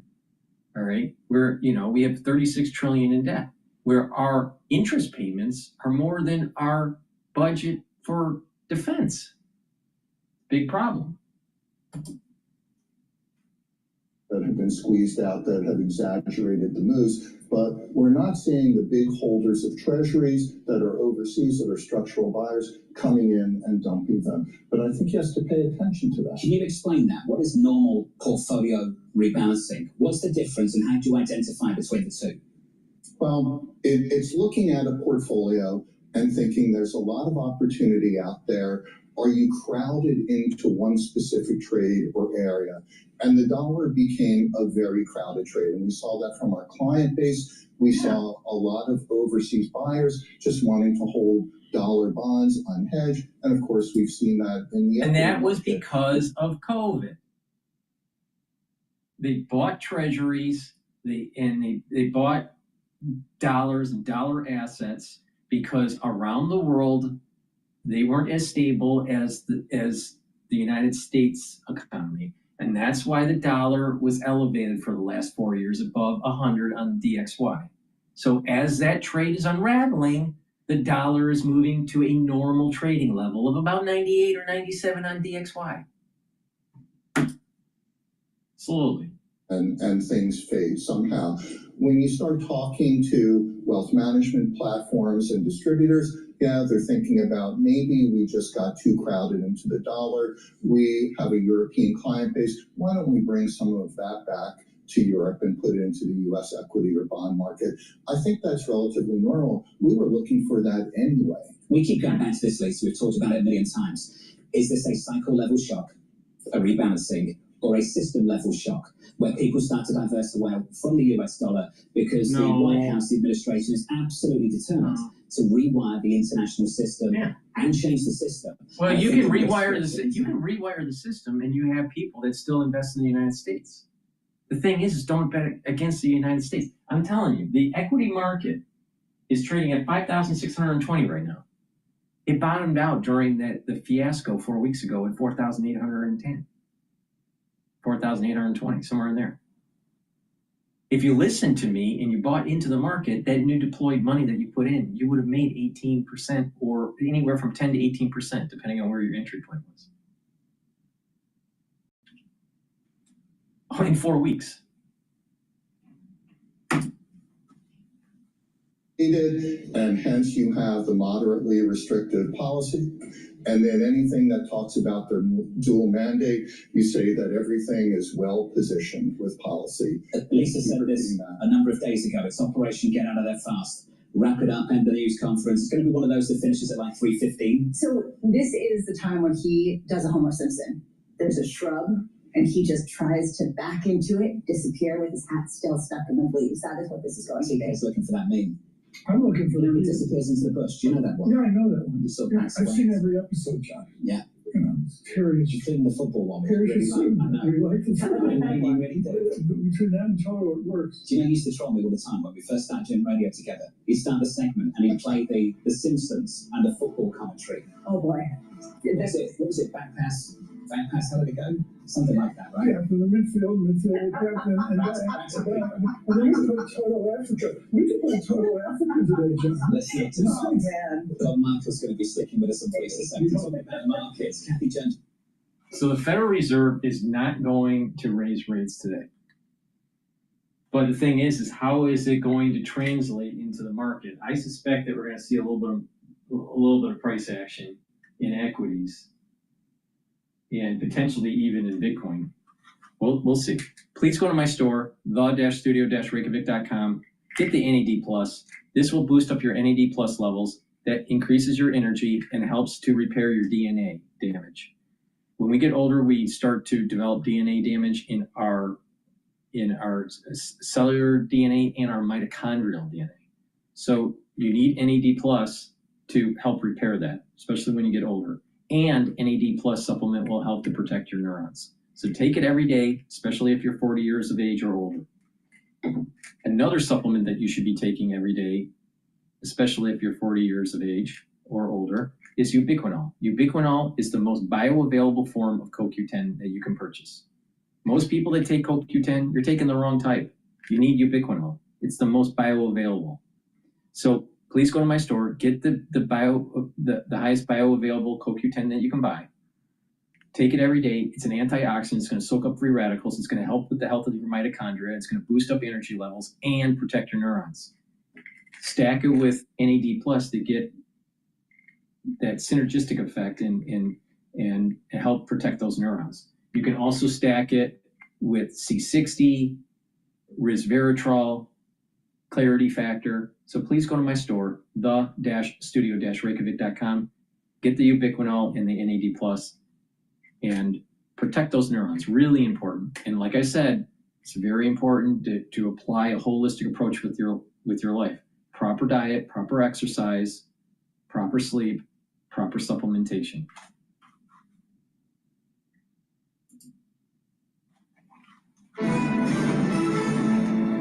I can't remember the last time I spent less time thinking about a Fed meeting. They will do nothing on rates. There's no reason for the Fed to be cutting. We don't think they should be cutting. We expect cuts this year, but we just don't expect them, immediately. We wait for more clarity. Wait and see. I don't think they can offset a full impact of the trade war. It puts the Fed in a tremendously difficult position. The Fed's hands are tied. They're very timid in how they're approaching this. They're going to move relatively slowly. The Fed should continue to remain on hold for a longer period of time. The Fed is really, really between a rock and a hard place, which is going to have to last to the after saying nothing. The desire is to get out of this without making any news. 60 minutes of tap dancing coming right up. The decision 15 minutes away. 30 minutes after that, 2:30 Eastern Time, a news conference with the chairman, Jay Powell. Your equity market this afternoon shaping up as follows. Snapping a two-day slide on the S&P. We're positive by just 0.2%. In the bond market, back on March 19th when the Fed last met at the close of 10-year,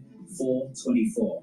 Today, 428.10. In the FX market, a lot has changed. Euro dollar. Right, the last 15 minutes to go. 109. This afternoon, 113.38. Lisa, huge change in the FX market. To me, this is the big change. It's the one that Fed Chair Jay Powell will avoid at all costs, because ultimately it goes to the heart of the question: how much is this just a sea change in expectations globally, and how much is a fundamental shift in the dollar as a reserve currency? And also, I think very importantly, you really see it through BBDXY, the Bloomberg Dollar Index. EM currencies are doing some strange things. I looked very carefully today at the Taiwan dollar. When was the last time I did that? I'm copying one.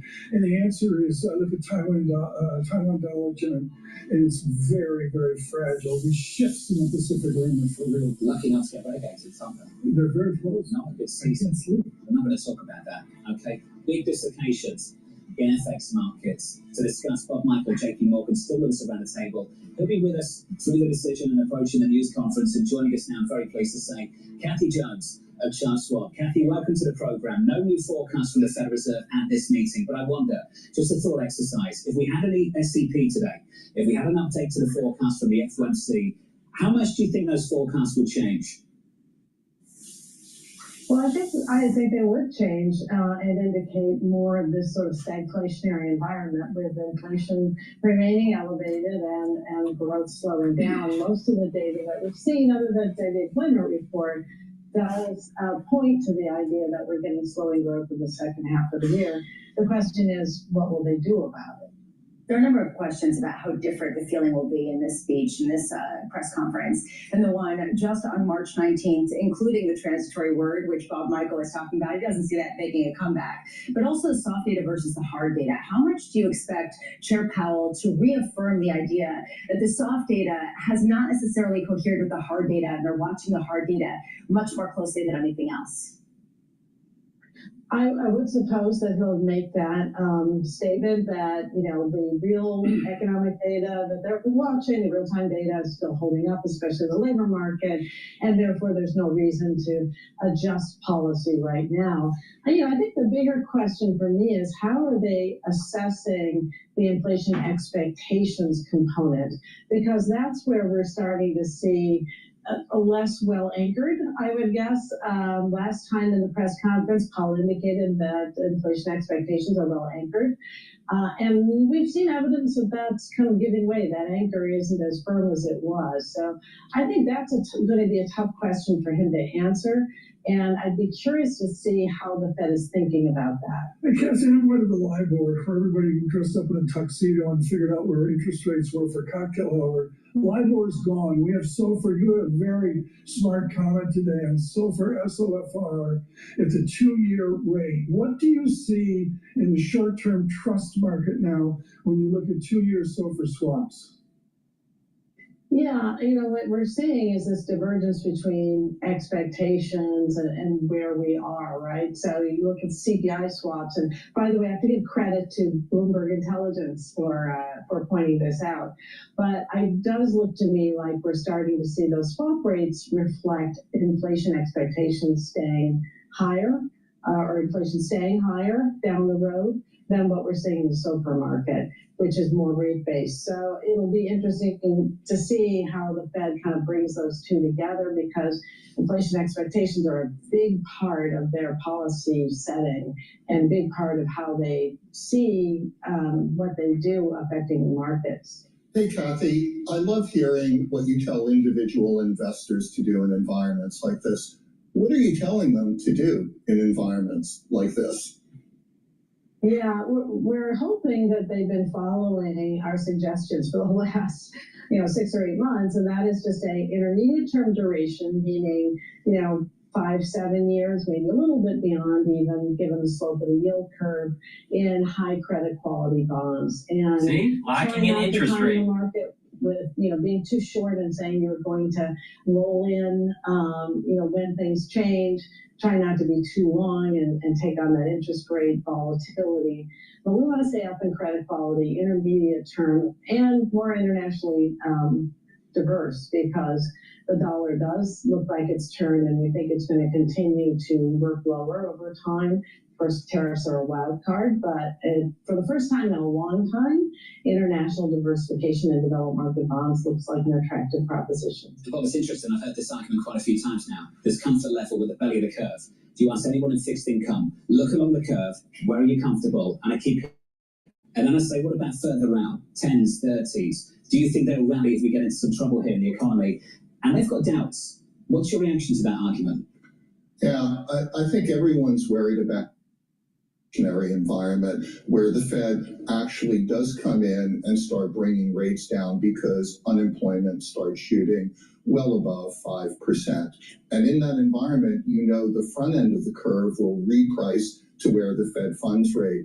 However, if you're going to be in the long end of the curve, particularly 30 years, you want some real yield out there, and you won't be getting it if inflation shoots up towards 5% as well. Let's build on this conversation. Joining us now is Julia Coronado of Macro Policy Perspectives. Julia, a big conversation about whether this Fed can ease in the face of weaker growth prospects. Now, at the last meeting, as you saw implied by the SEP, they took their growth expectations down, but didn't dial up the median dot for rate cuts. Julia, from your perspective, what are you telling clients about the ability of the Federal Reserve to respond to weaker growth? Well, their ability is definitely more limited during the last trade war when inflation was below target. So by definition, with challenges to both sides of your mandate, and you're starting from a point where you are exactly on the longer run estimate of the unemployment rate, but you're still a solid 0.5 percentage point plus above your 2% inflation target, you have to be a little bit later. You have to gather the information. The bar for what you need to see in terms of weakness in the economy is a little bit higher than it would be otherwise. Last time around, we got preemptive insurance rate cuts just to cushion the blow to the manufacturing sector. Now we're looking at a multiple times increase in tariffs, a much harder blow to the manufacturing sector. But, you know, again, the inflationary backdrop. So for the ones that are watching the dashboard that's live streaming on YouTube, you can see that the VIX is starting to spike up as we get closer to the Fed announcement. It's 24.89, and equities is starting to sell off. It's trading at 5,606. Bitcoin's starting to sell off a little bit. The Japanese yen is starting to strengthen a little bit. Oil's selling off a little bit. Might even go below 57. Oil may start trading below $58 a barrel in the 57 handle. Again, the bar is higher. It has to be a pretty decisive indication in the labor market data that we are sliding into a recession, that we have gone from the positive feedback loop of growth to the negative feedback loop of contraction. Then the Fed is going to turn to that side of the mandate. If you look at peak to trough declines in core inflation in the average business cycle, it's several percentage points. So it still is a sort of law of nature that inflation is likely to come down in a recession. And you're starting from a much higher point on interest rates than we've been in the last couple of cycles. So there's room to move. And of course, we can imagine in a scenario where we're seeing losses on non-farm payrolls and a rising unemployment rate, financial markets might also be tightening conditions, and the Fed will need to signal that it is on the case. And so, yes, I think a 50 basis point move at some point is a perfectly reasonable expectation. When that is, we would really have to see the rollover in the hard data. Just look at what these markets, these investors and these officials are up against. Bring up the S&P 500. We've just taken out all the gains for this afternoon on one headline for the President of the United States. He's saying no to the potential for pulling back tariffs on China. As an official of the FOMC, how do you set policy for this when you can dial up and down tariffs whenever you want in the White House, and that can have a profound effect for how people perceive the risk to the outlook? This is the reason why Fed Chair Jay Powell is going to try to disappear. He also is to ask about President Trump about tariff exemptions for baby items. I don't know. We'll see who says. I'll be the one to sign off on this. There is a level of uncertainty that's starting to make its way into the hard data, with companies starting to price that in as a level that they have to guard against. Kathy Jones is still with us. Kathy, I want your thoughts on this headline. We were going into a meeting this weekend between the US and China.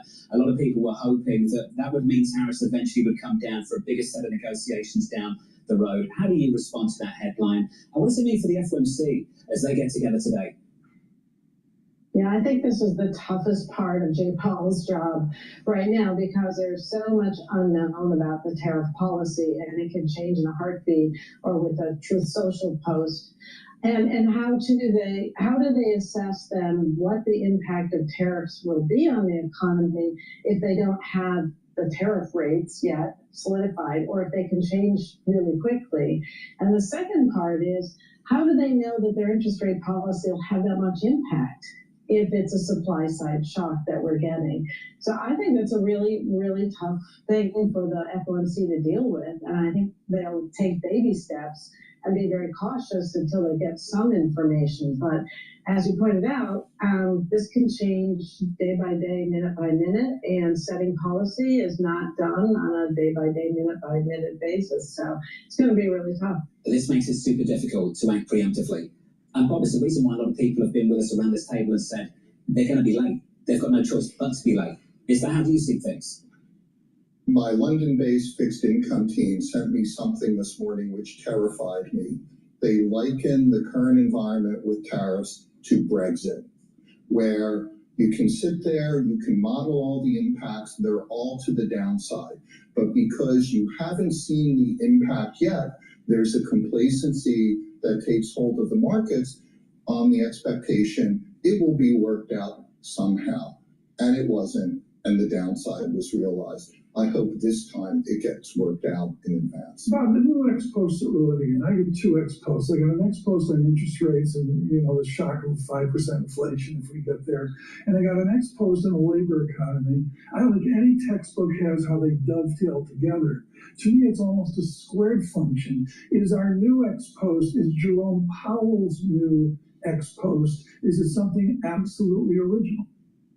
I don't think so. I think they, business as usual. I think they have no choice but to look at their dual mandate and try to balance the labor market with inflation. If they can't save both, which is it more important to save?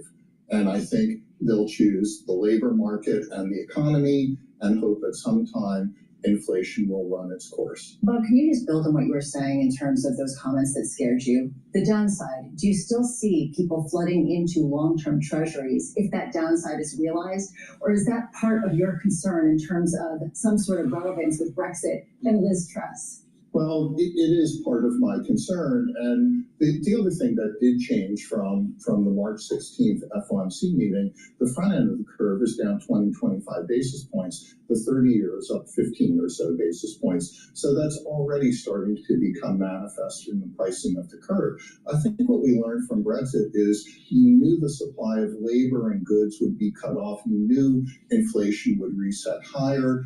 And you knew that would create a hit to the economy. And everyone hoped that there would be some moderation around that. And I think that's the overall concern that investors are trying to weigh now. How significant will the inflation shock be? Will it actually fade next year? Or will businesses have no choice to pass that along? Consumers have no choice to pay it. And then you're caught in a wage price spiral again. And this is the challenge for investors. We asked the question this morning, just how much can the promise of deals sustain this market? The promise of deals has driven this equity market higher to a significant rebound. So you sit there waiting and waiting. And to Bob's point, complacency can come into it. And all of a sudden, it's this slow erosion of the economy as a lot of people just snap into this wait and see mode. And before you know it, you hit an air pocket in the economic data. And you've got to respond to that too. Suddenly you get a jobs report that is not what people are looking for. I wonder how soon it will come, if it's possibly next week with inflation. Ford said it wasn't going to raise prices on vehicles in response to tariffs. It is raising the prices. It is the test out there to see whether consumers will actually absorb it. That decision is just seconds away. Your scores going into it look like this on the S&P, raising gains on the S&P 500 as the president says he's unwilling to lower tariffs to get China to come to the table. With your Fed decision, is Mike McKee.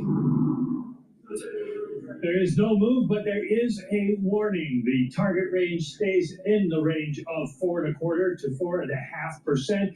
But Fed officials warn, quote, uncertainty about the economic outlook has increased further. And they go on to say, they, quote, judge that the risks of higher unemployment and higher inflation have risen. The economic assessment has changed. After last week's report, the economy contracted in the first quarter. Although swings in net exports have affected the data, the minutes say, recent indicators suggest that economic activity has continued to expand at a solid pace. No change to their view. The labor market remains solid. Unemployment has stabilized at a low level in recent months, and inflation remains somewhat elevated. No other changes to the statement. Again, the committee will assess incoming data, the outlook, and balance of risks in considering the extent and timing of additional adjustments to the target range. There's no change in balance sheet policy, which was adjusted in March, and the decision was unanimous, with Minneapolis's Neil Kashkari voting as an alternate for Kansas City's Jeff Schmidt.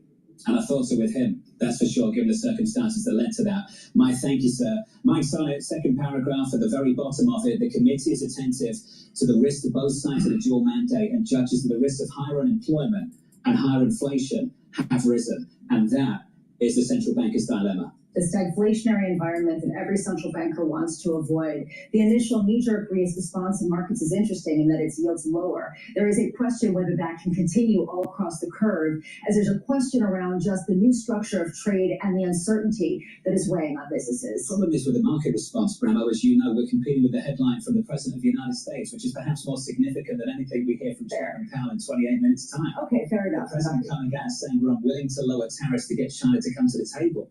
That's what they're confronting in this meeting. How do you set policy for this when for the moment in time, that's the headline? But that could change again this weekend and again next week and a week after that. How much is communication a monetary policy tool when you're communicating the same thing that everyone's communicating, which is we have no clue and we are waiting for that tweet or truth to come out and give us some sense of where the next move is going to come from? With us around the table, Bob Michael of JP Morgan Asset Management and our guest for the next 28 minutes going into the news conference, the former Fed Vice Chair, Rich Clarida. Rich, thanks for dropping by. An important conversation. Look, a lot of people say this news conference is going to be boring. I get it. You're not expecting a big change.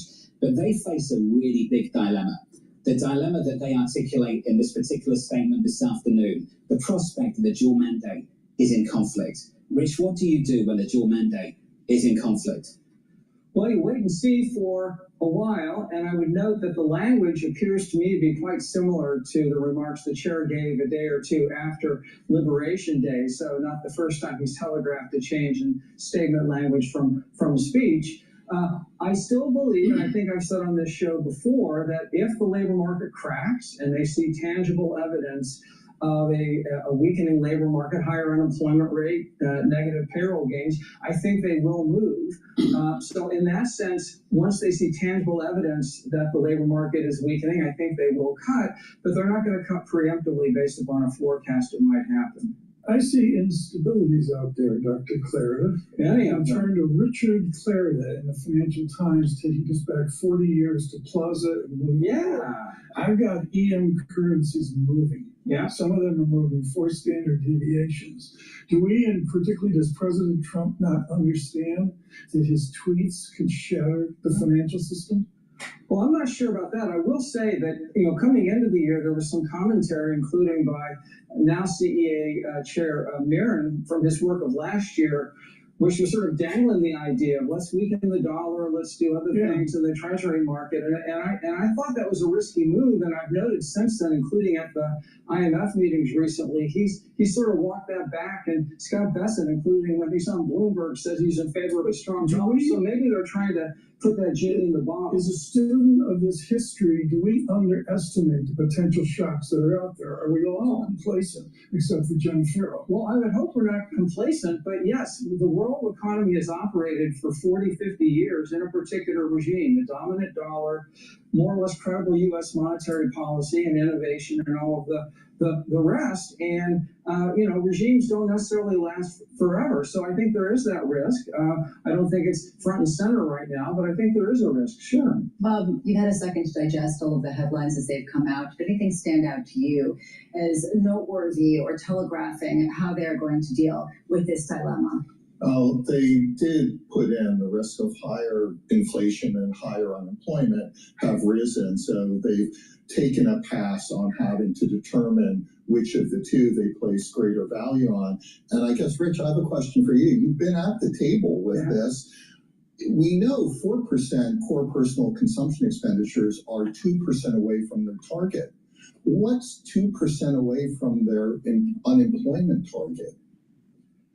Well, I think right now we're in an environment where I think they've telegraphed, and I believe them, that any appreciable move, 0.5 point, 1 point in the unemployment rate is going to get them off, and the dime and start cutting rates. And so I don't think you need to calibrate. They're probably not calibrating it too carefully beyond that. And it is a risk. I think, as we've all said, there's a two-sided risk because we've had 4 years, including one in which I was there, in which inflation was not transitory. It was above target. This could be the 5th year in a row. And I think that's why they're looking at inflation expectations. Equity markets rolling over this afternoon. As Lisa pointed out, bond yields are lower. We're down by 4 basis points on the 10-year, 426. When they last met, March 19th, at the close, 424, almost bang in line with where we were a number of months ago. But a lot has changed, which is why this line pops up in the statement. If you're just joining us, no change to policy. No change to policy expected, but some new language here. The committee, attentive to the risks of both sides of its dual mandate, and judges that the risk of higher unemployment and higher inflation have risen. Mike McKee, I want to bring you back in before you run off to this news conference. Mike, as you know, those comments at the Economic Club of Chicago a number of weeks ago maybe irked this White House and the President of the United States. What are you expecting to hear later on this afternoon? Well, I would imagine now that it's in the statement that Jay Powell will stand behind it, and of course, it's what he said in Chicago. Now the question is, so the 10-year yield is going down, so the bond price is going up based on this announcement. So the 10-year bond is trading at 114.01, and the yield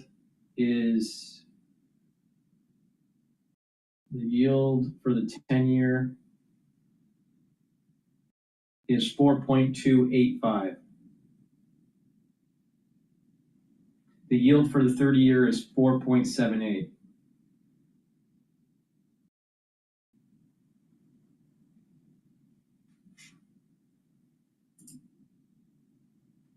Like that. They look at the same policy shock but see a different outcome. Abroad, they believe this is a disinflationary, potentially deflationary shock for Europe. What kind of shock is it for this Federal Reserve?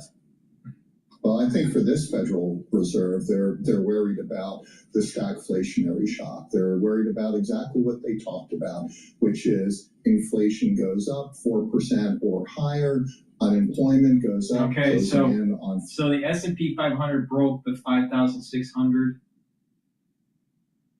ceiling, and now it's trading at 5,583. So this is important.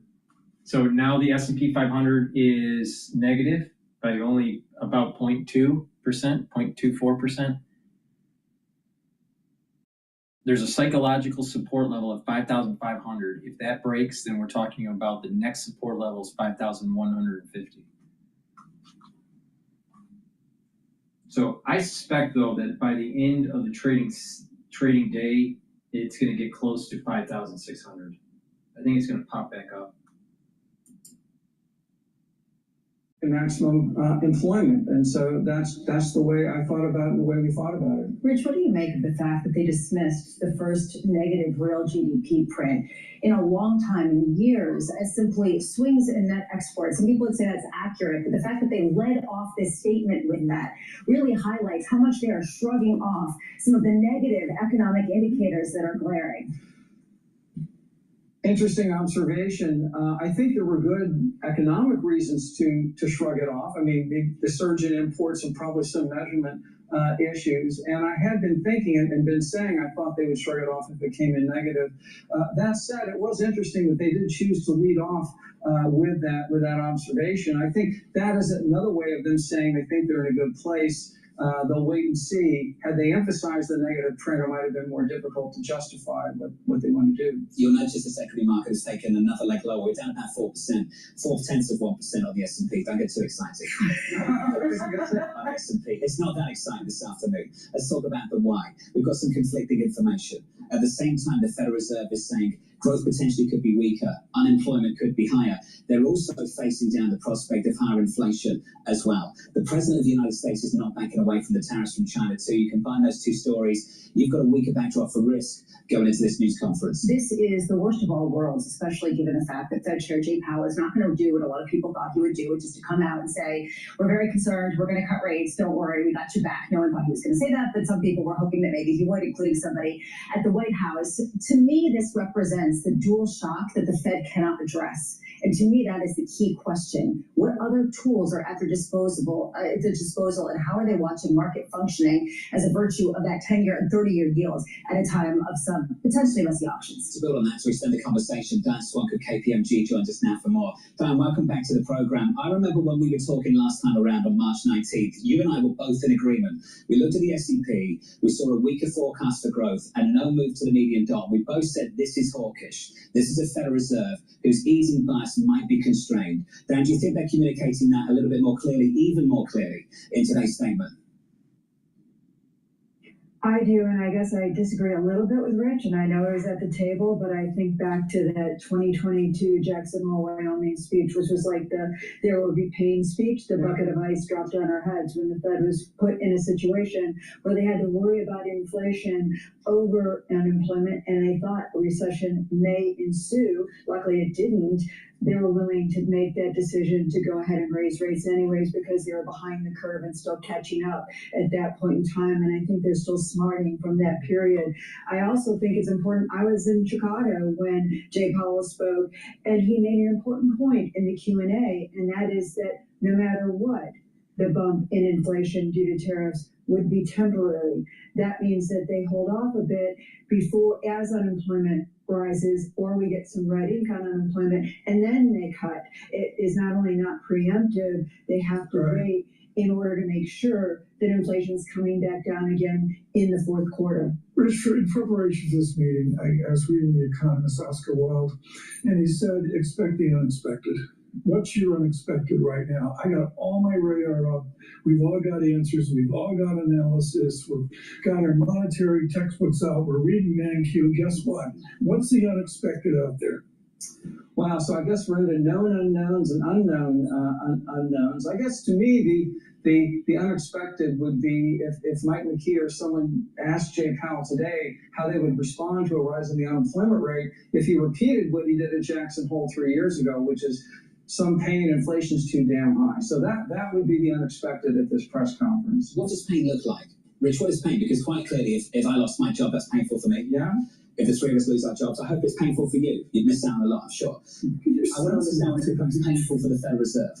What kind of number is painful? Well, I think I put it out a moment ago. I think round numbers, I think certainly if we got a 1 point rise in the unemployment rate, I think probably even a half-point rise in the unemployment rate in the context of a cracking payroll employment report would be enough.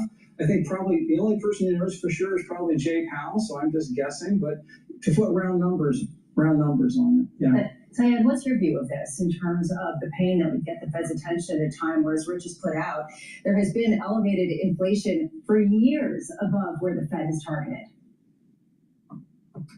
Well, and I actually agree with Rich on the degree of which we'd see the unemployment rate go up that would precipitate the Fed to feel comfortable that it could begin cutting because the demand is so weak that inflation will come down. But that is after the fact of inflation actually going up.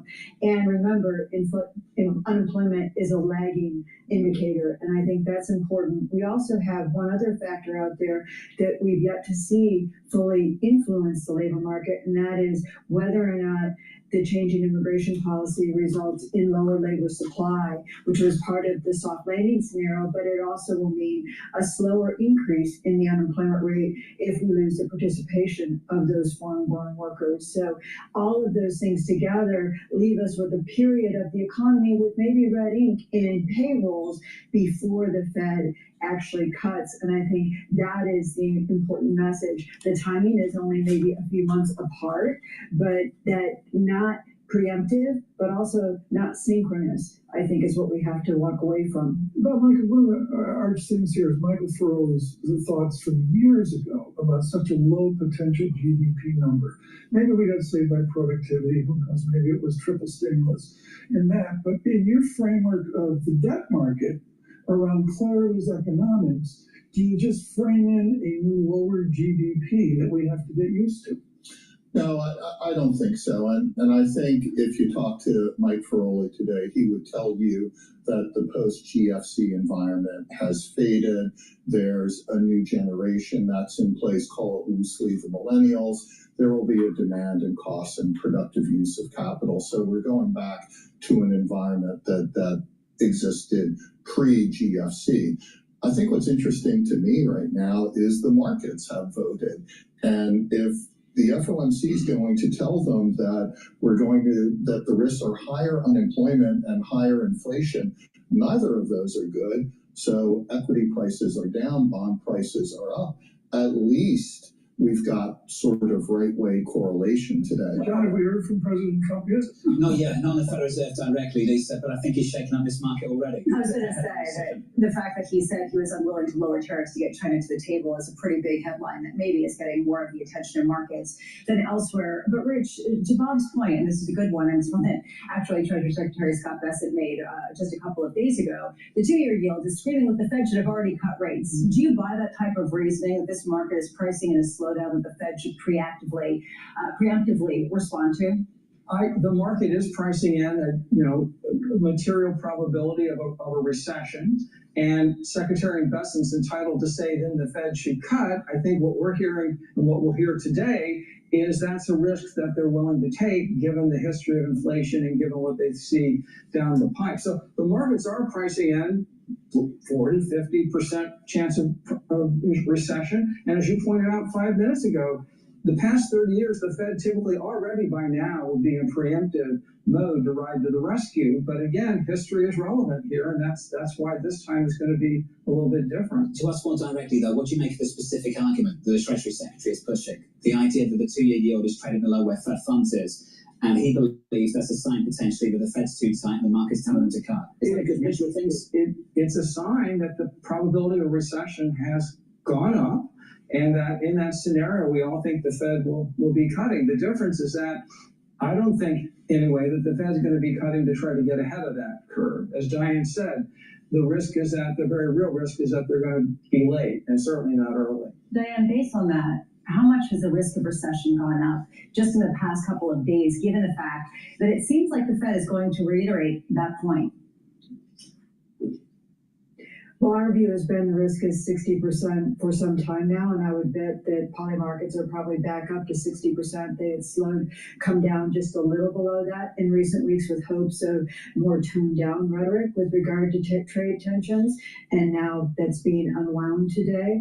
I think the risk that what the Fed has to do, and Rich knows this as well as anyone, and what we're doing, and it's a lot more work, is probability and scenario analysis. That's all we can do. We put on a certain probability on what tariffs will be in different kinds of regimes and how they're likely to play out, and and sit down and think about how would the Fed, stepping in their shoes, have to react to all those scenarios. So our recession scenario is 60% probability. The companies are doing the same thing. Diane, just before you run, that news conference starts in just a moment. Your number one question for Chairman Powell at the moment, what is it?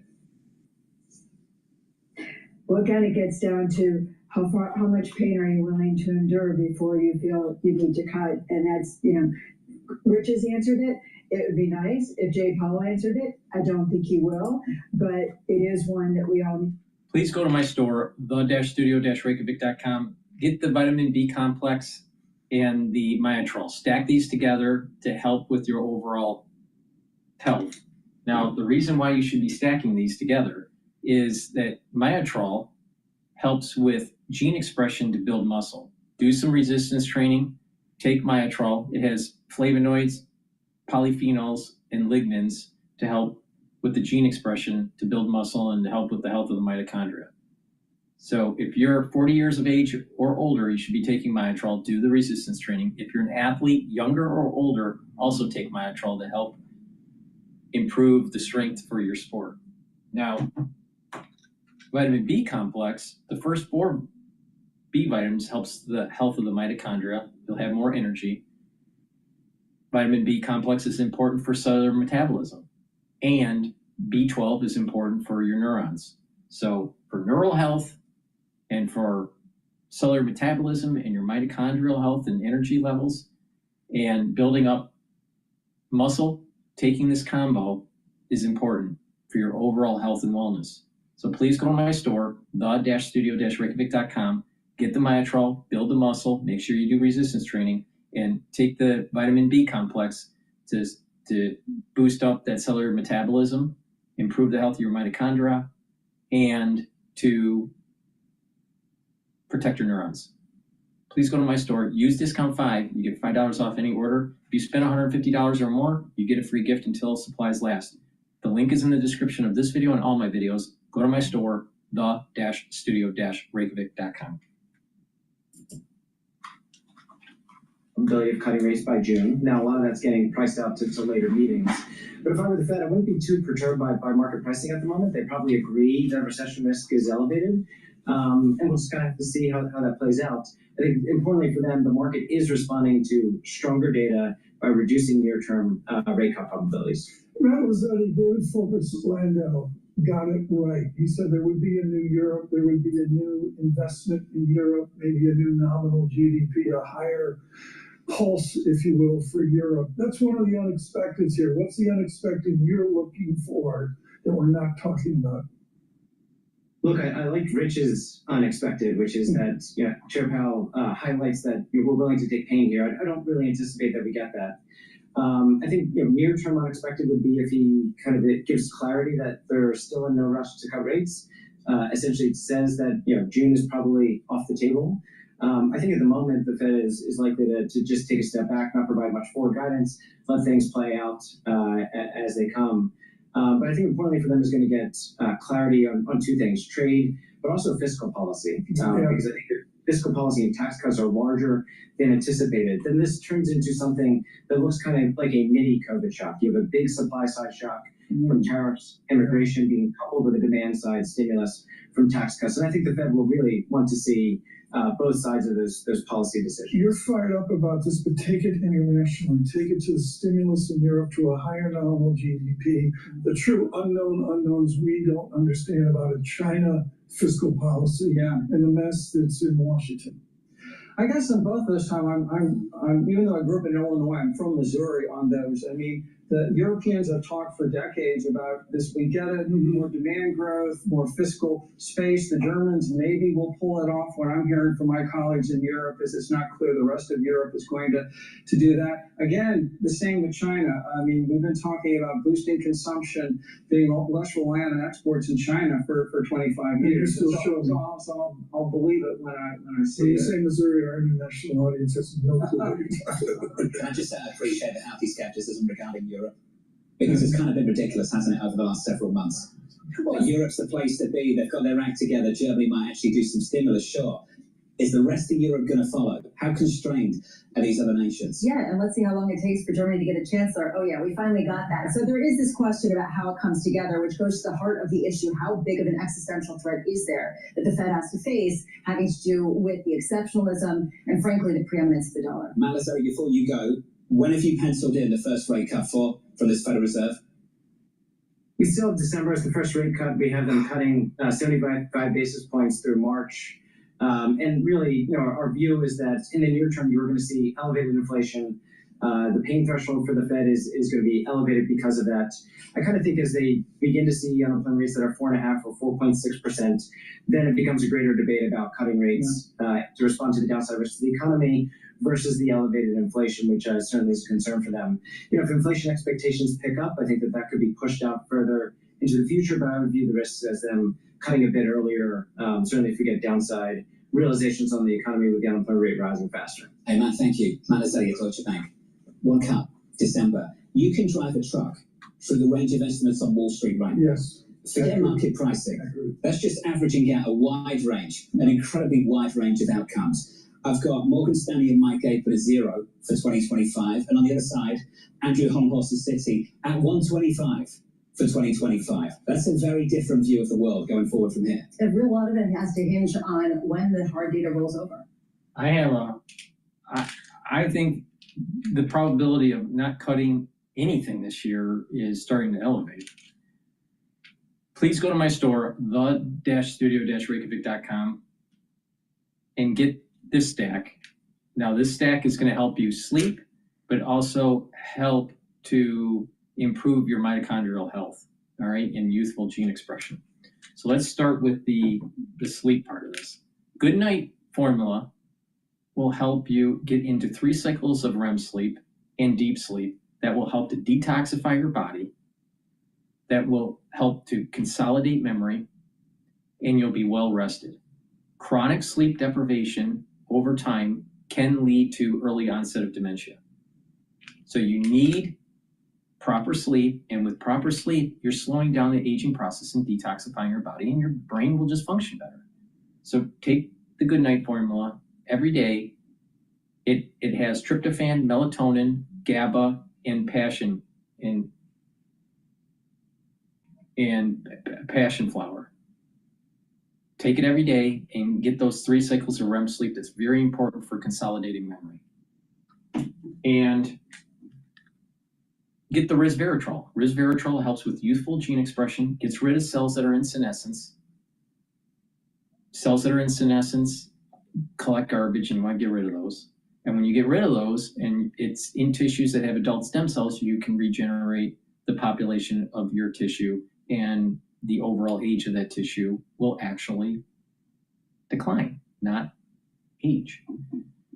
Now, resveratrol also soaks up free radicals, reduces stress on your cell, and helps with the health of your mitochondria. I've been taking resveratrol for decades. It's part of my anti-aging protocol. It stacks well, and you get more benefits out of resveratrol when you stack it with C60, NAD+, and ubiquinol, and clarity factor. And like I said, you can stack it with other supplements to be able to target different systems at the same time. And in this case, we're targeting your sleep and your and neural health. All right, so please go to my store, the-studio-reykjavik.com, get the resveratrol, get the good night formula.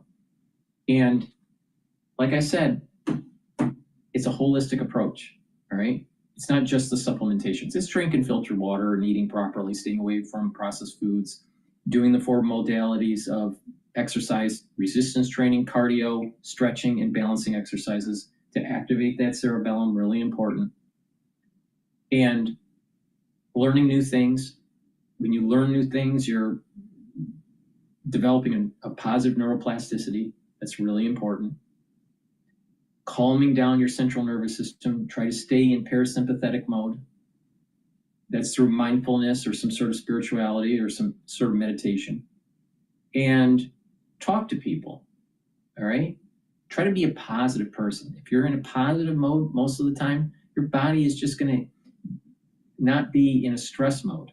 When you have chronic levels of cortisol, you're going to suppress your immune system. So you want to bring down that cortisol level and help your immune system. All right?